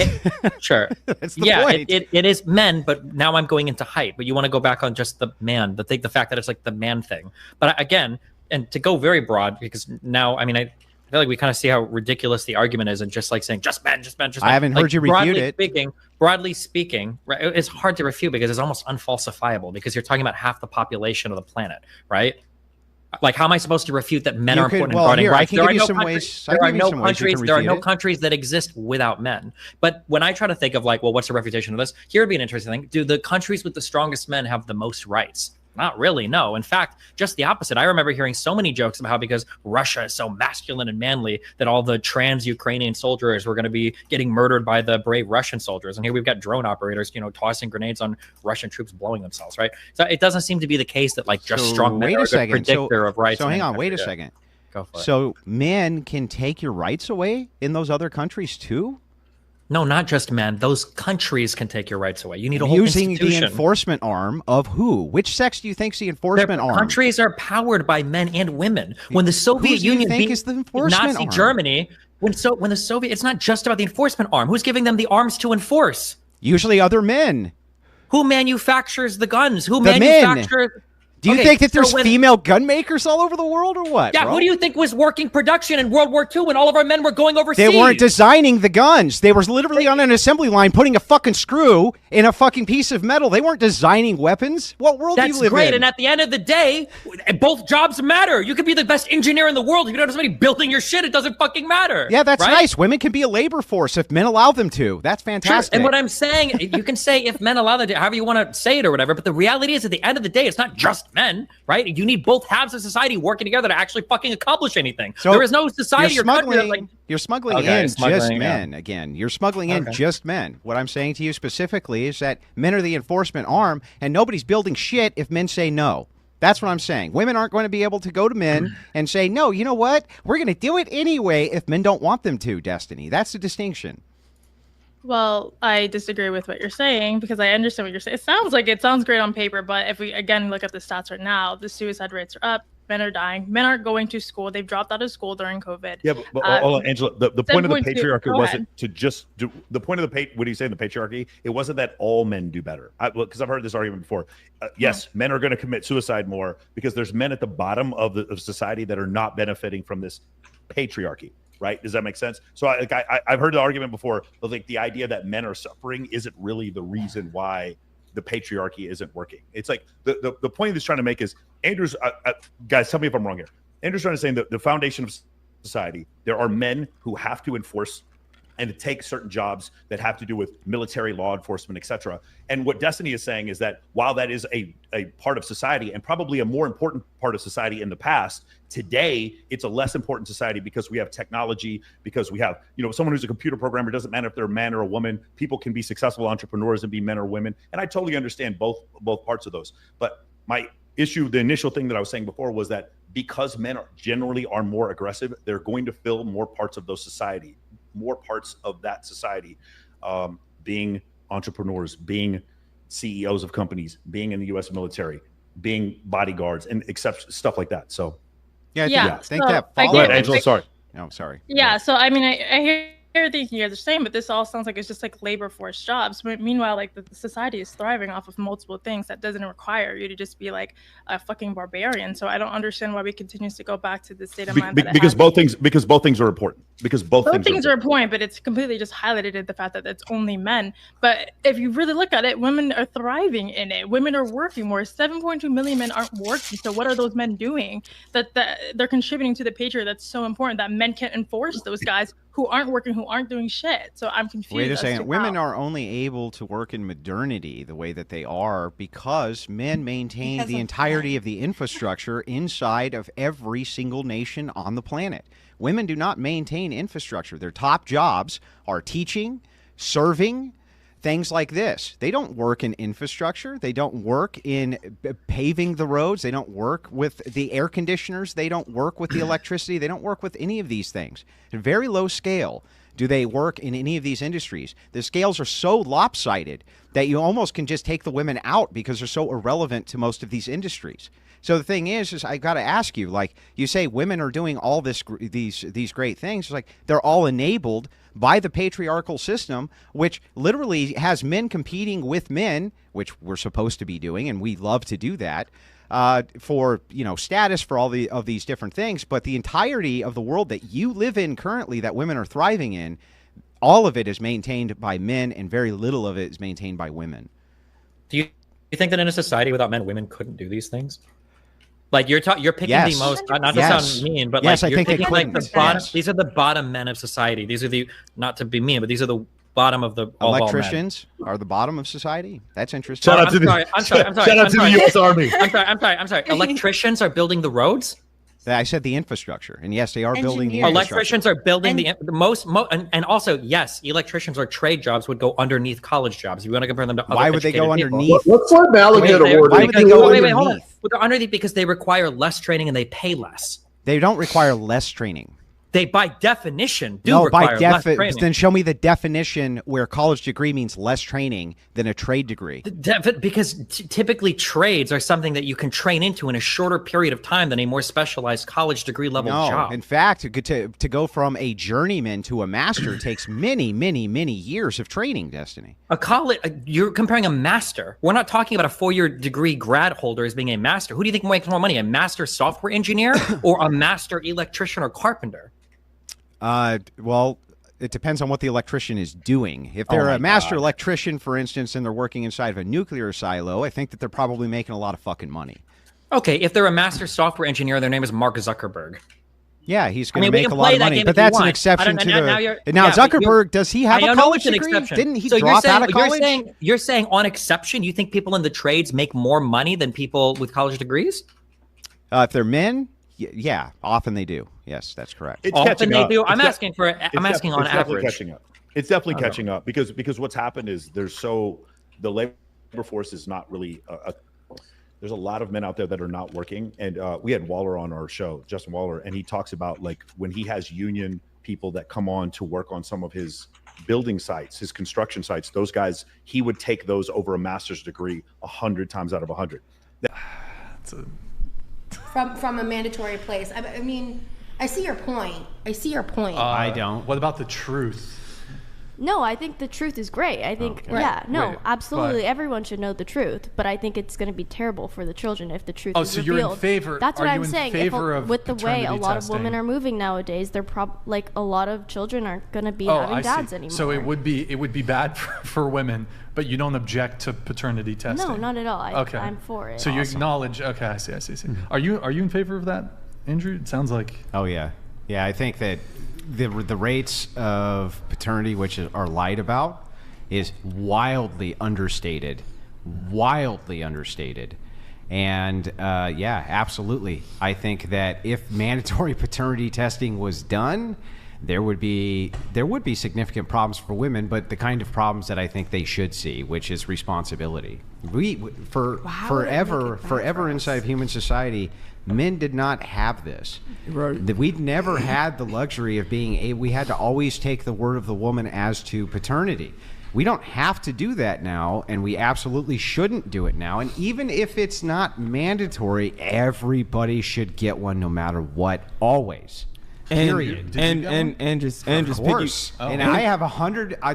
I have what I would consider 100% faith and trust in my wife. Mm-hmm. But I told her, I told her these words exactly.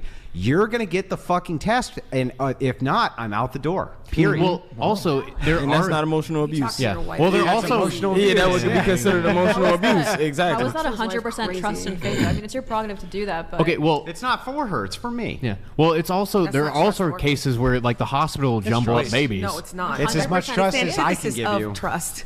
It's as much trust as I can give. Yes, because you can't confirm that. There's no way for a man to confirm that. That's not trust. Well, where's the trust back the other way? Just being like, okay, yeah, no problem.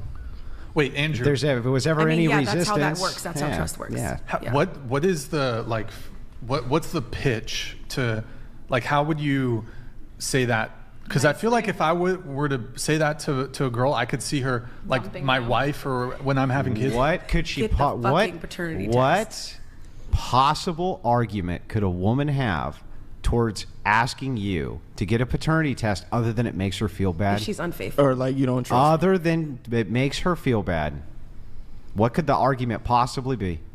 Give me a single argument other than because it makes me feel bad. I want to hear it. But why would you want to make her feel bad? So that's I feel bad. If you're worried that she'd be cheating on you, why would you even want to? So that's I feel bad. It's I feel bad. I'm saying clearly we don't have a strong foundation. Sorry. That's I feel bad. No, it's not. I'm saying we don't have a strong foundation. Why would that matter if it didn't make one of them feel bad? Because she could say if we don't have a strong foundation of trust and faith. Because she makes her feel bad. No, she could feel neutral about it and still be like, okay, so he doesn't trust me. Wait a second. And maybe he's gonna be constantly if she feels neutral about it, if she feels neutral about it, if she feels neutral about it, who cares? Let her finish her point. Say your point. If she feels neutral about it, then who cares? I'm saying if you don't have trust in a relationship, typically that will lead to a bad relationship, regardless if the parties in the relationship feel bad about it or not. That was my only point. Yeah, but that's the only argument is feel bad. No, it's not. I literally said it doesn't matter if they feel bad or because not. She can object and say clearly we don't have a strong foundation. 38 donated $200. Love your hair, Maddie. GL with your marriage. Brian, love the Andrew Marathon. Shout out Crucible. Yo, go Taking sub this Farah as Crucible. my wife. KTHX. Okay, thanks. Yo, Bone Man, thank you, man. Appreciate it. Welcome. Good to see you back in the chat, man. Go ahead, Farah, with your point. I completed it. Yeah, so oh, she completed it. The only reason that the trust variable is there is because it would make one feel bad over the other. That's it. I don't know So if the that's only true. argument you would make for the trust is you don't trust me, and that what, Farah? You don't trust me, and that makes me. But it doesn't have to make you feel bad. Then why would it matter? Why would it The matter? basis of a relationship. It's a foundation Because relationship. if it's not, and why is it a foundation? Okay, what about this? It's based on Maybe how you people don't care feel. or not. You're completely apathetic to whether your wife cheats on you, but maybe you still don't want her to do that, even if you have no emotional reaction to it, because you think that creates an unstable foundation for a relationship. Then even if you're completely apathetic and maybe you're a cuck and you get Then off why to would you it. care about the paternity test? How would that be an argument if it's just a neutral? You were saying, what is an objection to your Yeah, but your how boyfriend would that asking be an you for a objective? paternity test? Yeah, And I'm how- saying you could say, we're missing an important tenet of our relationship, an important pillar that isn't contingent on me feeling good or bad about it. That was my only point. Then if you don't feel good or bad about it, why would it be an important pillar? Same way I told you, maybe if your wife's cheating on you, but you don't necessarily care, wouldn't you agree that that could have adverse effects on the relationship, regardless So about those- how you feel well, about so it personally? Those would be like the adverse effects that you would be talking about, are like her getting pregnant, No, not necessarily. her giving if you a even VD, even if she was infertile. her giving you VD, What is that? venereal disease.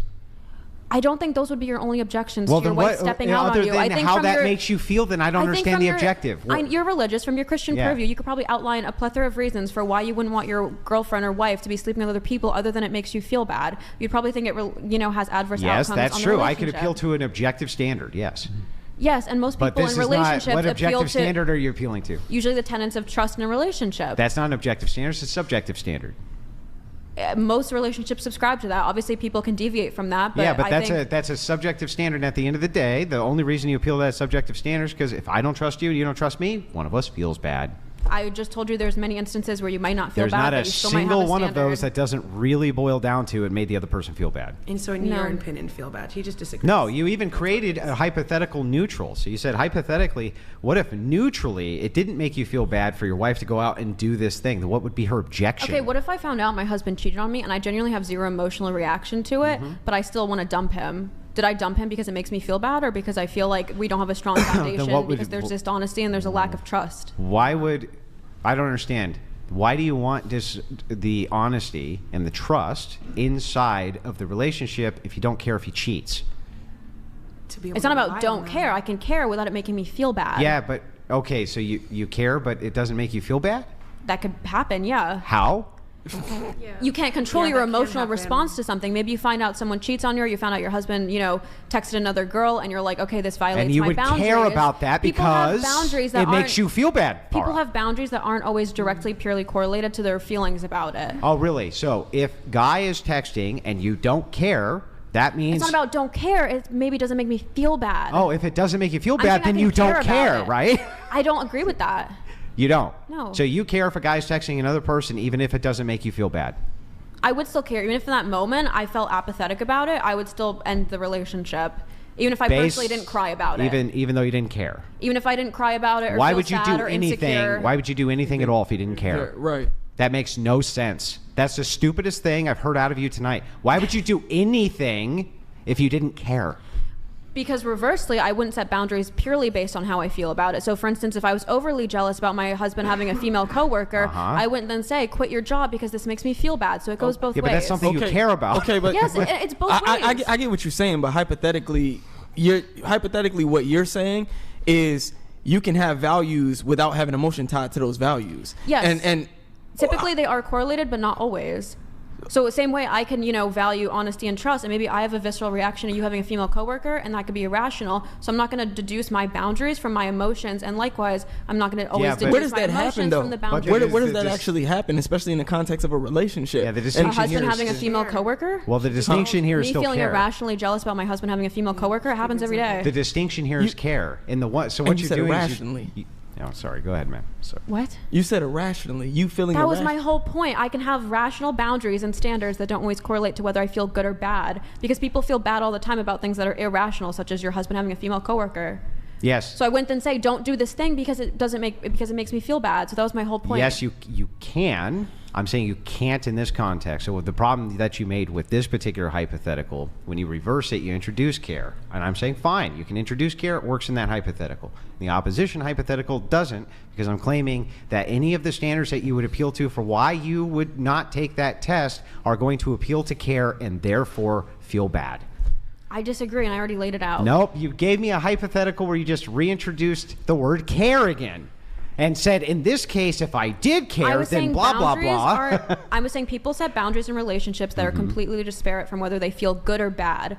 So same way, again, I may feel bad agree. if my husband has a female coworker. I'm not going to then say you can only work with men or you can only go to an all-male gym. Yes. And likewise, I might say, don't works. text other girls and don't sex other girls, but whether I break up with you isn't going to be contingent on whether when I find out, I cry about it or not. No. Because Why I don't can still you feel wait? disrespect. Whether you okay, cry, disrespect is maybe the variable here. Yeah, before you even cry about it, why did you set the standard to begin with? Because of certain values in the relationship. Because things you care about. That's what I was saying. Care about, but not feel good or bad. You said whether it just hurts her feelings. How could you care about it if you don't feel good or bad about it? I just explained how. No, you really didn't. In this context, that doesn't work. Why would you set the standards if you didn't care about the standards because you felt good or bad about the standard? Because I can think there's certain. Shut up. I can think there's certain pillars. Sorry. I could think there's certain pillars that breed a stronger relationship, regardless of whether or not I personally feel good or bad about it. And I know you agree with that. Then why do you care about the stronger pillar? Because I want a strong relationship. Because you care about it? Because you value the relationship. You wanted to have. Because you care about it. I didn't say care wasn't a variable. I said feeling good or bad. And I'm saying you can't have the feel good or bad. If you care about something, you have to have the feel good or bad. I gave you an example in which you don't. That doesn't have to be the case with the coworker. No, you actually didn't. What you do in that example is you just say, yes, in that case, for care, I do feel good or bad, and then I set reasonable boundaries. But no, I said you don't. You don't deduce the boundaries from feeling good or bad. I think you do. Nobody does that. Everyone does that. Everybody does it. Every jealous wife says you can't work with other women. No. But the reason that they would say that or not say that is because they care about it. And so therefore, the fact that they care about it is why they set the boundary for good, or it makes me feel good or it makes me feel bad because I care about it. Yeah, the emotion is going to be because I'm saying they still feel bad about it, but they still let their husband work with other women because they realize that's not going to have adverse outcomes. Yes, but that doesn't mean they don't feel bad about relationship. it. The reason that they could still feel bad about it and allow it, but they still feel bad. I know you see my point. And I'm saying that from your perspective, in this particular case, why shouldn't a man or why shouldn't a woman take the paternity test if a man asks her to, other than, I feel bad that you asked me to do that? And I told you why. Her feelings are regardless of the fact that maybe she wants to have a strong pillar of having trust and faith in the relationship. Same way, maybe I don't personally feel good or bad if my boyfriend says, share your location with me. But maybe I'll say, like, okay, but if you don't trust me, then this probably isn't going to be like a sustained relationship for a long period of time. And okay, the word trust there, doing a lot of heavy lifting for your point. So I feel like you wouldn't trust. Let me finish. I just let you talk. I just want to say I'm not even disputing the fact or like the of requesting a paternity test. You were just asking what are some other objections. Yeah, but I think it's your prerogative to ask. But even in that, you're using the word trust there. It's doing a lot of heavy lifting for your argument. Am I to assume that you care about trust then? Mm-hmm. Yes, I never said care is not a variable. I said feeling good or bad. Stop. Why would you care about the trust? Why would you care about the trust? Because having a strong sense of trust in a relationship leads to a healthier relationship, regardless of whether I feel good or bad. So even though I may feel bad about the fact that my husband has a female coworker, if I have a strong sense of trust, that takes precedence over my feelings of good or bad. Yeah, okay. Forget the absent analogy. Inside of your relationship, without qualifiers, right? Without going, just like just answer this single question. What's so funny, Brian? Just answer this single. No, Brian, tell me what's so funny. No, Is that what I sound like Farah, answer this single. Just answer this single question. Trust inside of this hypothetical. Okay, inside of your own hypothetical. The paternity one or the the paternity one, which is doing all the heavy lifting here. The word trust there implies you care. We agree, right? That you care about trust. Yeah. Yes. And do you care about the trust because if you can't trust the other person, right? It would elicit a negative feeling No. in you. No. No. Okay. Wow. And there's nothing I can do. Nothing he can do. There's nothing. What do you he mean, can wow? Do you have a rebuttal? It doesn't make sense. It literally does. System or a bunch of people trying to stay in power as much as it is the way that humans actually interact with each other, because we're distinct, ontologically different creatures. Would you So say that it's maybe like a better description? Because there were matriarchies. It was just like patriarchies there consistently really outcompeted. well, there really weren't ever matriarchies. There were there were matriarchs, but they really, all of their force conditions for the monopoly on force were still upheld by men. So So- this isn't totally true. What we actually see when you go back to like Paleolithic eras of like Homo sapiens is that patriarchy was just more effective at like coordinating war efforts. Like they just killed everyone No, else. in Paleolithic societies especially, what you mostly see are chiefs, and you see men who That's are a high-level men. You don't patriarchy. see matriarchs. So you did. The problem is that a You lot didn't. of you did. You didn't. Where? Okay. Name a culture. I actually don't know the names of any Paleolithic cultures specifically. But that you doesn't- do know hold that on, there that was doesn't mean- matriarchs in them. We can literally Absolutely. Google So, it like, if right you now. go, so there's a really good book I'd recommend. It's called *Sapiens*. It's by Yuval Harari, and it tracks basically the evolution of like Homo sapiens psychology specifically, because we need to understand that, like, for example, a secular argument for Abrahamic religions is that it's been, bar none, the most evolutionarily successful at setting up the best societies ever, which is why it's the most dominant thing. It's not this like crazy evil thing. The same thing with patriarchies. It's reasonable to presume, especially when you get into like these lost tribes and we do see matriarchies, not as often, but often enough, that there were lots of matriarchies, but the reality is that the patriarchy was fundamentally a more competitive organizational system. Let's grant for a second that even that's true. That there was matriarchies within Paleolithic societies. Okay, I'll grant you for the sake of argument. In recorded history, of which there's about 6,000-7,000 years, there could be some things pre that, but we had like the Library of Alexandria burned down, so we don't know. We lost a lot. Okay, so we don't really know how far back it goes. Since this is true, and we only can go back about 7,000 years, if you look at that record, there's not really any matriarchies. Oh, I anywhere. agree. I would say like it seems to be the case that like when tribes were just forming to a space where they were like family competitors against one another, that seems to be where matriarchy dominantly lost. Yeah, so then I if just the want to be clear that like conditions of matriarchies society- aren't inherently biological. Like patriarchy isn't inherently Yeah, biological. It's but just more competitive. It's If just more since the successful. conditions have existed for societies, actual societies, the way that we understand them, which is not tribal throw spirit things anymore. It hasn't been for thousands of years. We've had the coalition of societies. We have not seen that formula. What we've seen instead is a strong patriarchate everywhere in the world, basically at all times. Sure, but basically the patriarchy always. is a lot less masculine than we like to act like it is in many ways. Like this is actually one of my biggest frustrations with feminists when they talk about patriarchy, is that the most successful patriarchies were patriarchies that could socially organize large groups of people, and they did so through the inventions of state and the inventions of things like religion. These are fundamental to coordinating people beyond 250 Yeah, but I don't bodies. understand how that's not masculine. Because social coordination and social cohesion and like making social groups work is almost always attributed to being a feminine No, trait. it's not. In Of course it literature- isn't. In literature, it No, always it's is. not. Listen, who's organizing the home? Who's organizing the community? corporations? Who's in charge? is men. Who's in government? Yeah. All of these are all orders for social organization. Exactly, because men are allowed to be feminine, and feminine and masculine traits are both necessary Wait. for It's not. flourishing societies. You're saying that you're only assigning it as being feminine, even though when we're looking at the historic record, it doesn't seem like it's feminine at all. It seems like it's a very much a masculine trait to be able to do mass organization, especially of other men. A thing of Do you which think you almost organizing never is see women feminine or do. masculine?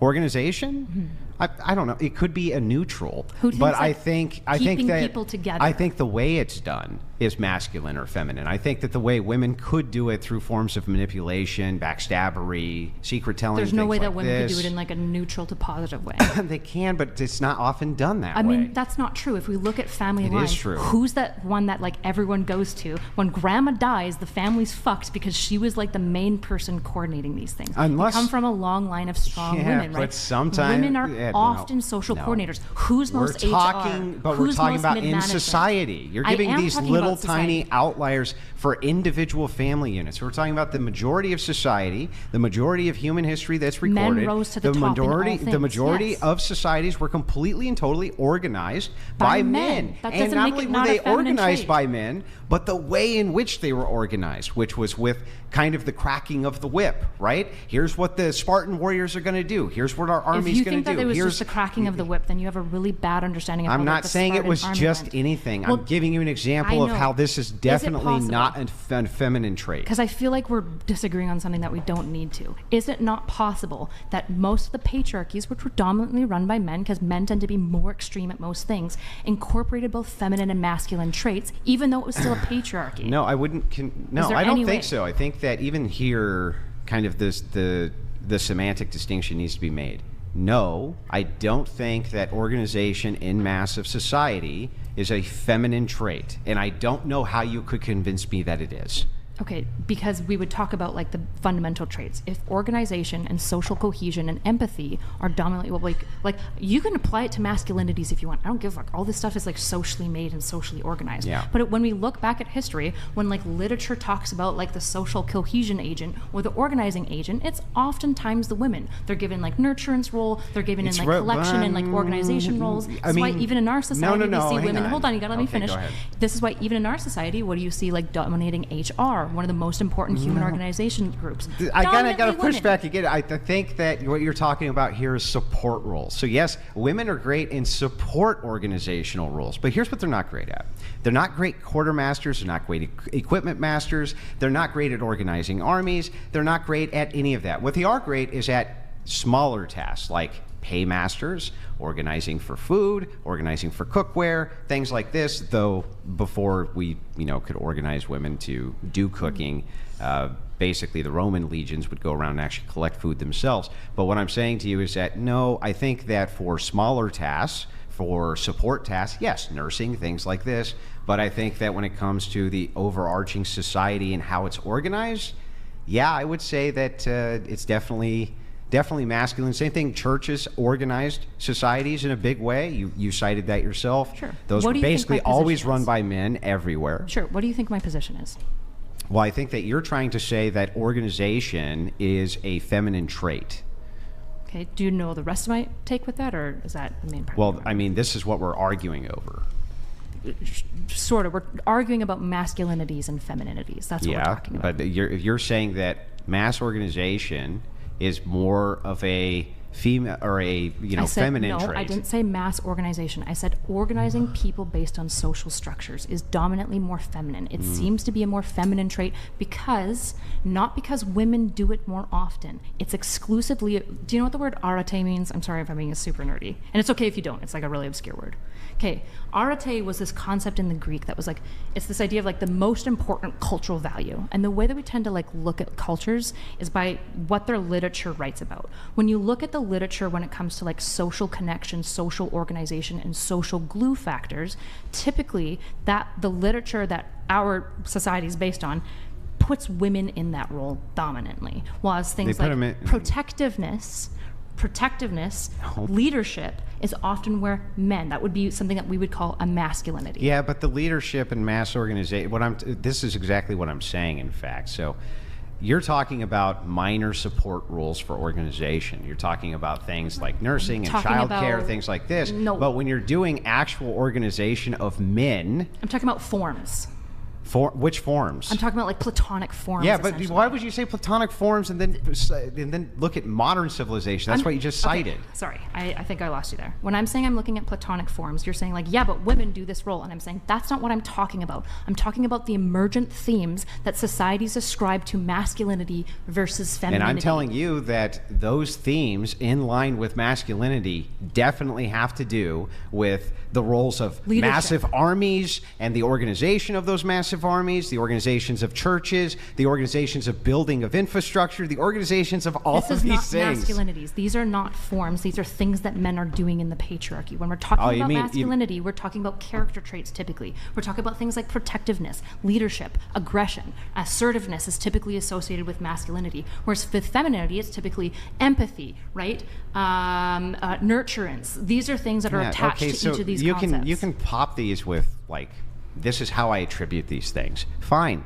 But what I'm saying is that as a matter of record, it is not the case that women really are the ones never said organizing that. anything in I've never society. said So that. if that's just the point that you want to add that as a feminine trait, fine. I'll concede it just to move the conversation on. literally my only But when it's mapped onto reality, that Men is are not what we always see. in the leadership, and they always Yeah, tend to be more so extreme. when we Of go back course. to the point then, and we're talking about when the men feels bad and the woman feels bad, and how women and men both, interact with how men and women feel bad, you can see why there'd be a distinction for how women judge men and how men judge men. Oh, for sure. And why Totally. that would be necessary that men do show a bit less emotion, probably a lot less emotion. That also, one thing I found here in this podcast, every single episode I've watched, this question usually gets asked: do you want a more dominant man or a less dominant man? And you know what they all say? I want a more dominant man, and I want him to show less emotion, and I want him to show more leadership, which is what you were saying, and more virtues, which is what you were saying.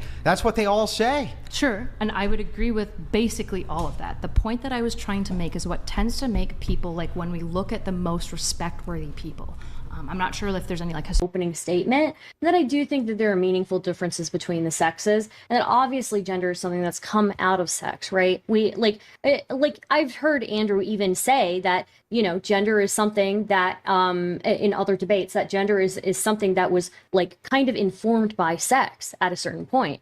But as somebody who's kept up with modern society, and I still maintain like the importance of etiquette and also understand the repercussions of not affirming somebody's identity, I tend to prefer to affirm people's identity. So you think and that I'm we not should saying- we should lie to be polite, is what you're saying? I mean, look, I don't. Here's an example, okay? I personally don't believe in a God, right? I'm not going to go up to you and say, hey, guess what? Your God isn't real. Fuck your God, all of that, right? Maybe other people do that shit, but that's not me. So yeah, there is a Well, so if people there's who a do, reason. Just one second. people if you could do wrap it up. that. Oh, sorry. Go ahead. I was going to ask Yeah, if you if could wrap it up in 10 people seconds. if people do that, if people do Uh-huh. come after the Christian God, are they Christophobes? Is it Christophobia? I mean, when I think if they're they say that God's not disrespectful, real? 100%. That's not Yeah, my they're just- question. Is it Yeah, so- Christophobia? I mean, you If can they- say it. Sure, why not? Fuck it. Yeah, why not? So I would say that if somebody is saying like all Christians are this type of person and that we need to do this or whatever, and that their God isn't real and they're useless in society, things like that, like I would probably say, yeah, You're you know what, loading they it. are. You're totally loading it. The question specifically is just this, okay? Yeah. If somebody does not Mm-hmm. affirm that Christianity is true, are they Christophobic? No. No. I don't think then so. why isn't the true same for the transgender identity? Because I specifically told you that you don't have to agree with transgender ideology. Like you can choose to not believe in that. That has nothing to do with the argument. I don't think that not believing in it is transphobic. That I has think nothing to do with the argument. If you make the statement that it's not Christophobia, it's not a phobia of Christianity, to say to them that to not affirm their identity is true. You just said that would not be Christophobia. How could it then be transphobia to refuse to affirm the identity Does is it cause true? you material harm that other people don't believe in your religion? Yes. But not only that, it's Really? actually one-to-one. It would be causing the same type of harm. What would be the distinction? So it doesn't devalue you as an individual. I think it does. It's all about how I feel. That's ridiculous. Nina. What do you mean? It's how I feel. Sure. It's not about what's real, right? Okay, well, it's, if it's you're- how it's perceived. Okay, so specifically, I did also say that saying a trans man is not male is not transphobic, in my opinion. So, like, with Then that, that's the end of the Isn't debate. that the premise then that's of the the end debate? of the debate. the difference is I specifically said trans men, saying trans men aren't men is probably transphobic. Right, Saying that's the trans premise men of the debate. aren't male is probably not. No trans person is going to say that, or most trans people are not going to try and argue with you that they've changed their sex successfully. They know they haven't, I don't right? understand. Let me be very specific. Mhm. Are you claiming that if I do not affirm the identity, meaning lie, to a person you call a trans Wait, person, no, and no. tell You them, said let me identity. finish. Why is Let that me a finish the lie? question, and then you can respond. We'll Nina. give you a minute to Okay. respond on the other side. Specifically, is it transphobic for me not to affirm a trans person's identity, or isn't it? 1 minute on the clock. Why do you keep? Okay, well, this isn't going to be necessarily a response to your question, but I just don't like your You're going premise to that, ask a question to identity answer is the a question. lie. Great. Perfect, Nina. It's No it's need to the answer the premise of the question. debate. Well, but So, it's the right. Well, no, If it's you, not about a lie. It's just about like why are you thinking that like it's like. Let I mean, me to try use one your more own time with the example- question. No, to the use question your own is it you can identify transphobic as for a me to not Christian, like, affirm I- the Just identity one second, of let a him ask the trans question. person, or isn't it? Oh my god. is it transphobic to not affirm the identity of a trans person, or isn't it? Okay. Yes. Yeah. Yeah, I think so. Yeah. Okay, I do. why is that not true Yes. for the affirmation of the identity of a Christian, or the affirmation of an identity of somebody who claims that they're black when they're actually white, or Yeah, any I was number just going to actually of ask different? that. I You was would to gonna some say, extent- wait, if hold on, I hold on, tell- hold on. You if would I someone tell have the- you guys, sure. Okay, go ahead. If I tell you guys, you know what? I've done a lot of searching. I've been to a lot of therapy. I've done a lot of psychotherapy, and I believe that I'm black. Would you guys feel that it's harmful not to affirm that if I believe that's my identity? I would say that, if you grew up around black culture, if you feel like you identify with black culture, like I don't know that I would call you black, but I would say, you know what, you seem to be really ingrained in black culture, right? You wouldn't like affirm her identity, Stardust? No, I don't believe in trans I can't. racism. But what kind of racist wouldn't affirm her identity, Stardust? Yeah. What kind of look, I'm not phobia? going around saying that you guys aren't Christians, right? Like, I'm not But saying if that you you guys did, you aren't. said it's not a you phobia. don't. No, I didn't. No, that's not Yes, what it was. my You're changing question- I it. You're changing specifically your asked question. this. I think your we need to question. do- Wait a minute. take a little- Your question was specifically if you say that my God isn't real. Is that Christphobic? No, I don't think that's Christphobic. If I go around But if and I say that you're not a you man, guys that's are saying- not oh. Christians, you guys are not real Christians, then yes, possibly that could be. Why would that be Christphobic, but the alternative would not be? Well, what is the because criteria? you're What is claiming the that you junction are. breaker? What you're claiming is you're claiming that your identity as a Christian. I Mm-hmm. am denying your identity as a Christian. Yeah. Just Yeah, through my that's what it would perception. be. Just through my perception, you're denying it. It doesn't have to Yes. map onto reality. It only has to map through the perception. So is it we've Christophobia clarified. through or it's, not? I would say it's anti-Christian. Yeah, it's probably anti-Christian to say that, hey, you know what, you say you're Christian, but I don't believe you. So then is it anti-white to say that race doesn't exist? No, not really. We have things that are social constructs all the time, right? So- but we like money doesn't really exist. We It made does. it. It does. There are pieces of paper which reflect reality. That's the Yeah, but non-social we construction. still made that up. We Hang still on, made stop, that up. stop. The argument of what is the social construction portion of money and what is the physical portion of money, okay, that needs to be clarified. There is a physical portion of these things which does map onto objective reality. Then there's a social Mhm. construction aspect to it as well, like a school. That is still a building. The social construction aspect would be the school, right? So yes, what I would say is like money. Yes, we have like hard money. We can look at it. It's a real thing, but that real thing still came out of the social construction Right. of Well, it. what I'm trying to clarify is what is the social construction aspect versus what is the physical aspect of the actual thing that maps on to reality. In this Well, the particular case, physical- the only thing that maps on to reality is the biological sex. The thing that does not map on to reality is the social construction, which you call gender. You say that it's transphobic to not affirm the identity of a person, but cannot give me a threshold breaker for any other specific identity. No, yeah, I have given you. I've said that, yeah, if I'm going around denying your identity as a Christian, then yeah, that would probably be bigoted. So if you say, Yeah, can I jump in a here really Satanist quick? isn't a real Christian? Again, it's a little bit to repeat something Stardust did bring up, of course, but like do you think that if I were to deny the fact, like I am acting like I know more about your religious beliefs than you, and saying like, no, you're not actually Christian. Like, do you think that wouldn't be like a problem? Like, that's more analogous in my mind. Is somebody saying like, oh, you're not this. Like, you're not this. You can't be this. Like, I don't know what you feel. Well, I don't know what your beliefs are. I don't know how your internal mindset is. Like, I don't think that would be fair at all. Aren't we talking about for me. biological reality? I'm almost done. Okay, but sure. unfair for me to say when it comes to like the way that you interpret yourself and your identity as being a Christian. I don't think I should have the right to say like, I mean, not like to say it, but like, Well, you let's know, test it's and kind of see a if piece this of is shit actually- move to do. let's test and see if that's true.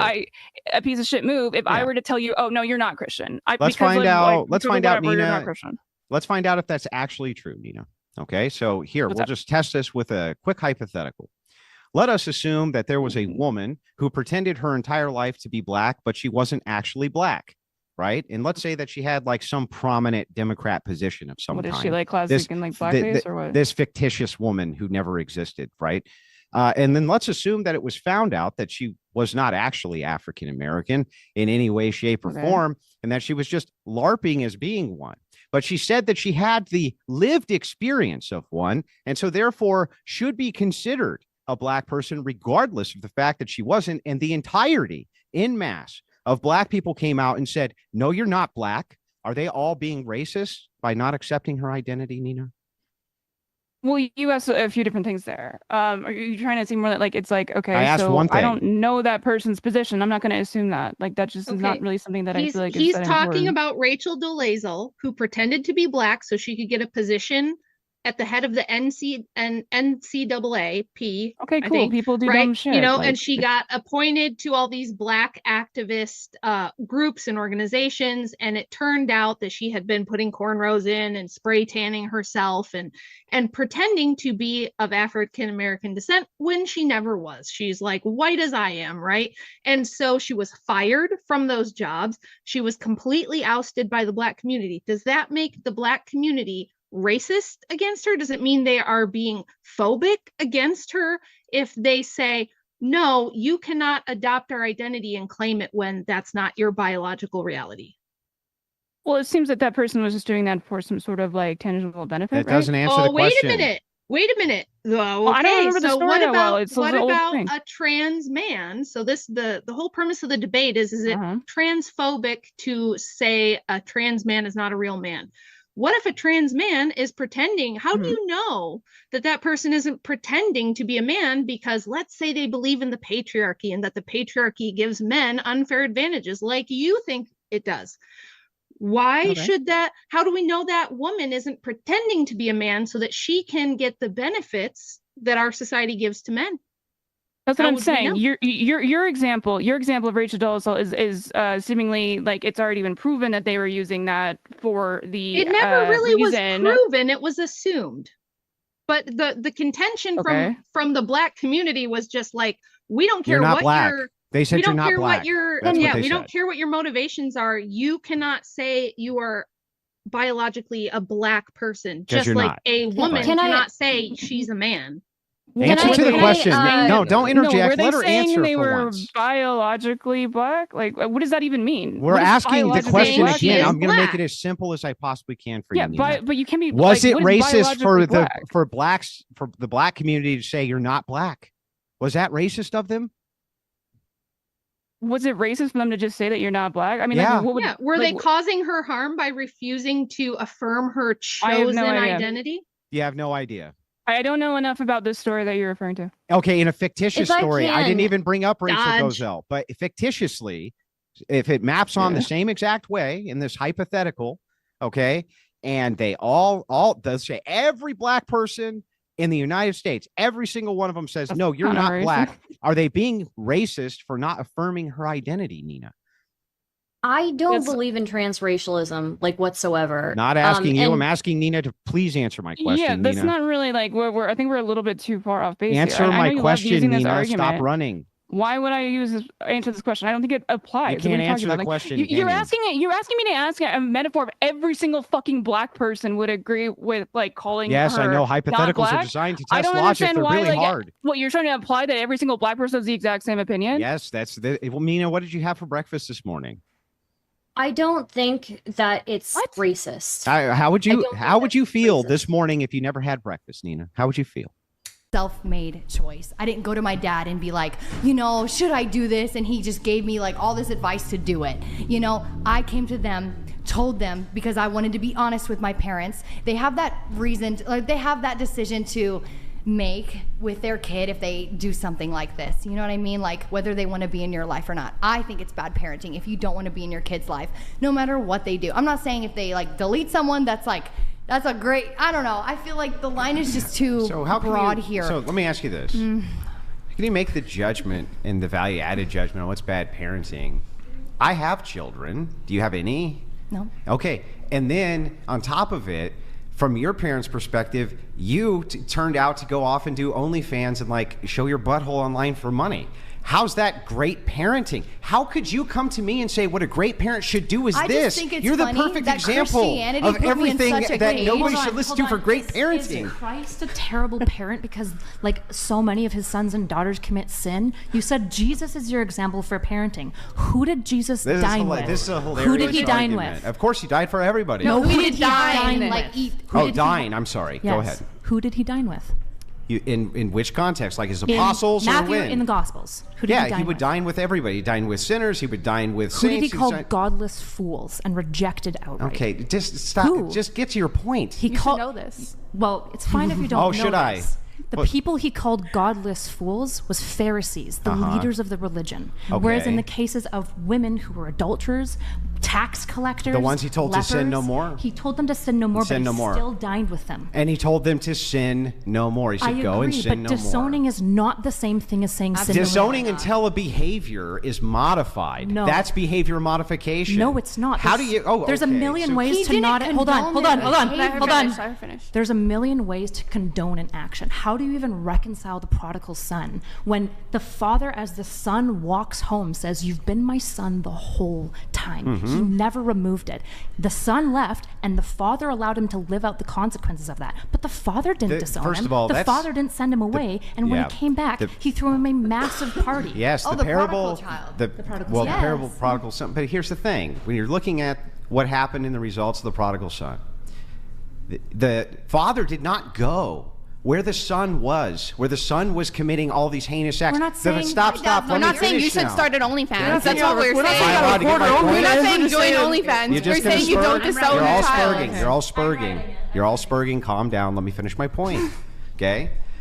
Dad didn't go where he was. Dad wasn't going and trying to pull him back. He wasn't doing any of this. He was saying, I don't endorse what it is that you're doing, what you're going after. That's Yes, not what he he did said. say that. He never He told said him that. it was a bad idea to leave. That's a very big difference between Okay, saying he that told him it was a condoned bad. them Now he everywhere. left anyway after breaking the fortune, and then when he came back humble, with his With tail between nothing. his legs, crying his eyes out, did his father say, "You've now returned to me, the prodigal You've son, and now all is always- forgiven." You have always Yeah. is the key word here. You've always been They're my still son. always your kid. Not if but you that disown doesn't them. mean- That doesn't mean that you Not have if you to. disown them. That doesn't mean you have to difference enable is, it. In the cases of like, did he not go with them to like go and slut it up with whores and Mm-hmm. blow money on crack? No, he didn't. But she's not saying, "Hey, Dad, come do OnlyFans with me. You should." My start dad it is with me nowhere either." in my life. Yeah, but my point Physically. is that again, when he came back humble, when he came back correct, when he came back from doing the horrible things that he was doing, then Dad said, "Yes, welcome back in. You were always my son. Of course, I never stopped loving you." But he was not endorsing all the At things. no that the point was kid- he disowned, Let me though. finish. He was not endorsing all the things the kid was doing. He was I'm not not going out of asking his you to. way to make sure that the kid had additional money to continue sinning where he was at. He wasn't doing I'm any not of asking that. I'm not saying any of these things. The issue is that if Christ is the example for parenting and he loves you every single step of the way, He's not the only disowning your child is the opposite of that thing. Now, I am fine with parents getting to decide if you like don't want to like support that. They tell them explicitly. Like I would be fine with a relationship. Like my parents are Christian, my brother's gay. I'm fine with them regularly being Can the like, "Hey, Catholic disagree Church with this." excommunicate people?